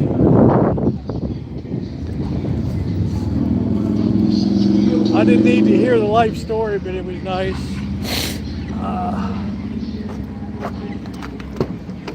As the sun is dipping on another beautiful May night in Santa Rosa, California. Woo! It's getting on to my favorite time. Ding dong, it's a holiday feeling. And Santa Claus is on his way. He's loaded to have a happy holiday. Happy holiday. Happy holiday. Happy holiday. Who doesn't like the Andy Williams Christmas album? Ronnie, I'm at 79%. Can you believe it? And I got a full charge on the phone. Let me tell you, Ronnie, that's winning. That's winning.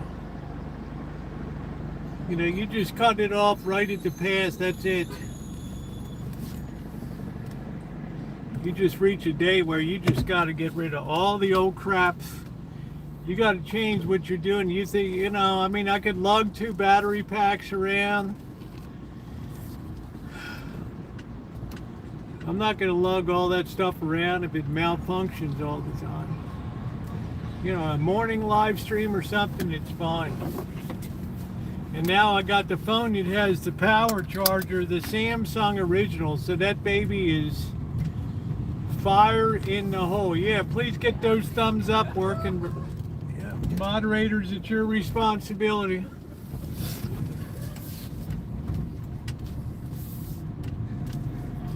And I've never been to Cleveland, but I've been to Ashtabula. And let me tell you, brother, that ain't no fun. It's like being in Baltimore. Being in Baltimore. All right, let's see what's going on for downtown. I feel like stopping and having a drink somewhere. With the hoi polloi.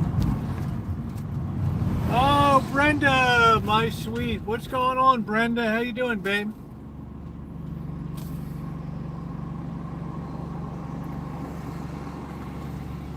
Oh, boy. What is going on, honey? Nice to see you. Look at that. This is a beautiful time to shoot videos. The golden hour. You got the best light. What's the worst time? Noon. But now you know what? AI can simulate that, and pretty soon you'll have no need for a camera or anything anymore.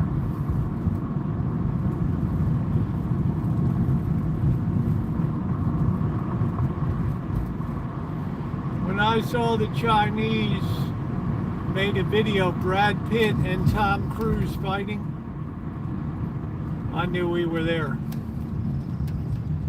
I said, you know what? Oh shit, I hope there's not a DUI check. One drink will never hurt you. You notice, Melody, I never have more than one drink.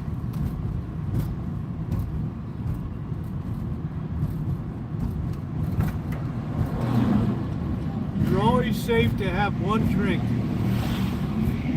What's going on, Dr. Frankenstein? What happened now? Yeah, AI, but that's going to be solved soon, Dr. Frankenstein.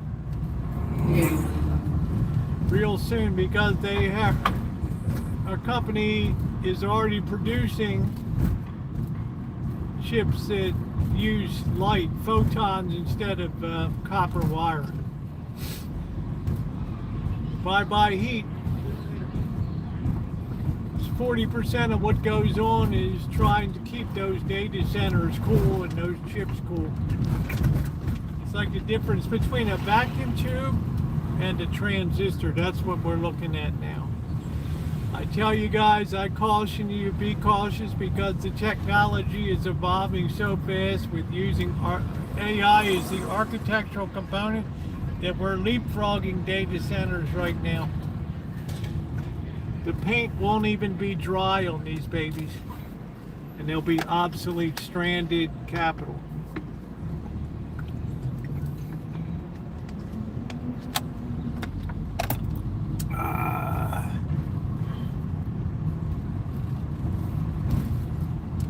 Or as we said in economics,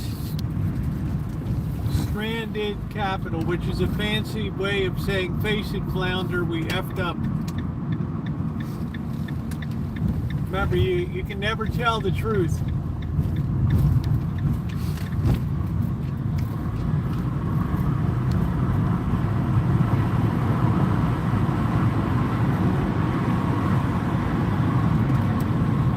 Like the chairwoman of Accenture Corporation. Oh, we're gonna be every one of our consultants is gonna be armed with AI.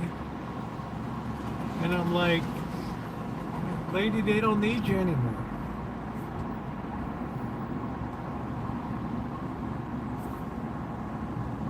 They just punched your ticket, babe. Well, this, I hope I don't ever lose this battery. But I always have to haul more backup, and I can leave it in the van. I think if I double tap, it turns on the display. I think that's it.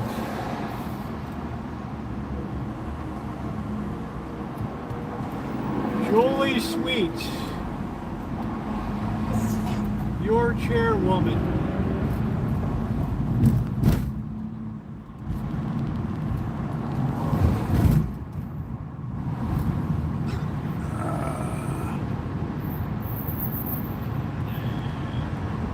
I'm going to have a couple sloppy joes tomorrow night. This time I'm going to drain the ground beef. Last time I did it was horrendous.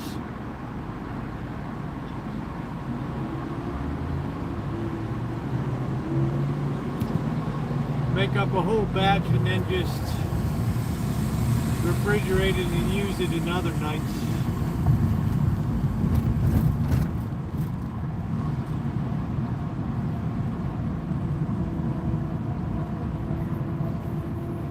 If you're just coming in, please take a second to like up the stream. We're trying to get to 150. Friday nights is our signature night. Now, I know Blackbird, I saw Blackbird, he was at the Rancho earlier, so I know the cats are fed.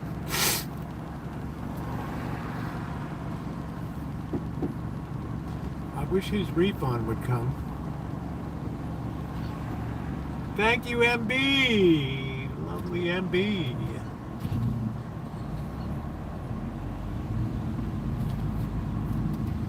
Oh, I never been to Pocatello, but I've been to Oklahoma.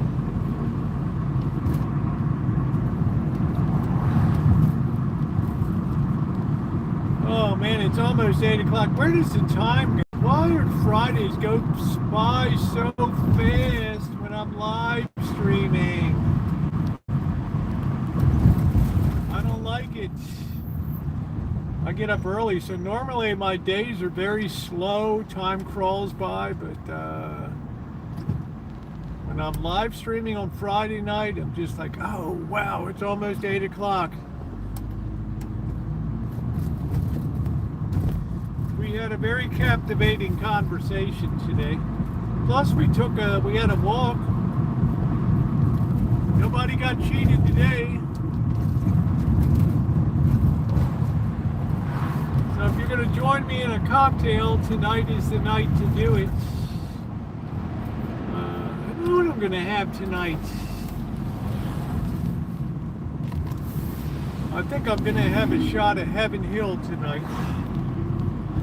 My favorite boutique distillery.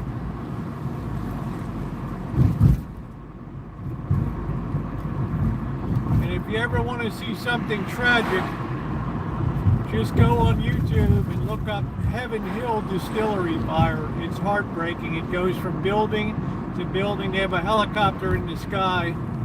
It's black and white, and it's just watching the building, barrel house after barrel house, on fire.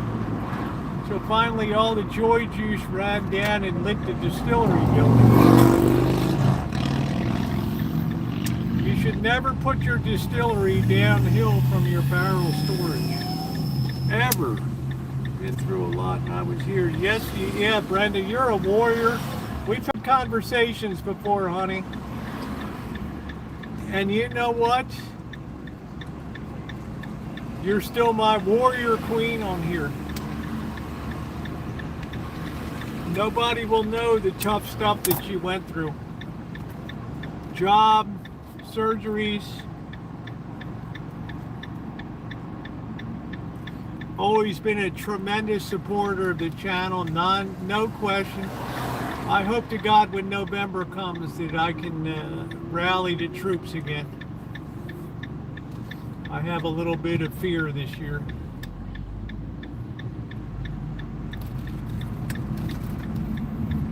I put all my effort into that. Sasquatch from Canada. Those Canadians are looking good, bro. This wind is vicious tonight. I hope Kitchen Stadium's still standing. Wow.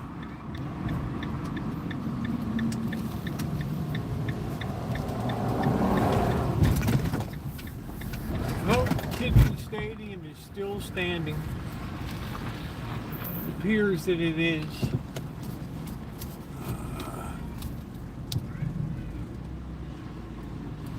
I don't think anybody resents it. I think it's in your head, Carrie Class. I think you have this need to be a martyr.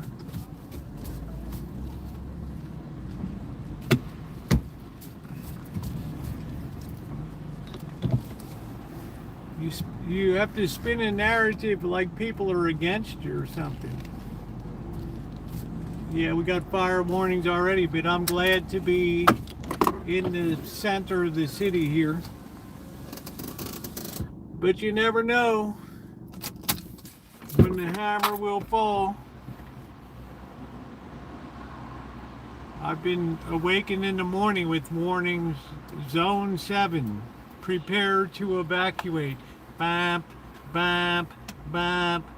This is the Sonoma County, the Santa Rosa City Police Joint Command Task Force. You are now advised to prepare to evacuate.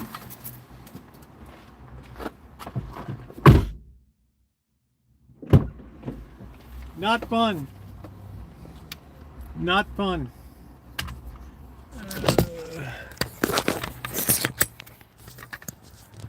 Yeah, it's a Victoria Day. I'm happy for the people in Canada. They need something to cheer for. I heard like youth unemployment's like 13.4% in Canada or something. We're gonna have a lot of pissed off young people. Not a problem with gratitude, but you can't say that people are envious.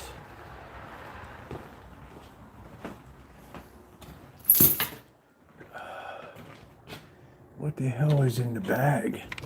I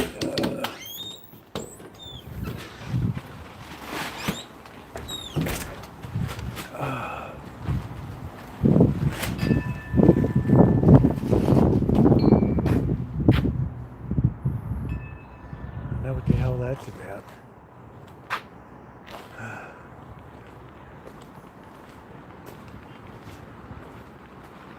Maybe you went to get booze or something, I don't know.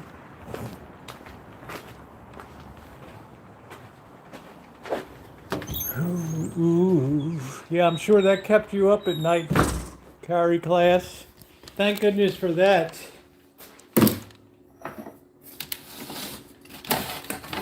Good Lord, thank goodness for that.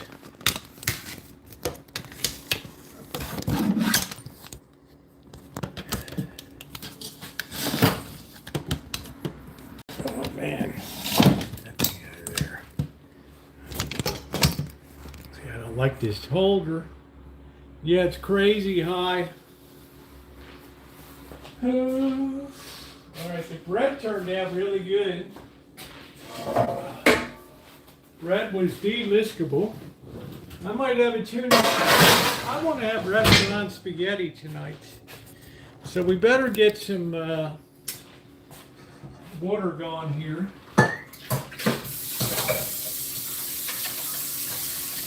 Stand by. We got to get unloaded.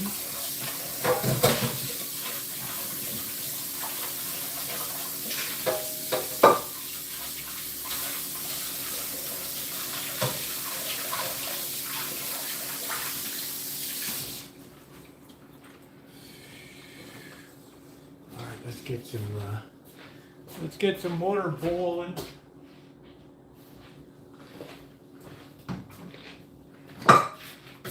Do you know the Muffinski man, the Muffinski man, the Muffinski? Baltimore, they had egg Muffinski. Now you'd be sued like hell if you said that.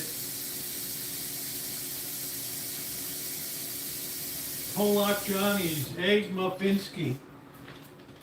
All right. All right, we got that on. Let's put some oil in. Some salt in. Man, I'm fired tonight, dude. It is 8 o'clock.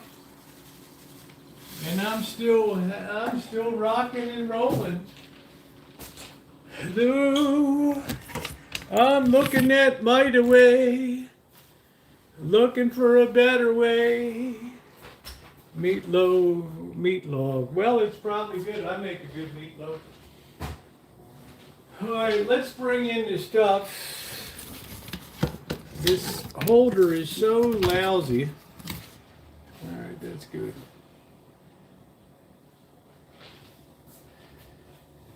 Well, Adam, I could go down there and within 2 days have you working. Guaranteed.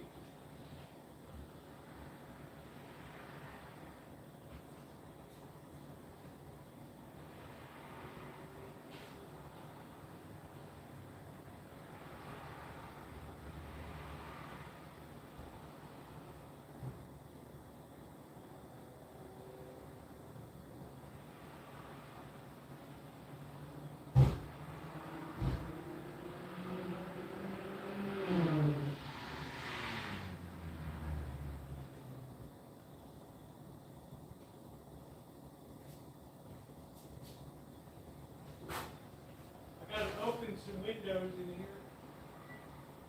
Open up the windows, let some air into the room.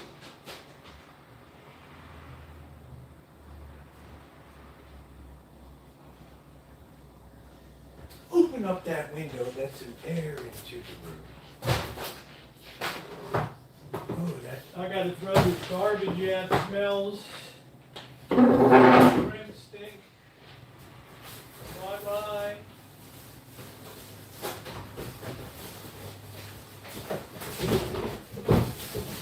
It's because somebody took my trash can off the sidewalk. I didn't get my trash delivered.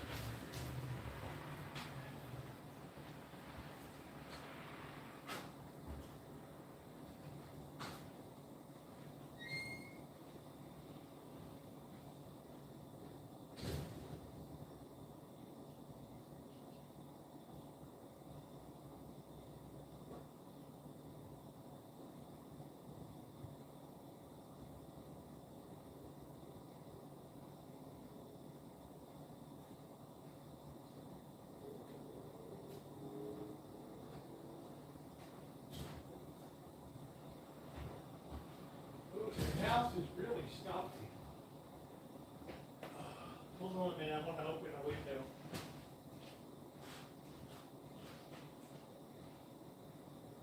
Where the hell the window go?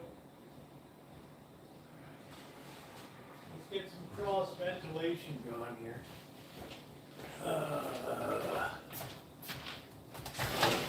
Let's lock up the van.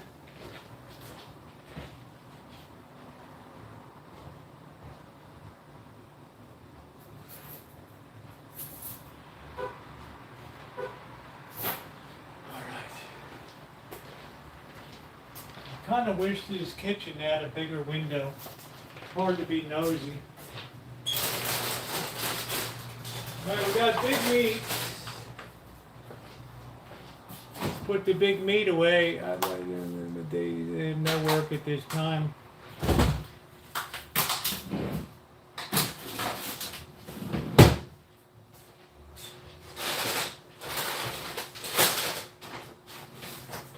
All right, so what are we having tomorrow night? We're having sloppy joes. Yes. No meat Friday. This stuff up here. And it's like a day on the Junk Food Express today. Water, big block. Why not? Block. The big block. This walk, we got blueberry. Sunday we're gonna make a cobbler. This is for tomorrow night's manwich. I don't believe you'll ever leave Phoenix. There's too many services there.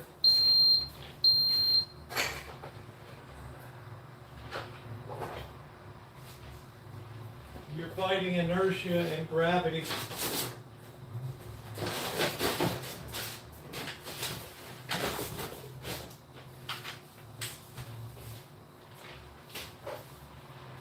That's a hard thing to overcome. The steady state.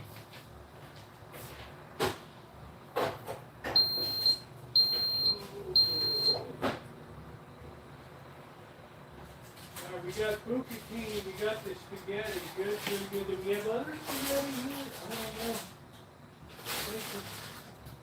I think we used up the last bit. Okay, I think we're safe. Oh, it's already open. Good. All right. You gotta want it, brother.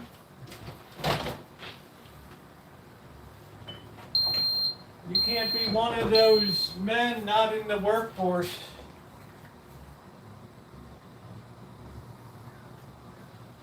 Oh, when did I get another olive oil? I don't even remember. I'm in good shape. Oh boy.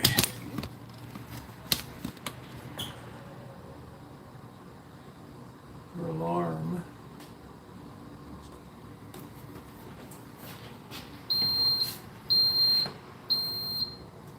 I'm afraid Adam now uses it as a tool for entertainment, which is okay. God knows I did my share. And then some.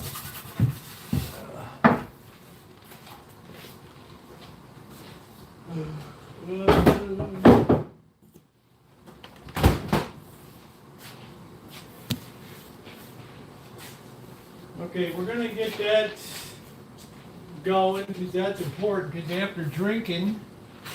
Oh shit, Ronnie, we forgot the damn sauce. Holy crap.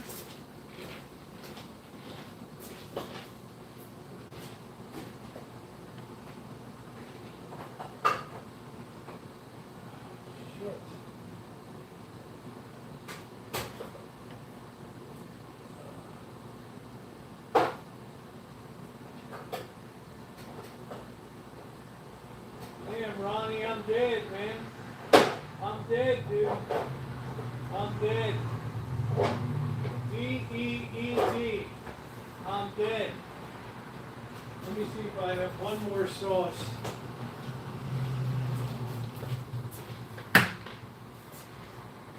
Hold on a minute.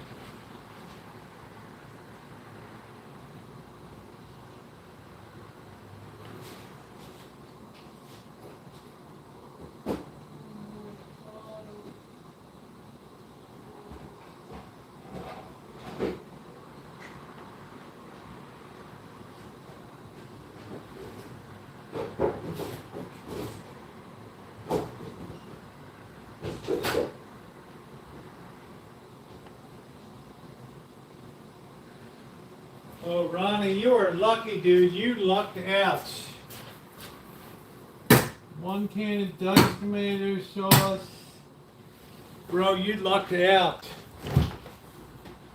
Let's see.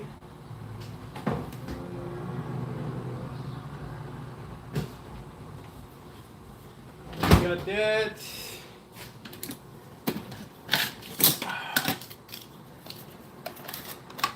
I got the carrots. Ronnie didn't remind me. I like the way I blame everybody. Hey Anthony, how you doing? I'm gonna blame everybody but myself. Roosevelt, you dumbbell. It's all your fault. You're such a worm.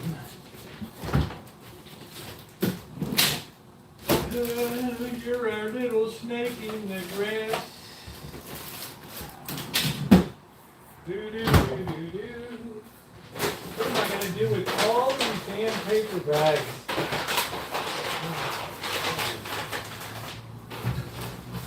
Take them back? No. Oh shit, Ronnie's like I reminded you twice.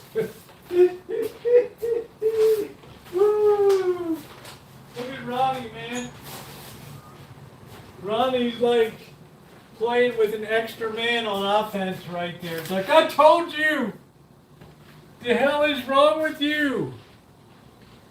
I told you!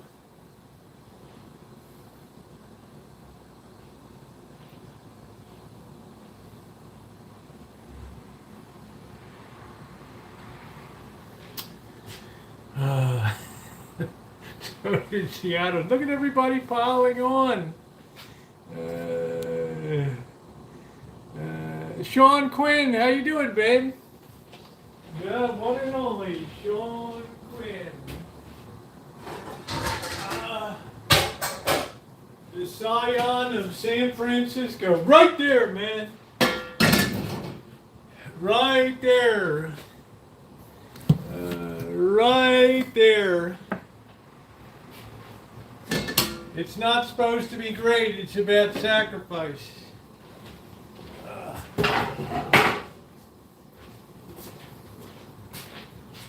It's your little subtle reminder all day of what we've done for you. And I think that's a beautiful thing.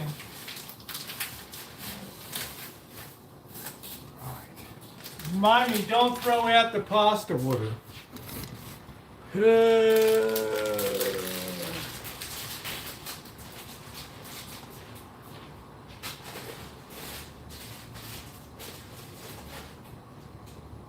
I'm afeared I put too much into that. I don't know.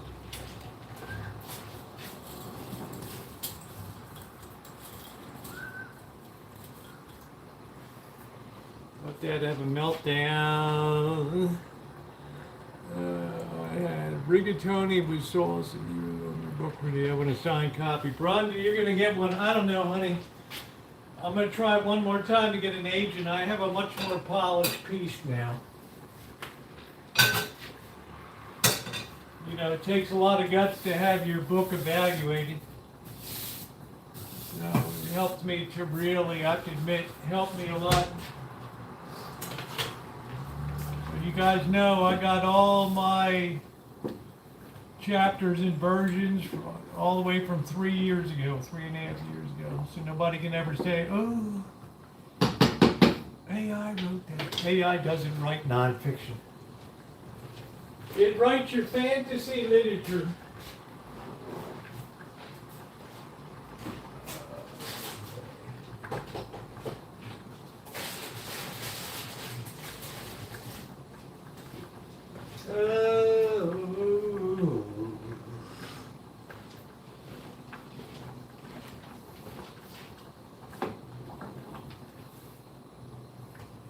It all fit, but we want to save this pasta water. I know it's going to have, if I sit a cup here, it'll,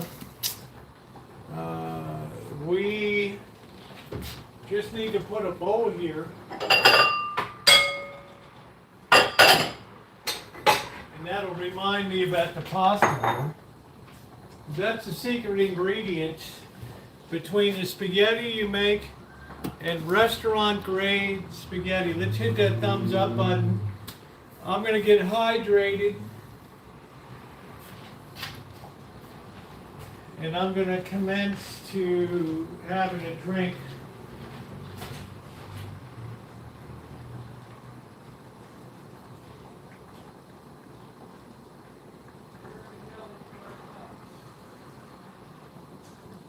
make the world go away. Ooh, la dee dee dee dee. Well, just remember, Brenda, what the Lord said. Remember, when they hate you, they hated me first. There'll be no gray area on this baby. It'll be black and white.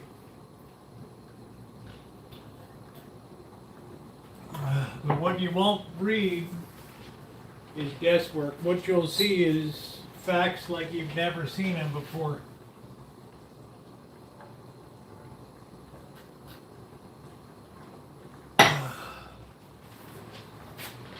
All right, I'm LD. We eat meat on Friday night, chicken for dinner.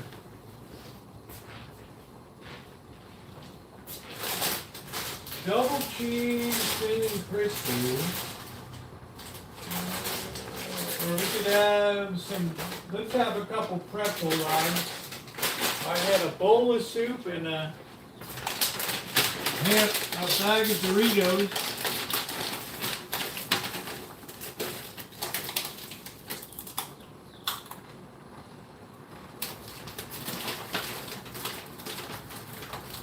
I always go by the serving size.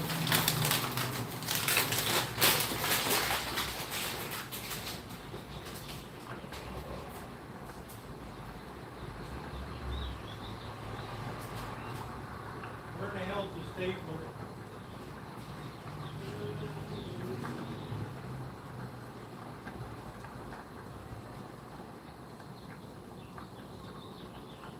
I don't know where the hell the stapler went. Shit.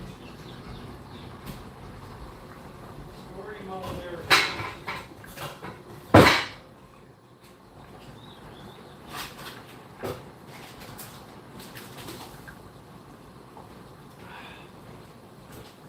All right.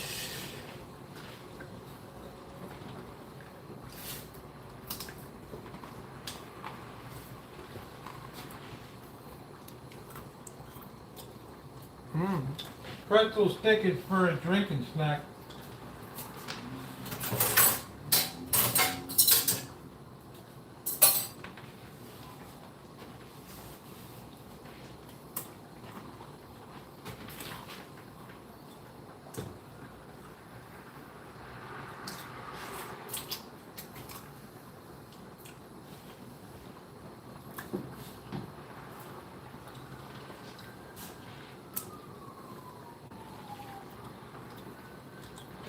We don't know yet. We're still debating. We're just going to knock off this spaghetti and then we're going into the living room with the wall of sound.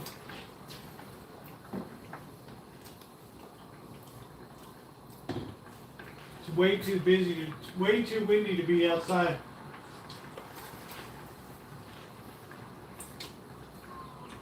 All I hear is fire trucks running around.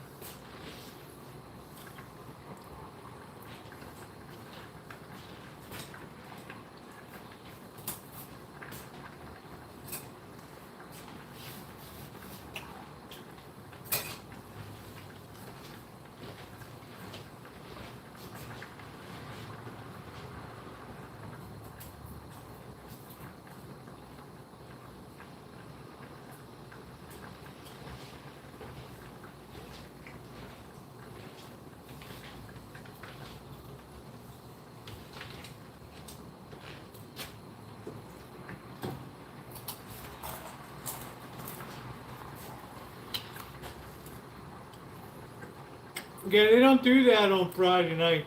Well, maybe it's over now. Man, I'm on a real long... We spent a lot of time talking tonight.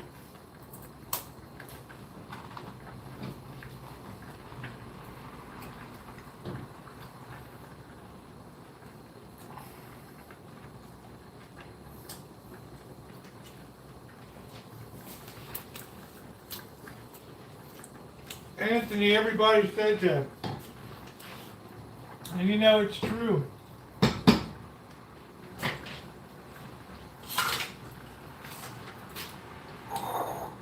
Critical thing is that you save some of this pasta water. I learned this is the difference between regular spaghetti you make.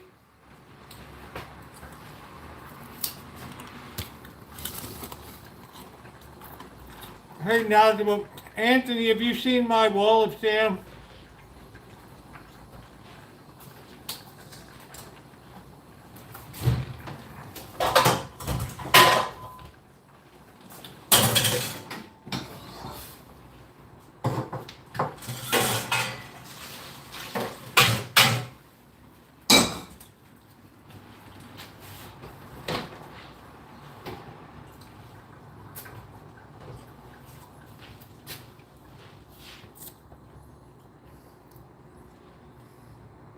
Yeah, but it's really windy here. I mean, really windy.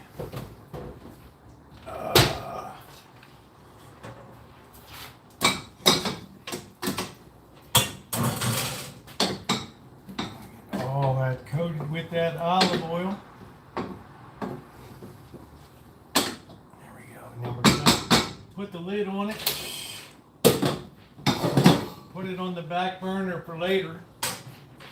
Now it's time to commence to do a little drinking.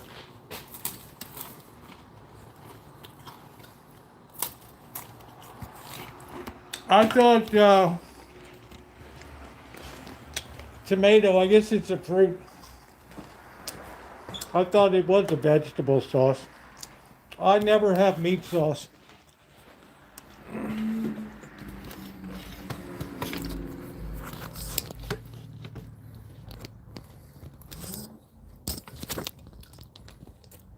Every time we try to put Delilah on, we get canceled in the middle of it.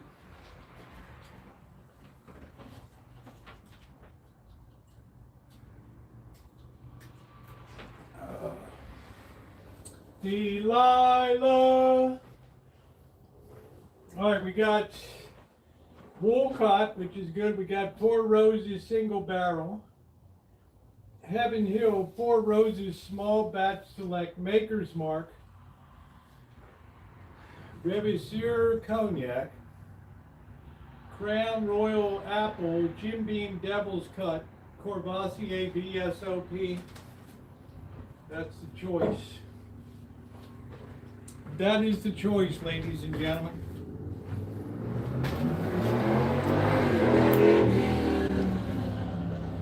So I was thinking tonight I might have a Heaven Hill.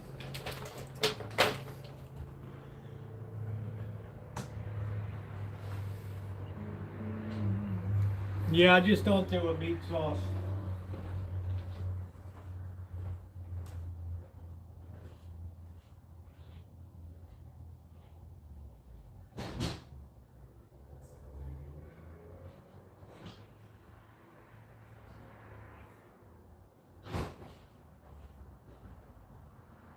Wow, it is so windy outside.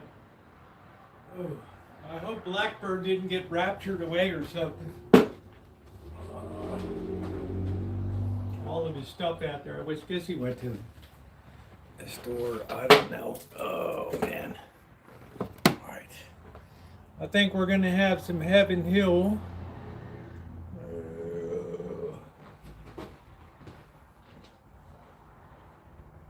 I wish I could. I'm going to start making an old fashioned.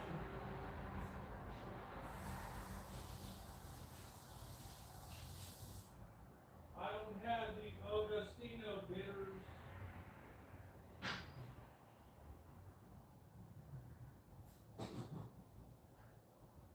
You need a slice of orange. You need a cherry, a little bit of sugar, and a little bit of Heaven Hill. $50 a bottle. Worth every damn penny of it. Oh, I bought a battery blueberry pie today, marked down for $2.70. That's good. I got some cheap filling. Sunday we're gonna make a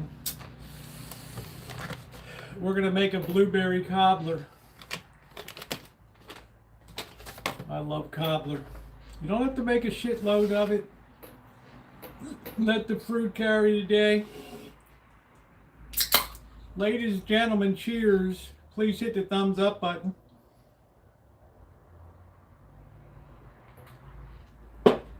We live for Fridays.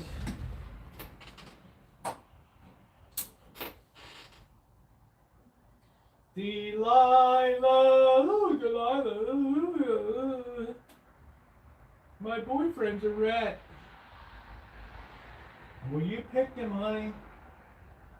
You could have had any man you wanted out there. Our production team and technical crew, they were just doing a million jobs. We're just like all on this bus, and we were going through like the worst heat wave in the country's history at that point. It was 118 driving from like Oakland to Arizona. I've been there, Guy. I've done that. I've driven in the Nevada desert, California desert at 122 degrees. Flooded out one of our first shows because we were playing this big top. And Sarah, throughout it all, was like the ship captain, just pushing through, no matter how the thing changed and the dynamics of the bus, whatever they were, she was the leader and she kept it going.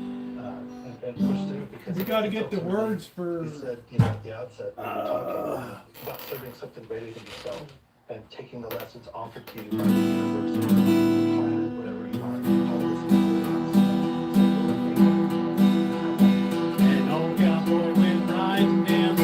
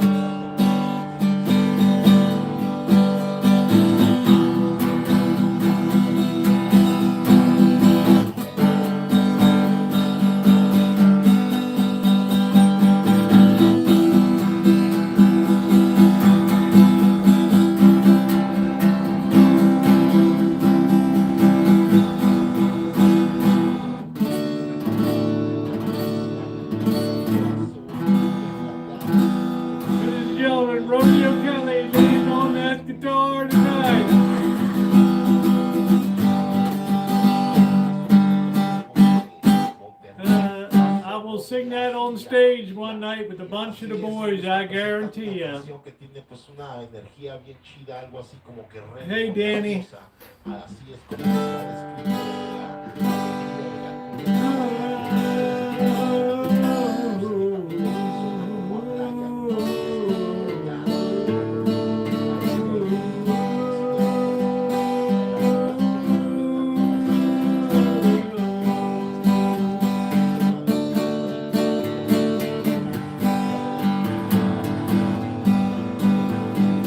Listen to the story about a man named Ted.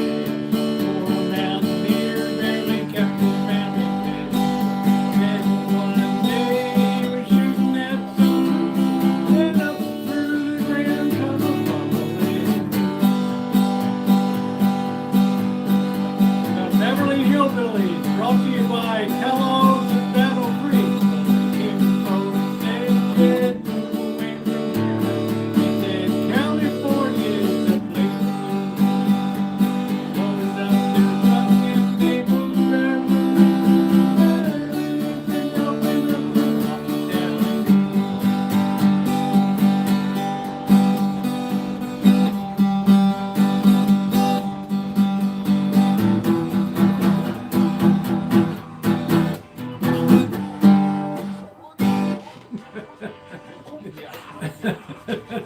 Yeah, the Beverly Hillbillies, man.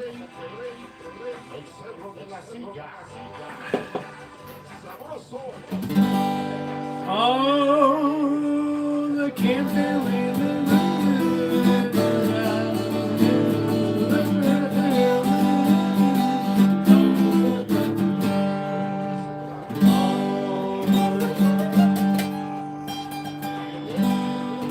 Roosevelt, you should be in the coffee house. And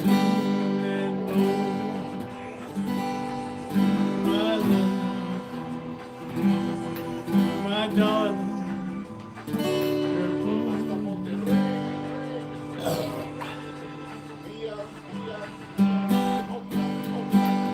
Some go to the islands I really wanna hear.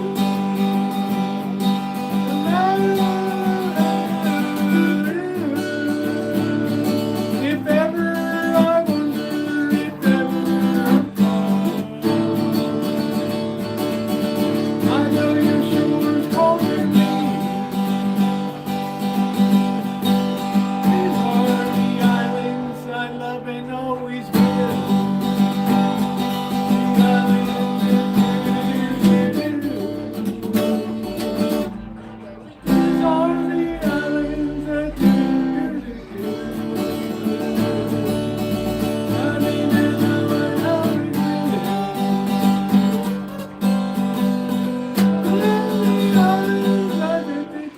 I wish I had a dobro.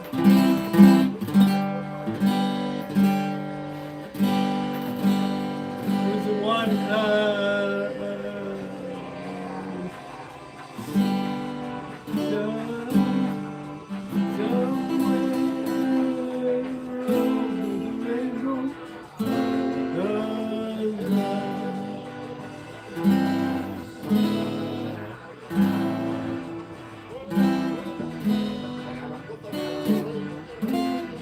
I was gonna do Brother Izzy Kabaka Baka Oli.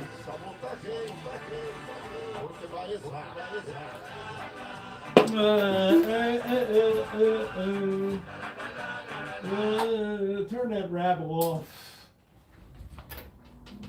The Songs of the Island. My favorite Hawaiian tune. Oh, P-Man, another ship's waves coming your way. Oh, P-Man, another swell's coming your way. Oh, P-Man, the sun. Oh, P-P-P, get your hat and run.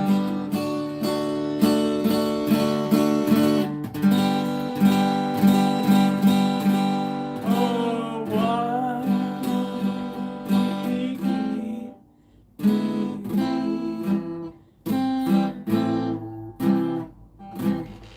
Jethro is the best brain surgeon. I loved it when he had that big big bowl of Kellogg's cornflakes. That was the very first product placement stuff there with that big bowl. Ah, Granny, I'm just having a bowl of breakfast. Jethro, you eating a pot down there.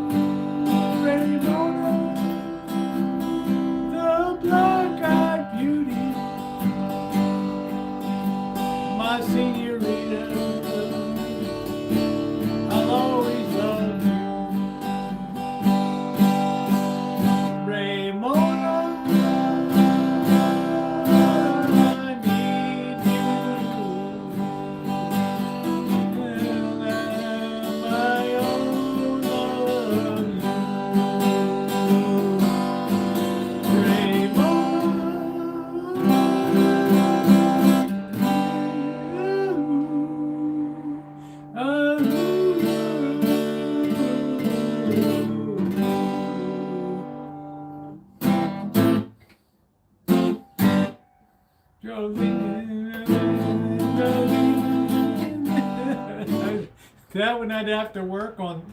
I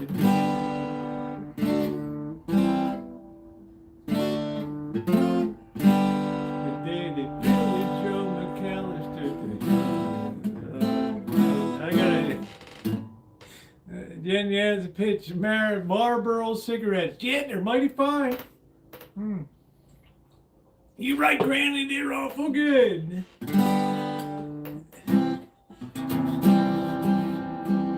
Green acres for me, farm living is for me.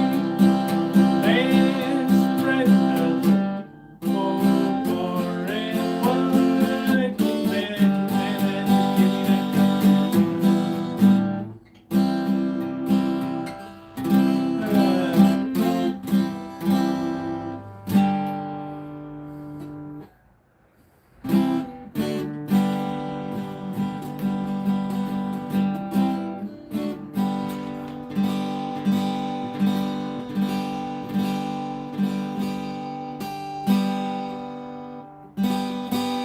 I just like Ellie Mae's trying something else.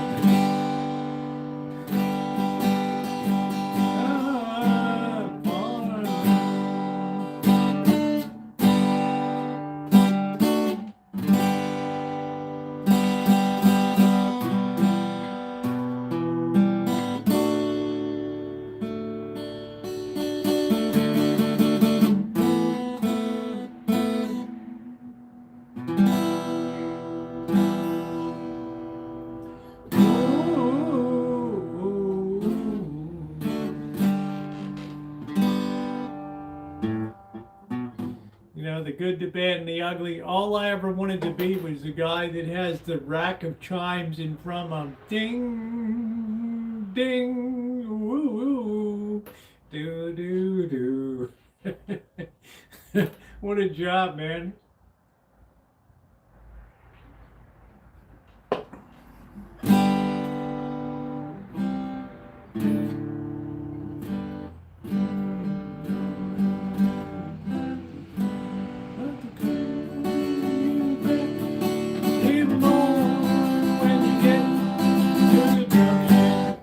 Petticoat Junction. Well, old Uncle Joe, he's a moving kind of slow at the junction. And lots of curves you've been, even more when you get to the junction. If you want the moonshine, we can rock right into that moonshine, baby. I've just got lubricated here. Make sure you hit that thumbs up button, guys.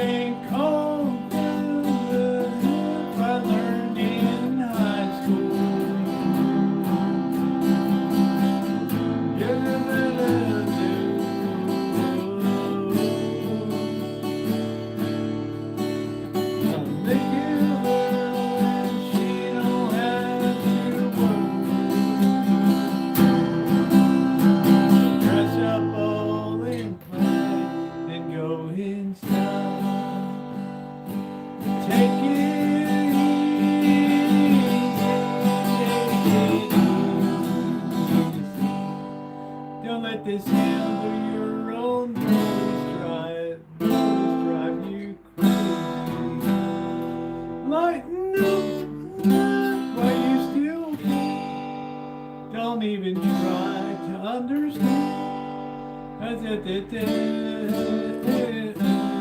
it easy. Could you please hold your drink of the type of beer? I'm Danny. I'm having Busch Light beer because it's the cheapest beer that still tastes good to me. I don't drink to get, I don't care about, I can't stand the harsh beers. Now it's time, bottled in bond under U.S. government supervision.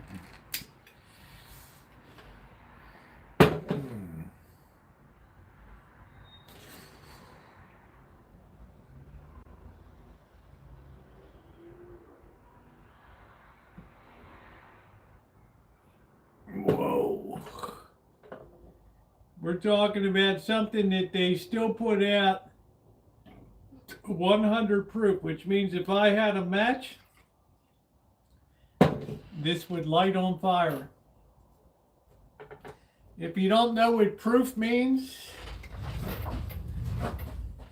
it's the way that the British used to tell if they were getting ripped off. They used one of the most important things when you were a British seaman, sailor, was getting your daily beer and bourbon, your grog.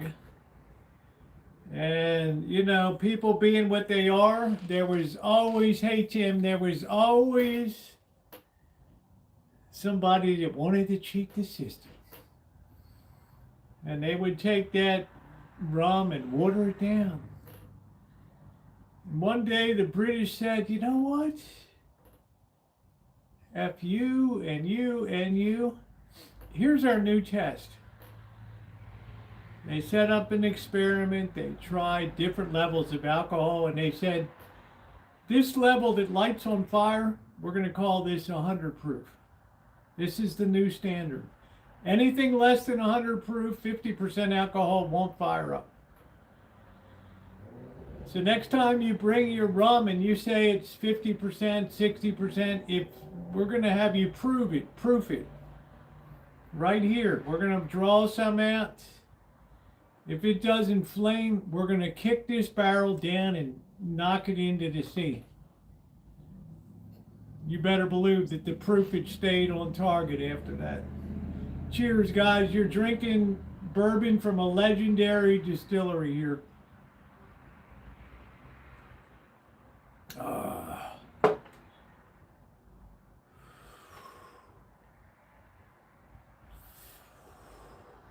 This is the compensation for Fridays.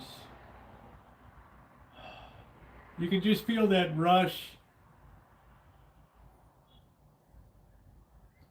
That tingle just move out.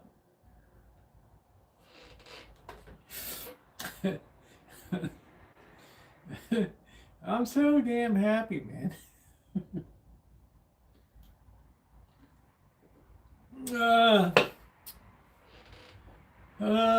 What we need is this songbook, guys. A lot of gals requested that I do the wedding song because it made some of them cry. And they Gmailed me and said, I can't believe you were playing that song. My brother got married and we sang along. His marriage lasted a year. It turns out that she was. But we sang a song and we gave a toast. Good old hearty cheer.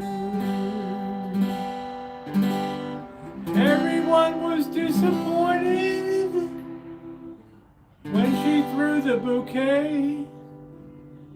It landed in the alligator pit and never came anybody's way. We should have learned from that. We should have taken it as a sign that they were screwed. And it was only a matter of time.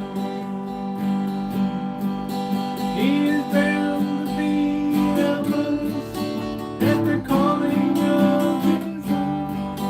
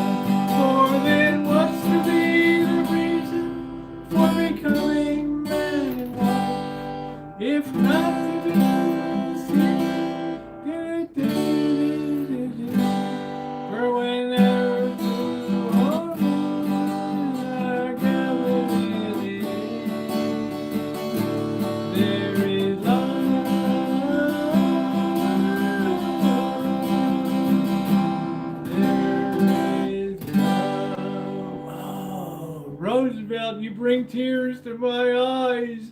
You get my vital juices flowing. That's what I do. Ah, shit.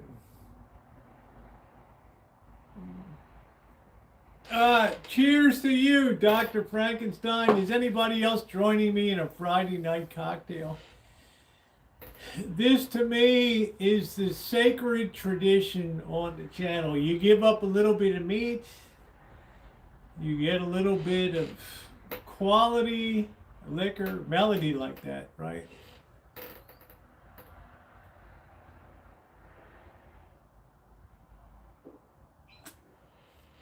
Oh man, she like that.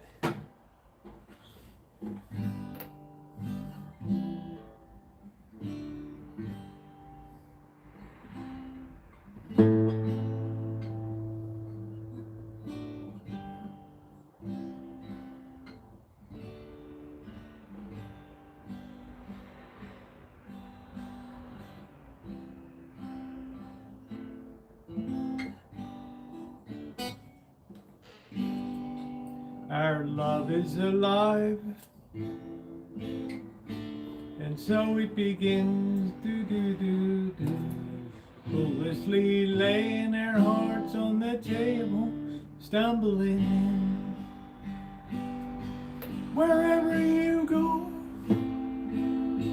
whatever you do, you know I love stumbling in. Susie Quattro. I'm getting too old and I see. Melody, you know, I'm going to be honest with you. I don't know how you are. I don't know how old you are, babe. I came to a point, my family's in great shape and everything. I came to a point where I was very happy with friendships and stuff. And it's me, the amazing thing in life is that friendships will often endure where other things don't, because most friendships don't make demands on people.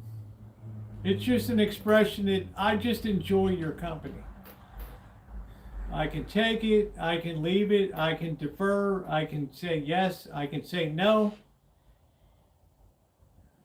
Marriage requires all in. Your first thought, oh, I don't want to do that, I don't want to eat at that place. Well, this is the person that you pledged, I would do anything in the world for you. Right? It's the whole basis of love. It's like, I'm never going to say that. And I guarantee you that shit's going to hold together like glue.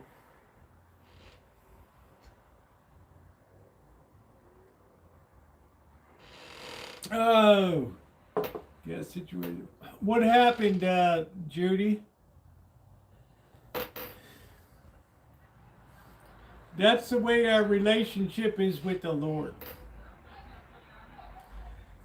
We say we love the Lord, and yet our actions say, you know, I love you, Lord, but I'm not going to do anything for you. How does that work in a real life human relationship? It's a fatal, I love you so much, but I'm not going to do a damn thing for you.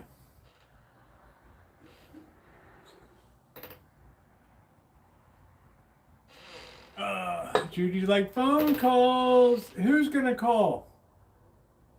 Who's going to call? Is Dr. Frankenstein going to call and debate? Look at Shemay. I love you with the love of the Lord.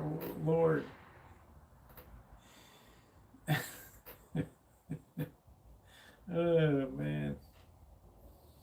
I love you, but I'm not going to do anything for you. True love is a 100% surrender. 100%. What's going on, Kelly? I'm taking over for Delilah tonight, Kelly. No, I don't have a lot of wisdom.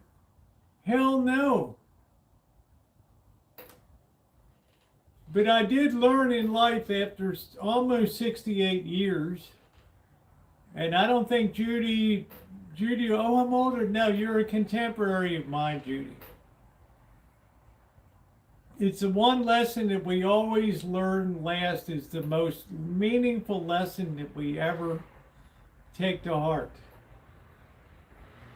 And, you know, it's all in or nothing. And the problem these days, everybody wants to be all in. Yeah, metal bats suck. It's same thing with softball. I can't talk about it, Kelly. I'm on the spiritual plane, honey. You're changing the tires on the airplane. I'm just saying. You ought to be ashamed of yourself.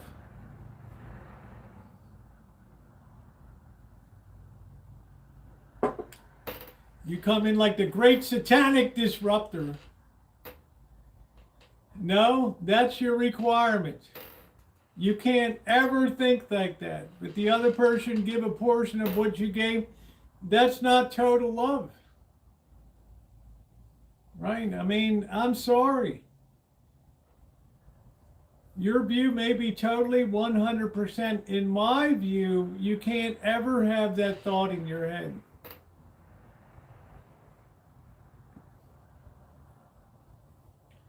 That's just me, Judy. That's just me. Right? Your mileage may vary, as I always tell people. Shemay tells me, Rosie, you're not a licensed minister. And you just go stumbling in. She says, you're covered by the blood of the Lord. You're okay.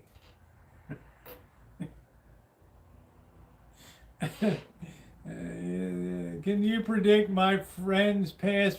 Honey, whenever you say predict, whenever you turn a tarot card, whenever you consult an astrology table, whenever you put a spell on somebody, voodoo,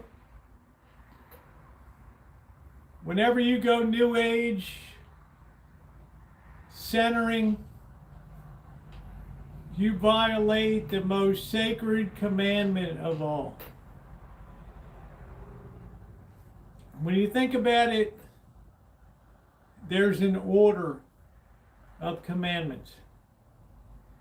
There's a reason why the first commandment is the first commandment. Why? Because the first three are vertical and the rest of them are horizontal. Shemay is that reverend? I know that. She'll correct me. Roosevelt, I'm going to beat you with this book. But I'm just saying, every time you turn a tarot card, everything that you do that pulls you away from that vertical is a statement that I don't need you. Stand over there. I'll be here.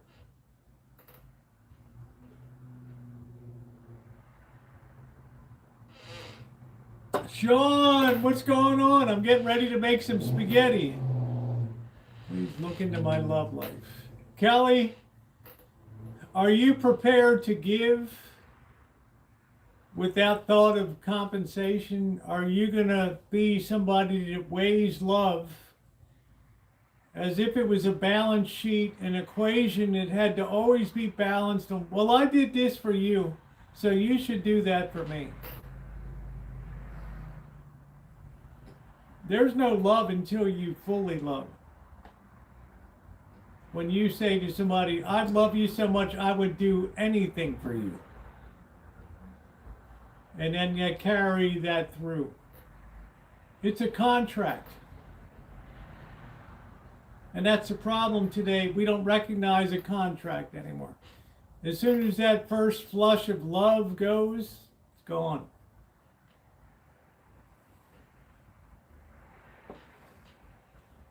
I know you don't look at things like that. 99% of the world doesn't look at things like that. They're always doing this. Did I get cheated?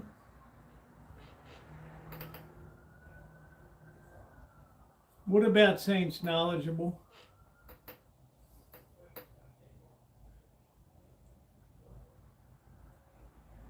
You know what, Knowledgeable? You don't have to believe any of that. People say, oh, well, the Pope says he's infallible. You know, people bullshit.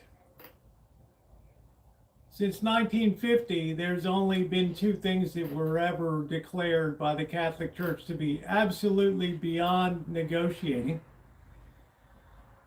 The virginity of Mary and the assumption of Mary into heaven, ex cathedra, sitting at the chair of Peter. That's it. Everything else, that Pope sitting on that seat is no better than you, no worse than you, exactly like you.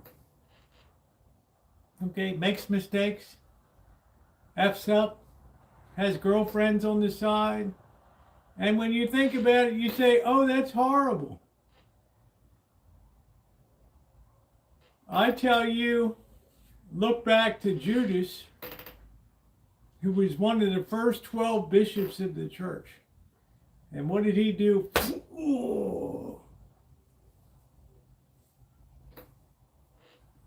If you ever live your life thinking that people in church are better, more esteemed, more holy than you, you've missed the whole point of it. Time got better when we put up with the Rosa. I'm happy to. Yeah. Sometimes it's difficult, Judy. Sometimes it's a penance on earth. And when you talk about physically laying your hands on people, you never have to endure that. Ever.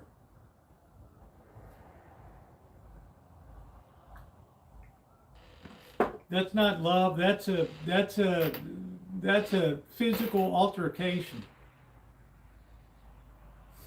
Exactly. It's an imperfect church. It's a perfect church run by imperfect people. If one of the original 12 bishops can knife the Lord in the back, anything can happen anywhere. Priest can have a girlfriend on the side. Priest can abuse a child. It's like, it's the human condition. Yeah, but he's supposed to, and this and that and the other. At the end of the day, don't fool yourself.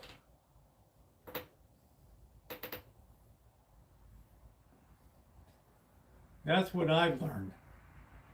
There's something, a spiritual gravity that constantly presses down on people to be corrupt, to enjoy their corruptness. It takes a fantastic amount of effort to pull yourself out of that, but that doesn't come from people pulling sideways. It comes from something pulling you vertical. Otherwise, you're just pushing on a rope.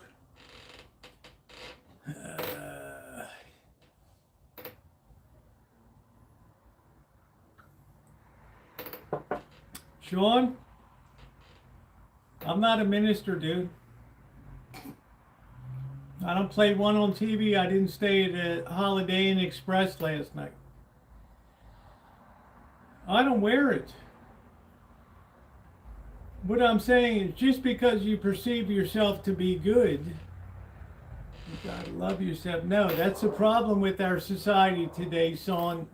Too much self-love.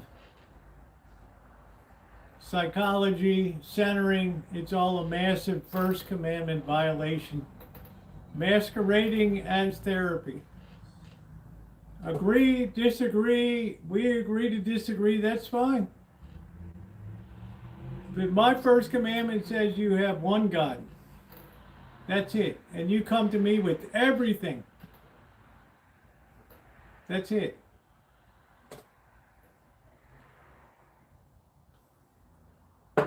You may disagree. Your mileage varies. That's fine. I love like Live Memorial Church and other places that do that. But if you seek out a faith that affirms the way you want to live, no, I'm not a good man, Sean. I'm the worst of the worst of the worst. I've got a hell of a lot to answer for one day. But you know what? At least I'm pointed, I think, in the right direction. We're eating spaghetti. We're going to prepare it now, Peter North. I'm not here to have a sermon on the dismount. Yeah, she prays for me every day. And that's a beautiful thing. I made way too much spaghetti here.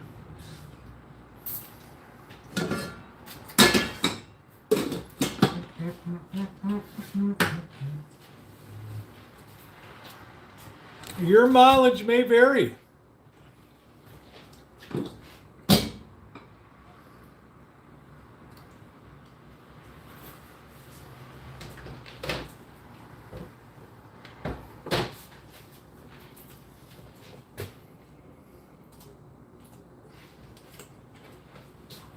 I've never told anybody what to believe or what not to believe.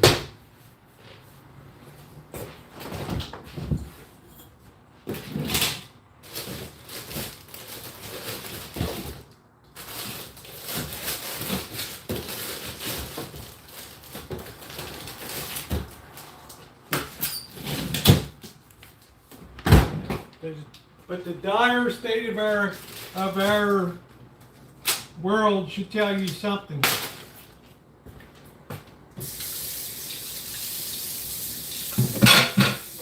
And I would tell Seattle Beauty, nobody deserves to be abused.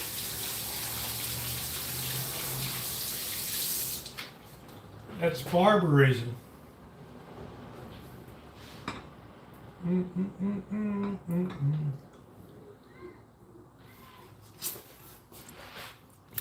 Plain and simple. You don't owe anybody anything. Wow, this is the strongest garlic I've ever smelled in my damn life. Wow, it's almost nuclear. I haven't done anything, Sean. Don't ever say that. I will deny. I have a model of giving that I will never measure up to, and you know who that is.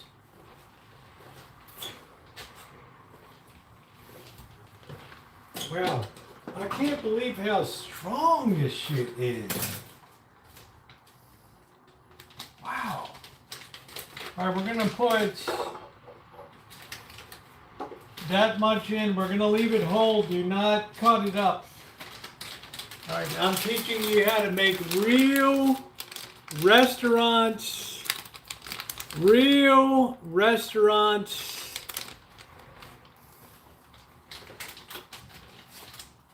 spaghetti here. Real restaurant spaghetti.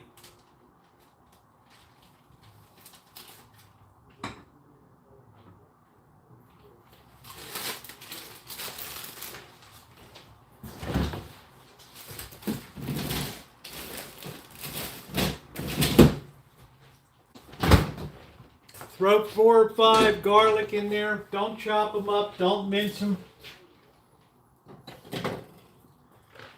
Open up a can of tomato sauce. You're going to use half the can tonight. Open up a can of diced tomatoes. You're going to use the whole can. Make sure to drain it out.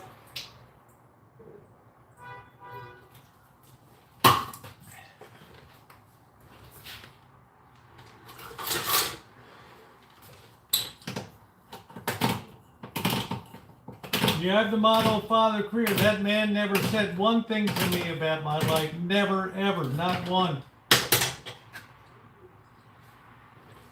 But watching him, I knew what dedication and love was about. All right. We're all set. We got our spaghetti on the side. We also have pasta water. Don't throw out your pasta water. Do not throw out your pasta water. Let's put the heat on.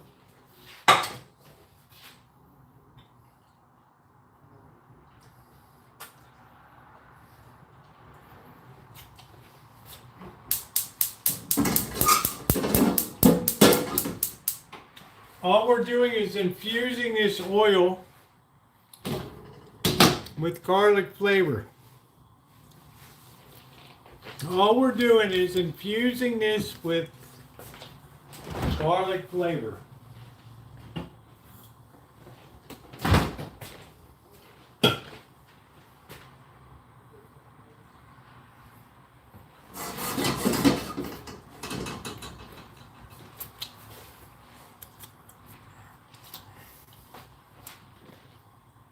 After a while, we're going to remove the garlic.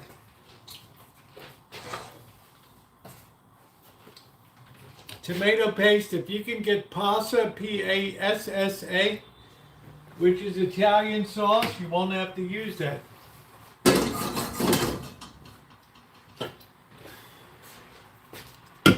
Do do do do do do do do do do do do do.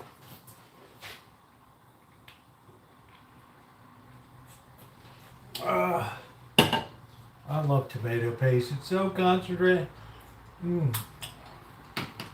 I made it on the channel one time. All you're doing is reducing tomato sauce and you get very little left at the end. Oh yeah. Let that infuse. You're going to be removing that.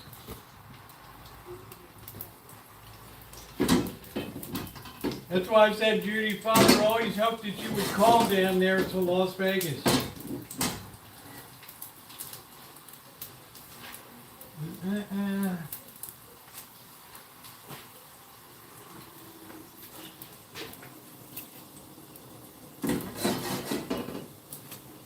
All right, we're letting that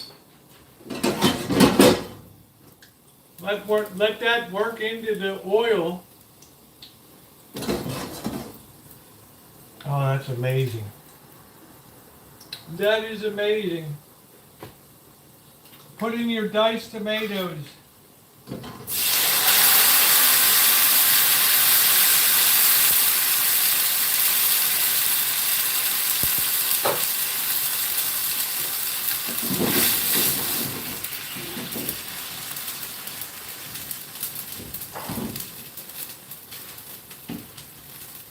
Put your diced tomatoes in right there.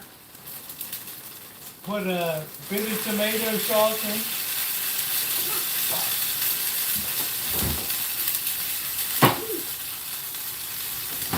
If you can get P-A-S-S-E,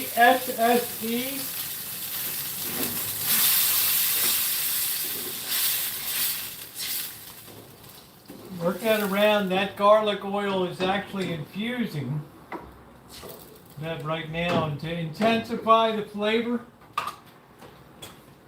you're going to put a big rounded gob of tomato paste in there.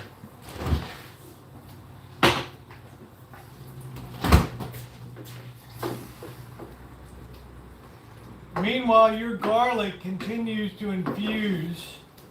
The thing about this is your sauce doesn't break. You pour sauce over something, all of a sudden very watery and everything else. This sauce doesn't break. And to me, that's the greatest thing in Italian cooking. You can get some Italian seasoning if you want. You don't need it, but you can. We're going to give a shake of pepper here.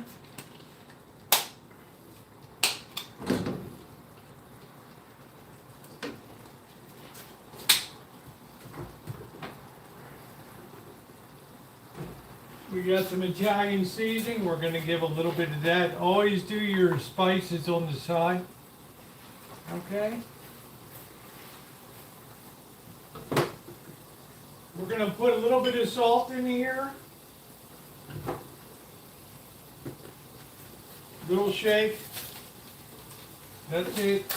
Just a little bit.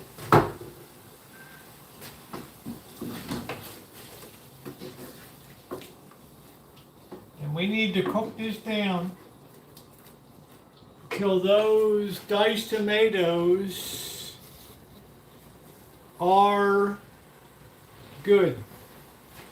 You need to take the metallic off of them. Do not put your pasta in yet. You have your pasta water on the side. Whenever you cook your pasta, save the pasta water. This is the difference between restaurant spaghetti and what you make at home.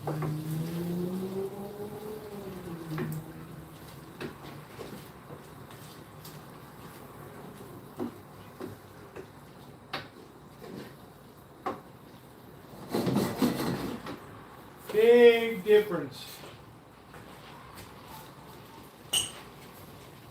I can smell that garlic, which is wonderful.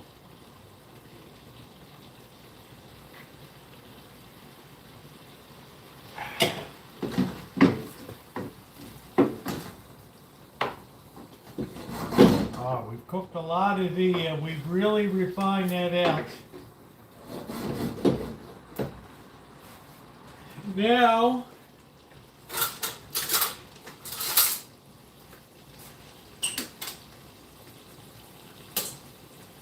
remove your garlic. All you use the garlic for was seasoning. That's it.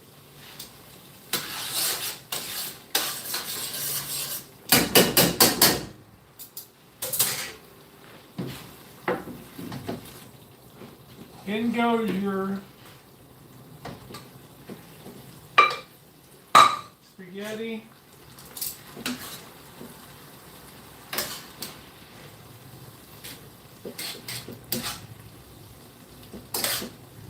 You want to work that, separate, move it all around.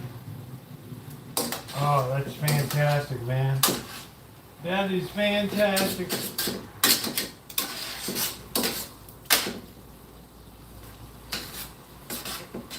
Look at that. I mean, that's what I'm talking about right there. You want to take real spaghetti made from scratch. We're not done yet. We're not done yet.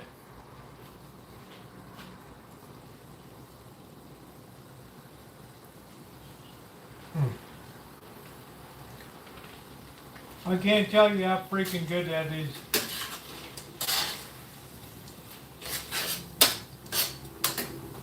Now you want to get your ladle, get your pasta water.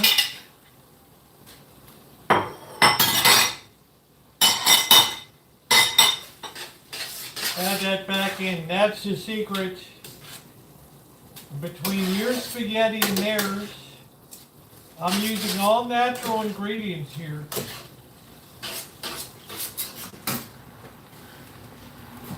Make sure to save your pasta water.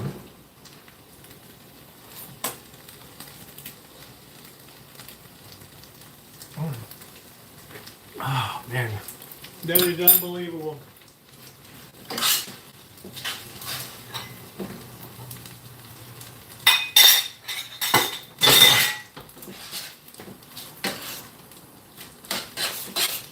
You cook that down, you will never have spaghetti the same in life again. Every time you order spaghetti in a good restaurant, that's the way it should be prepared.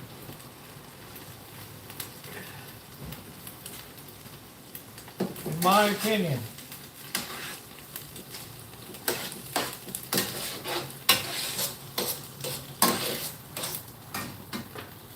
Look at how fantastic that looks. I mean, my friends, that is spaghetti for a Friday night. You take your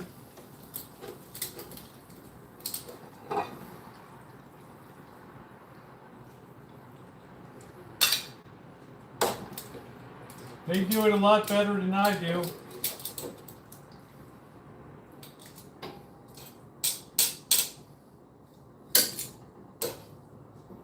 You don't need to buy that jarred shit.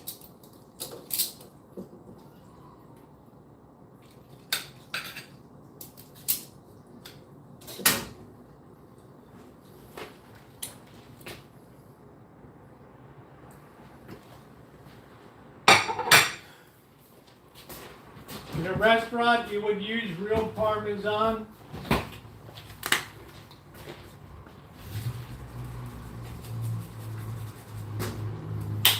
That's it.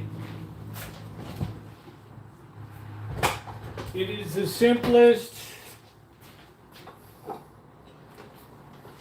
and tastiest spaghetti you will ever make. That pasta water is what separates. There's nothing leaking off my plate.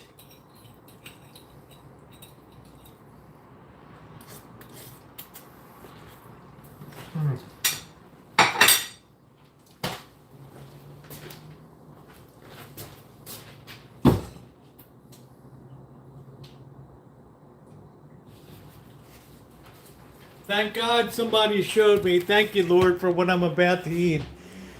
Thank goodness somebody showed me how to make true restaurant quality spaghetti. Because that spaghetti I just made is amazing. What the hell's going on here?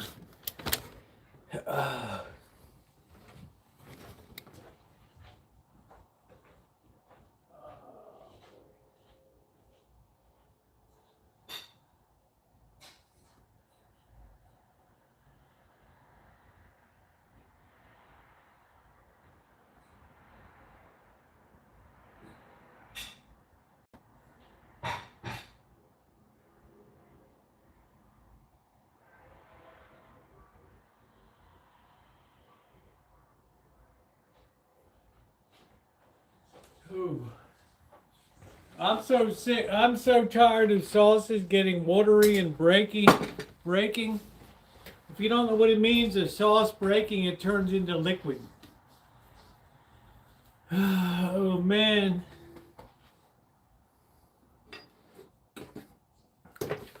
We're gonna try a bit of this. It's the way it is. I'm telling you, Judy, it changed my life.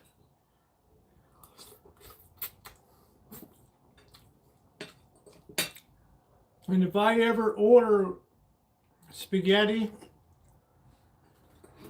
in a real Italian restaurant, that's exactly the way it comes out. No liquid leaking all over. Unbelievable. Your mileage may vary. You might think I'm full of shit. But that is, without a doubt, absolutely, hands down, better than anything that comes out of a jar. You know, that's very labor intensive, wine country. It's good, it's fun. It's like when I'm growing onions.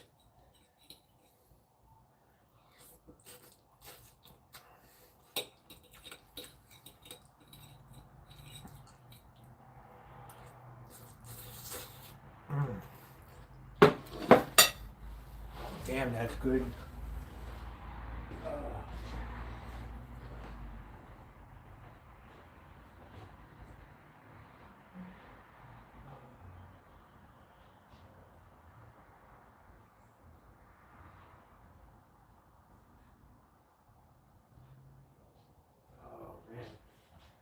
That is just fantastic. I'm looking for my glass. I don't know where the hell my glass went. Oh. Oh. You'll never go back. You'll never ever make spaghetti the same way again. And also, when you make meatballs, bake them. Don't fry them.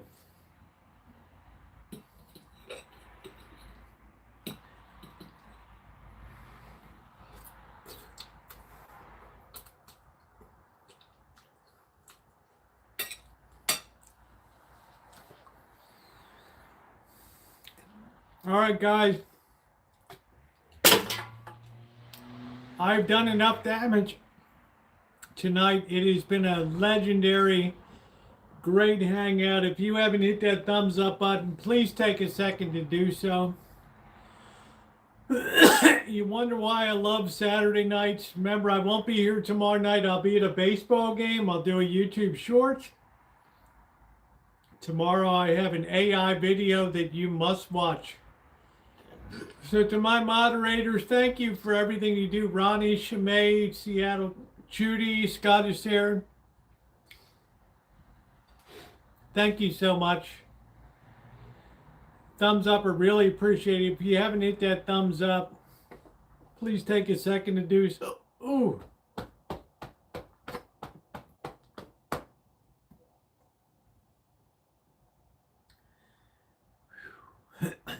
Good night, everybody.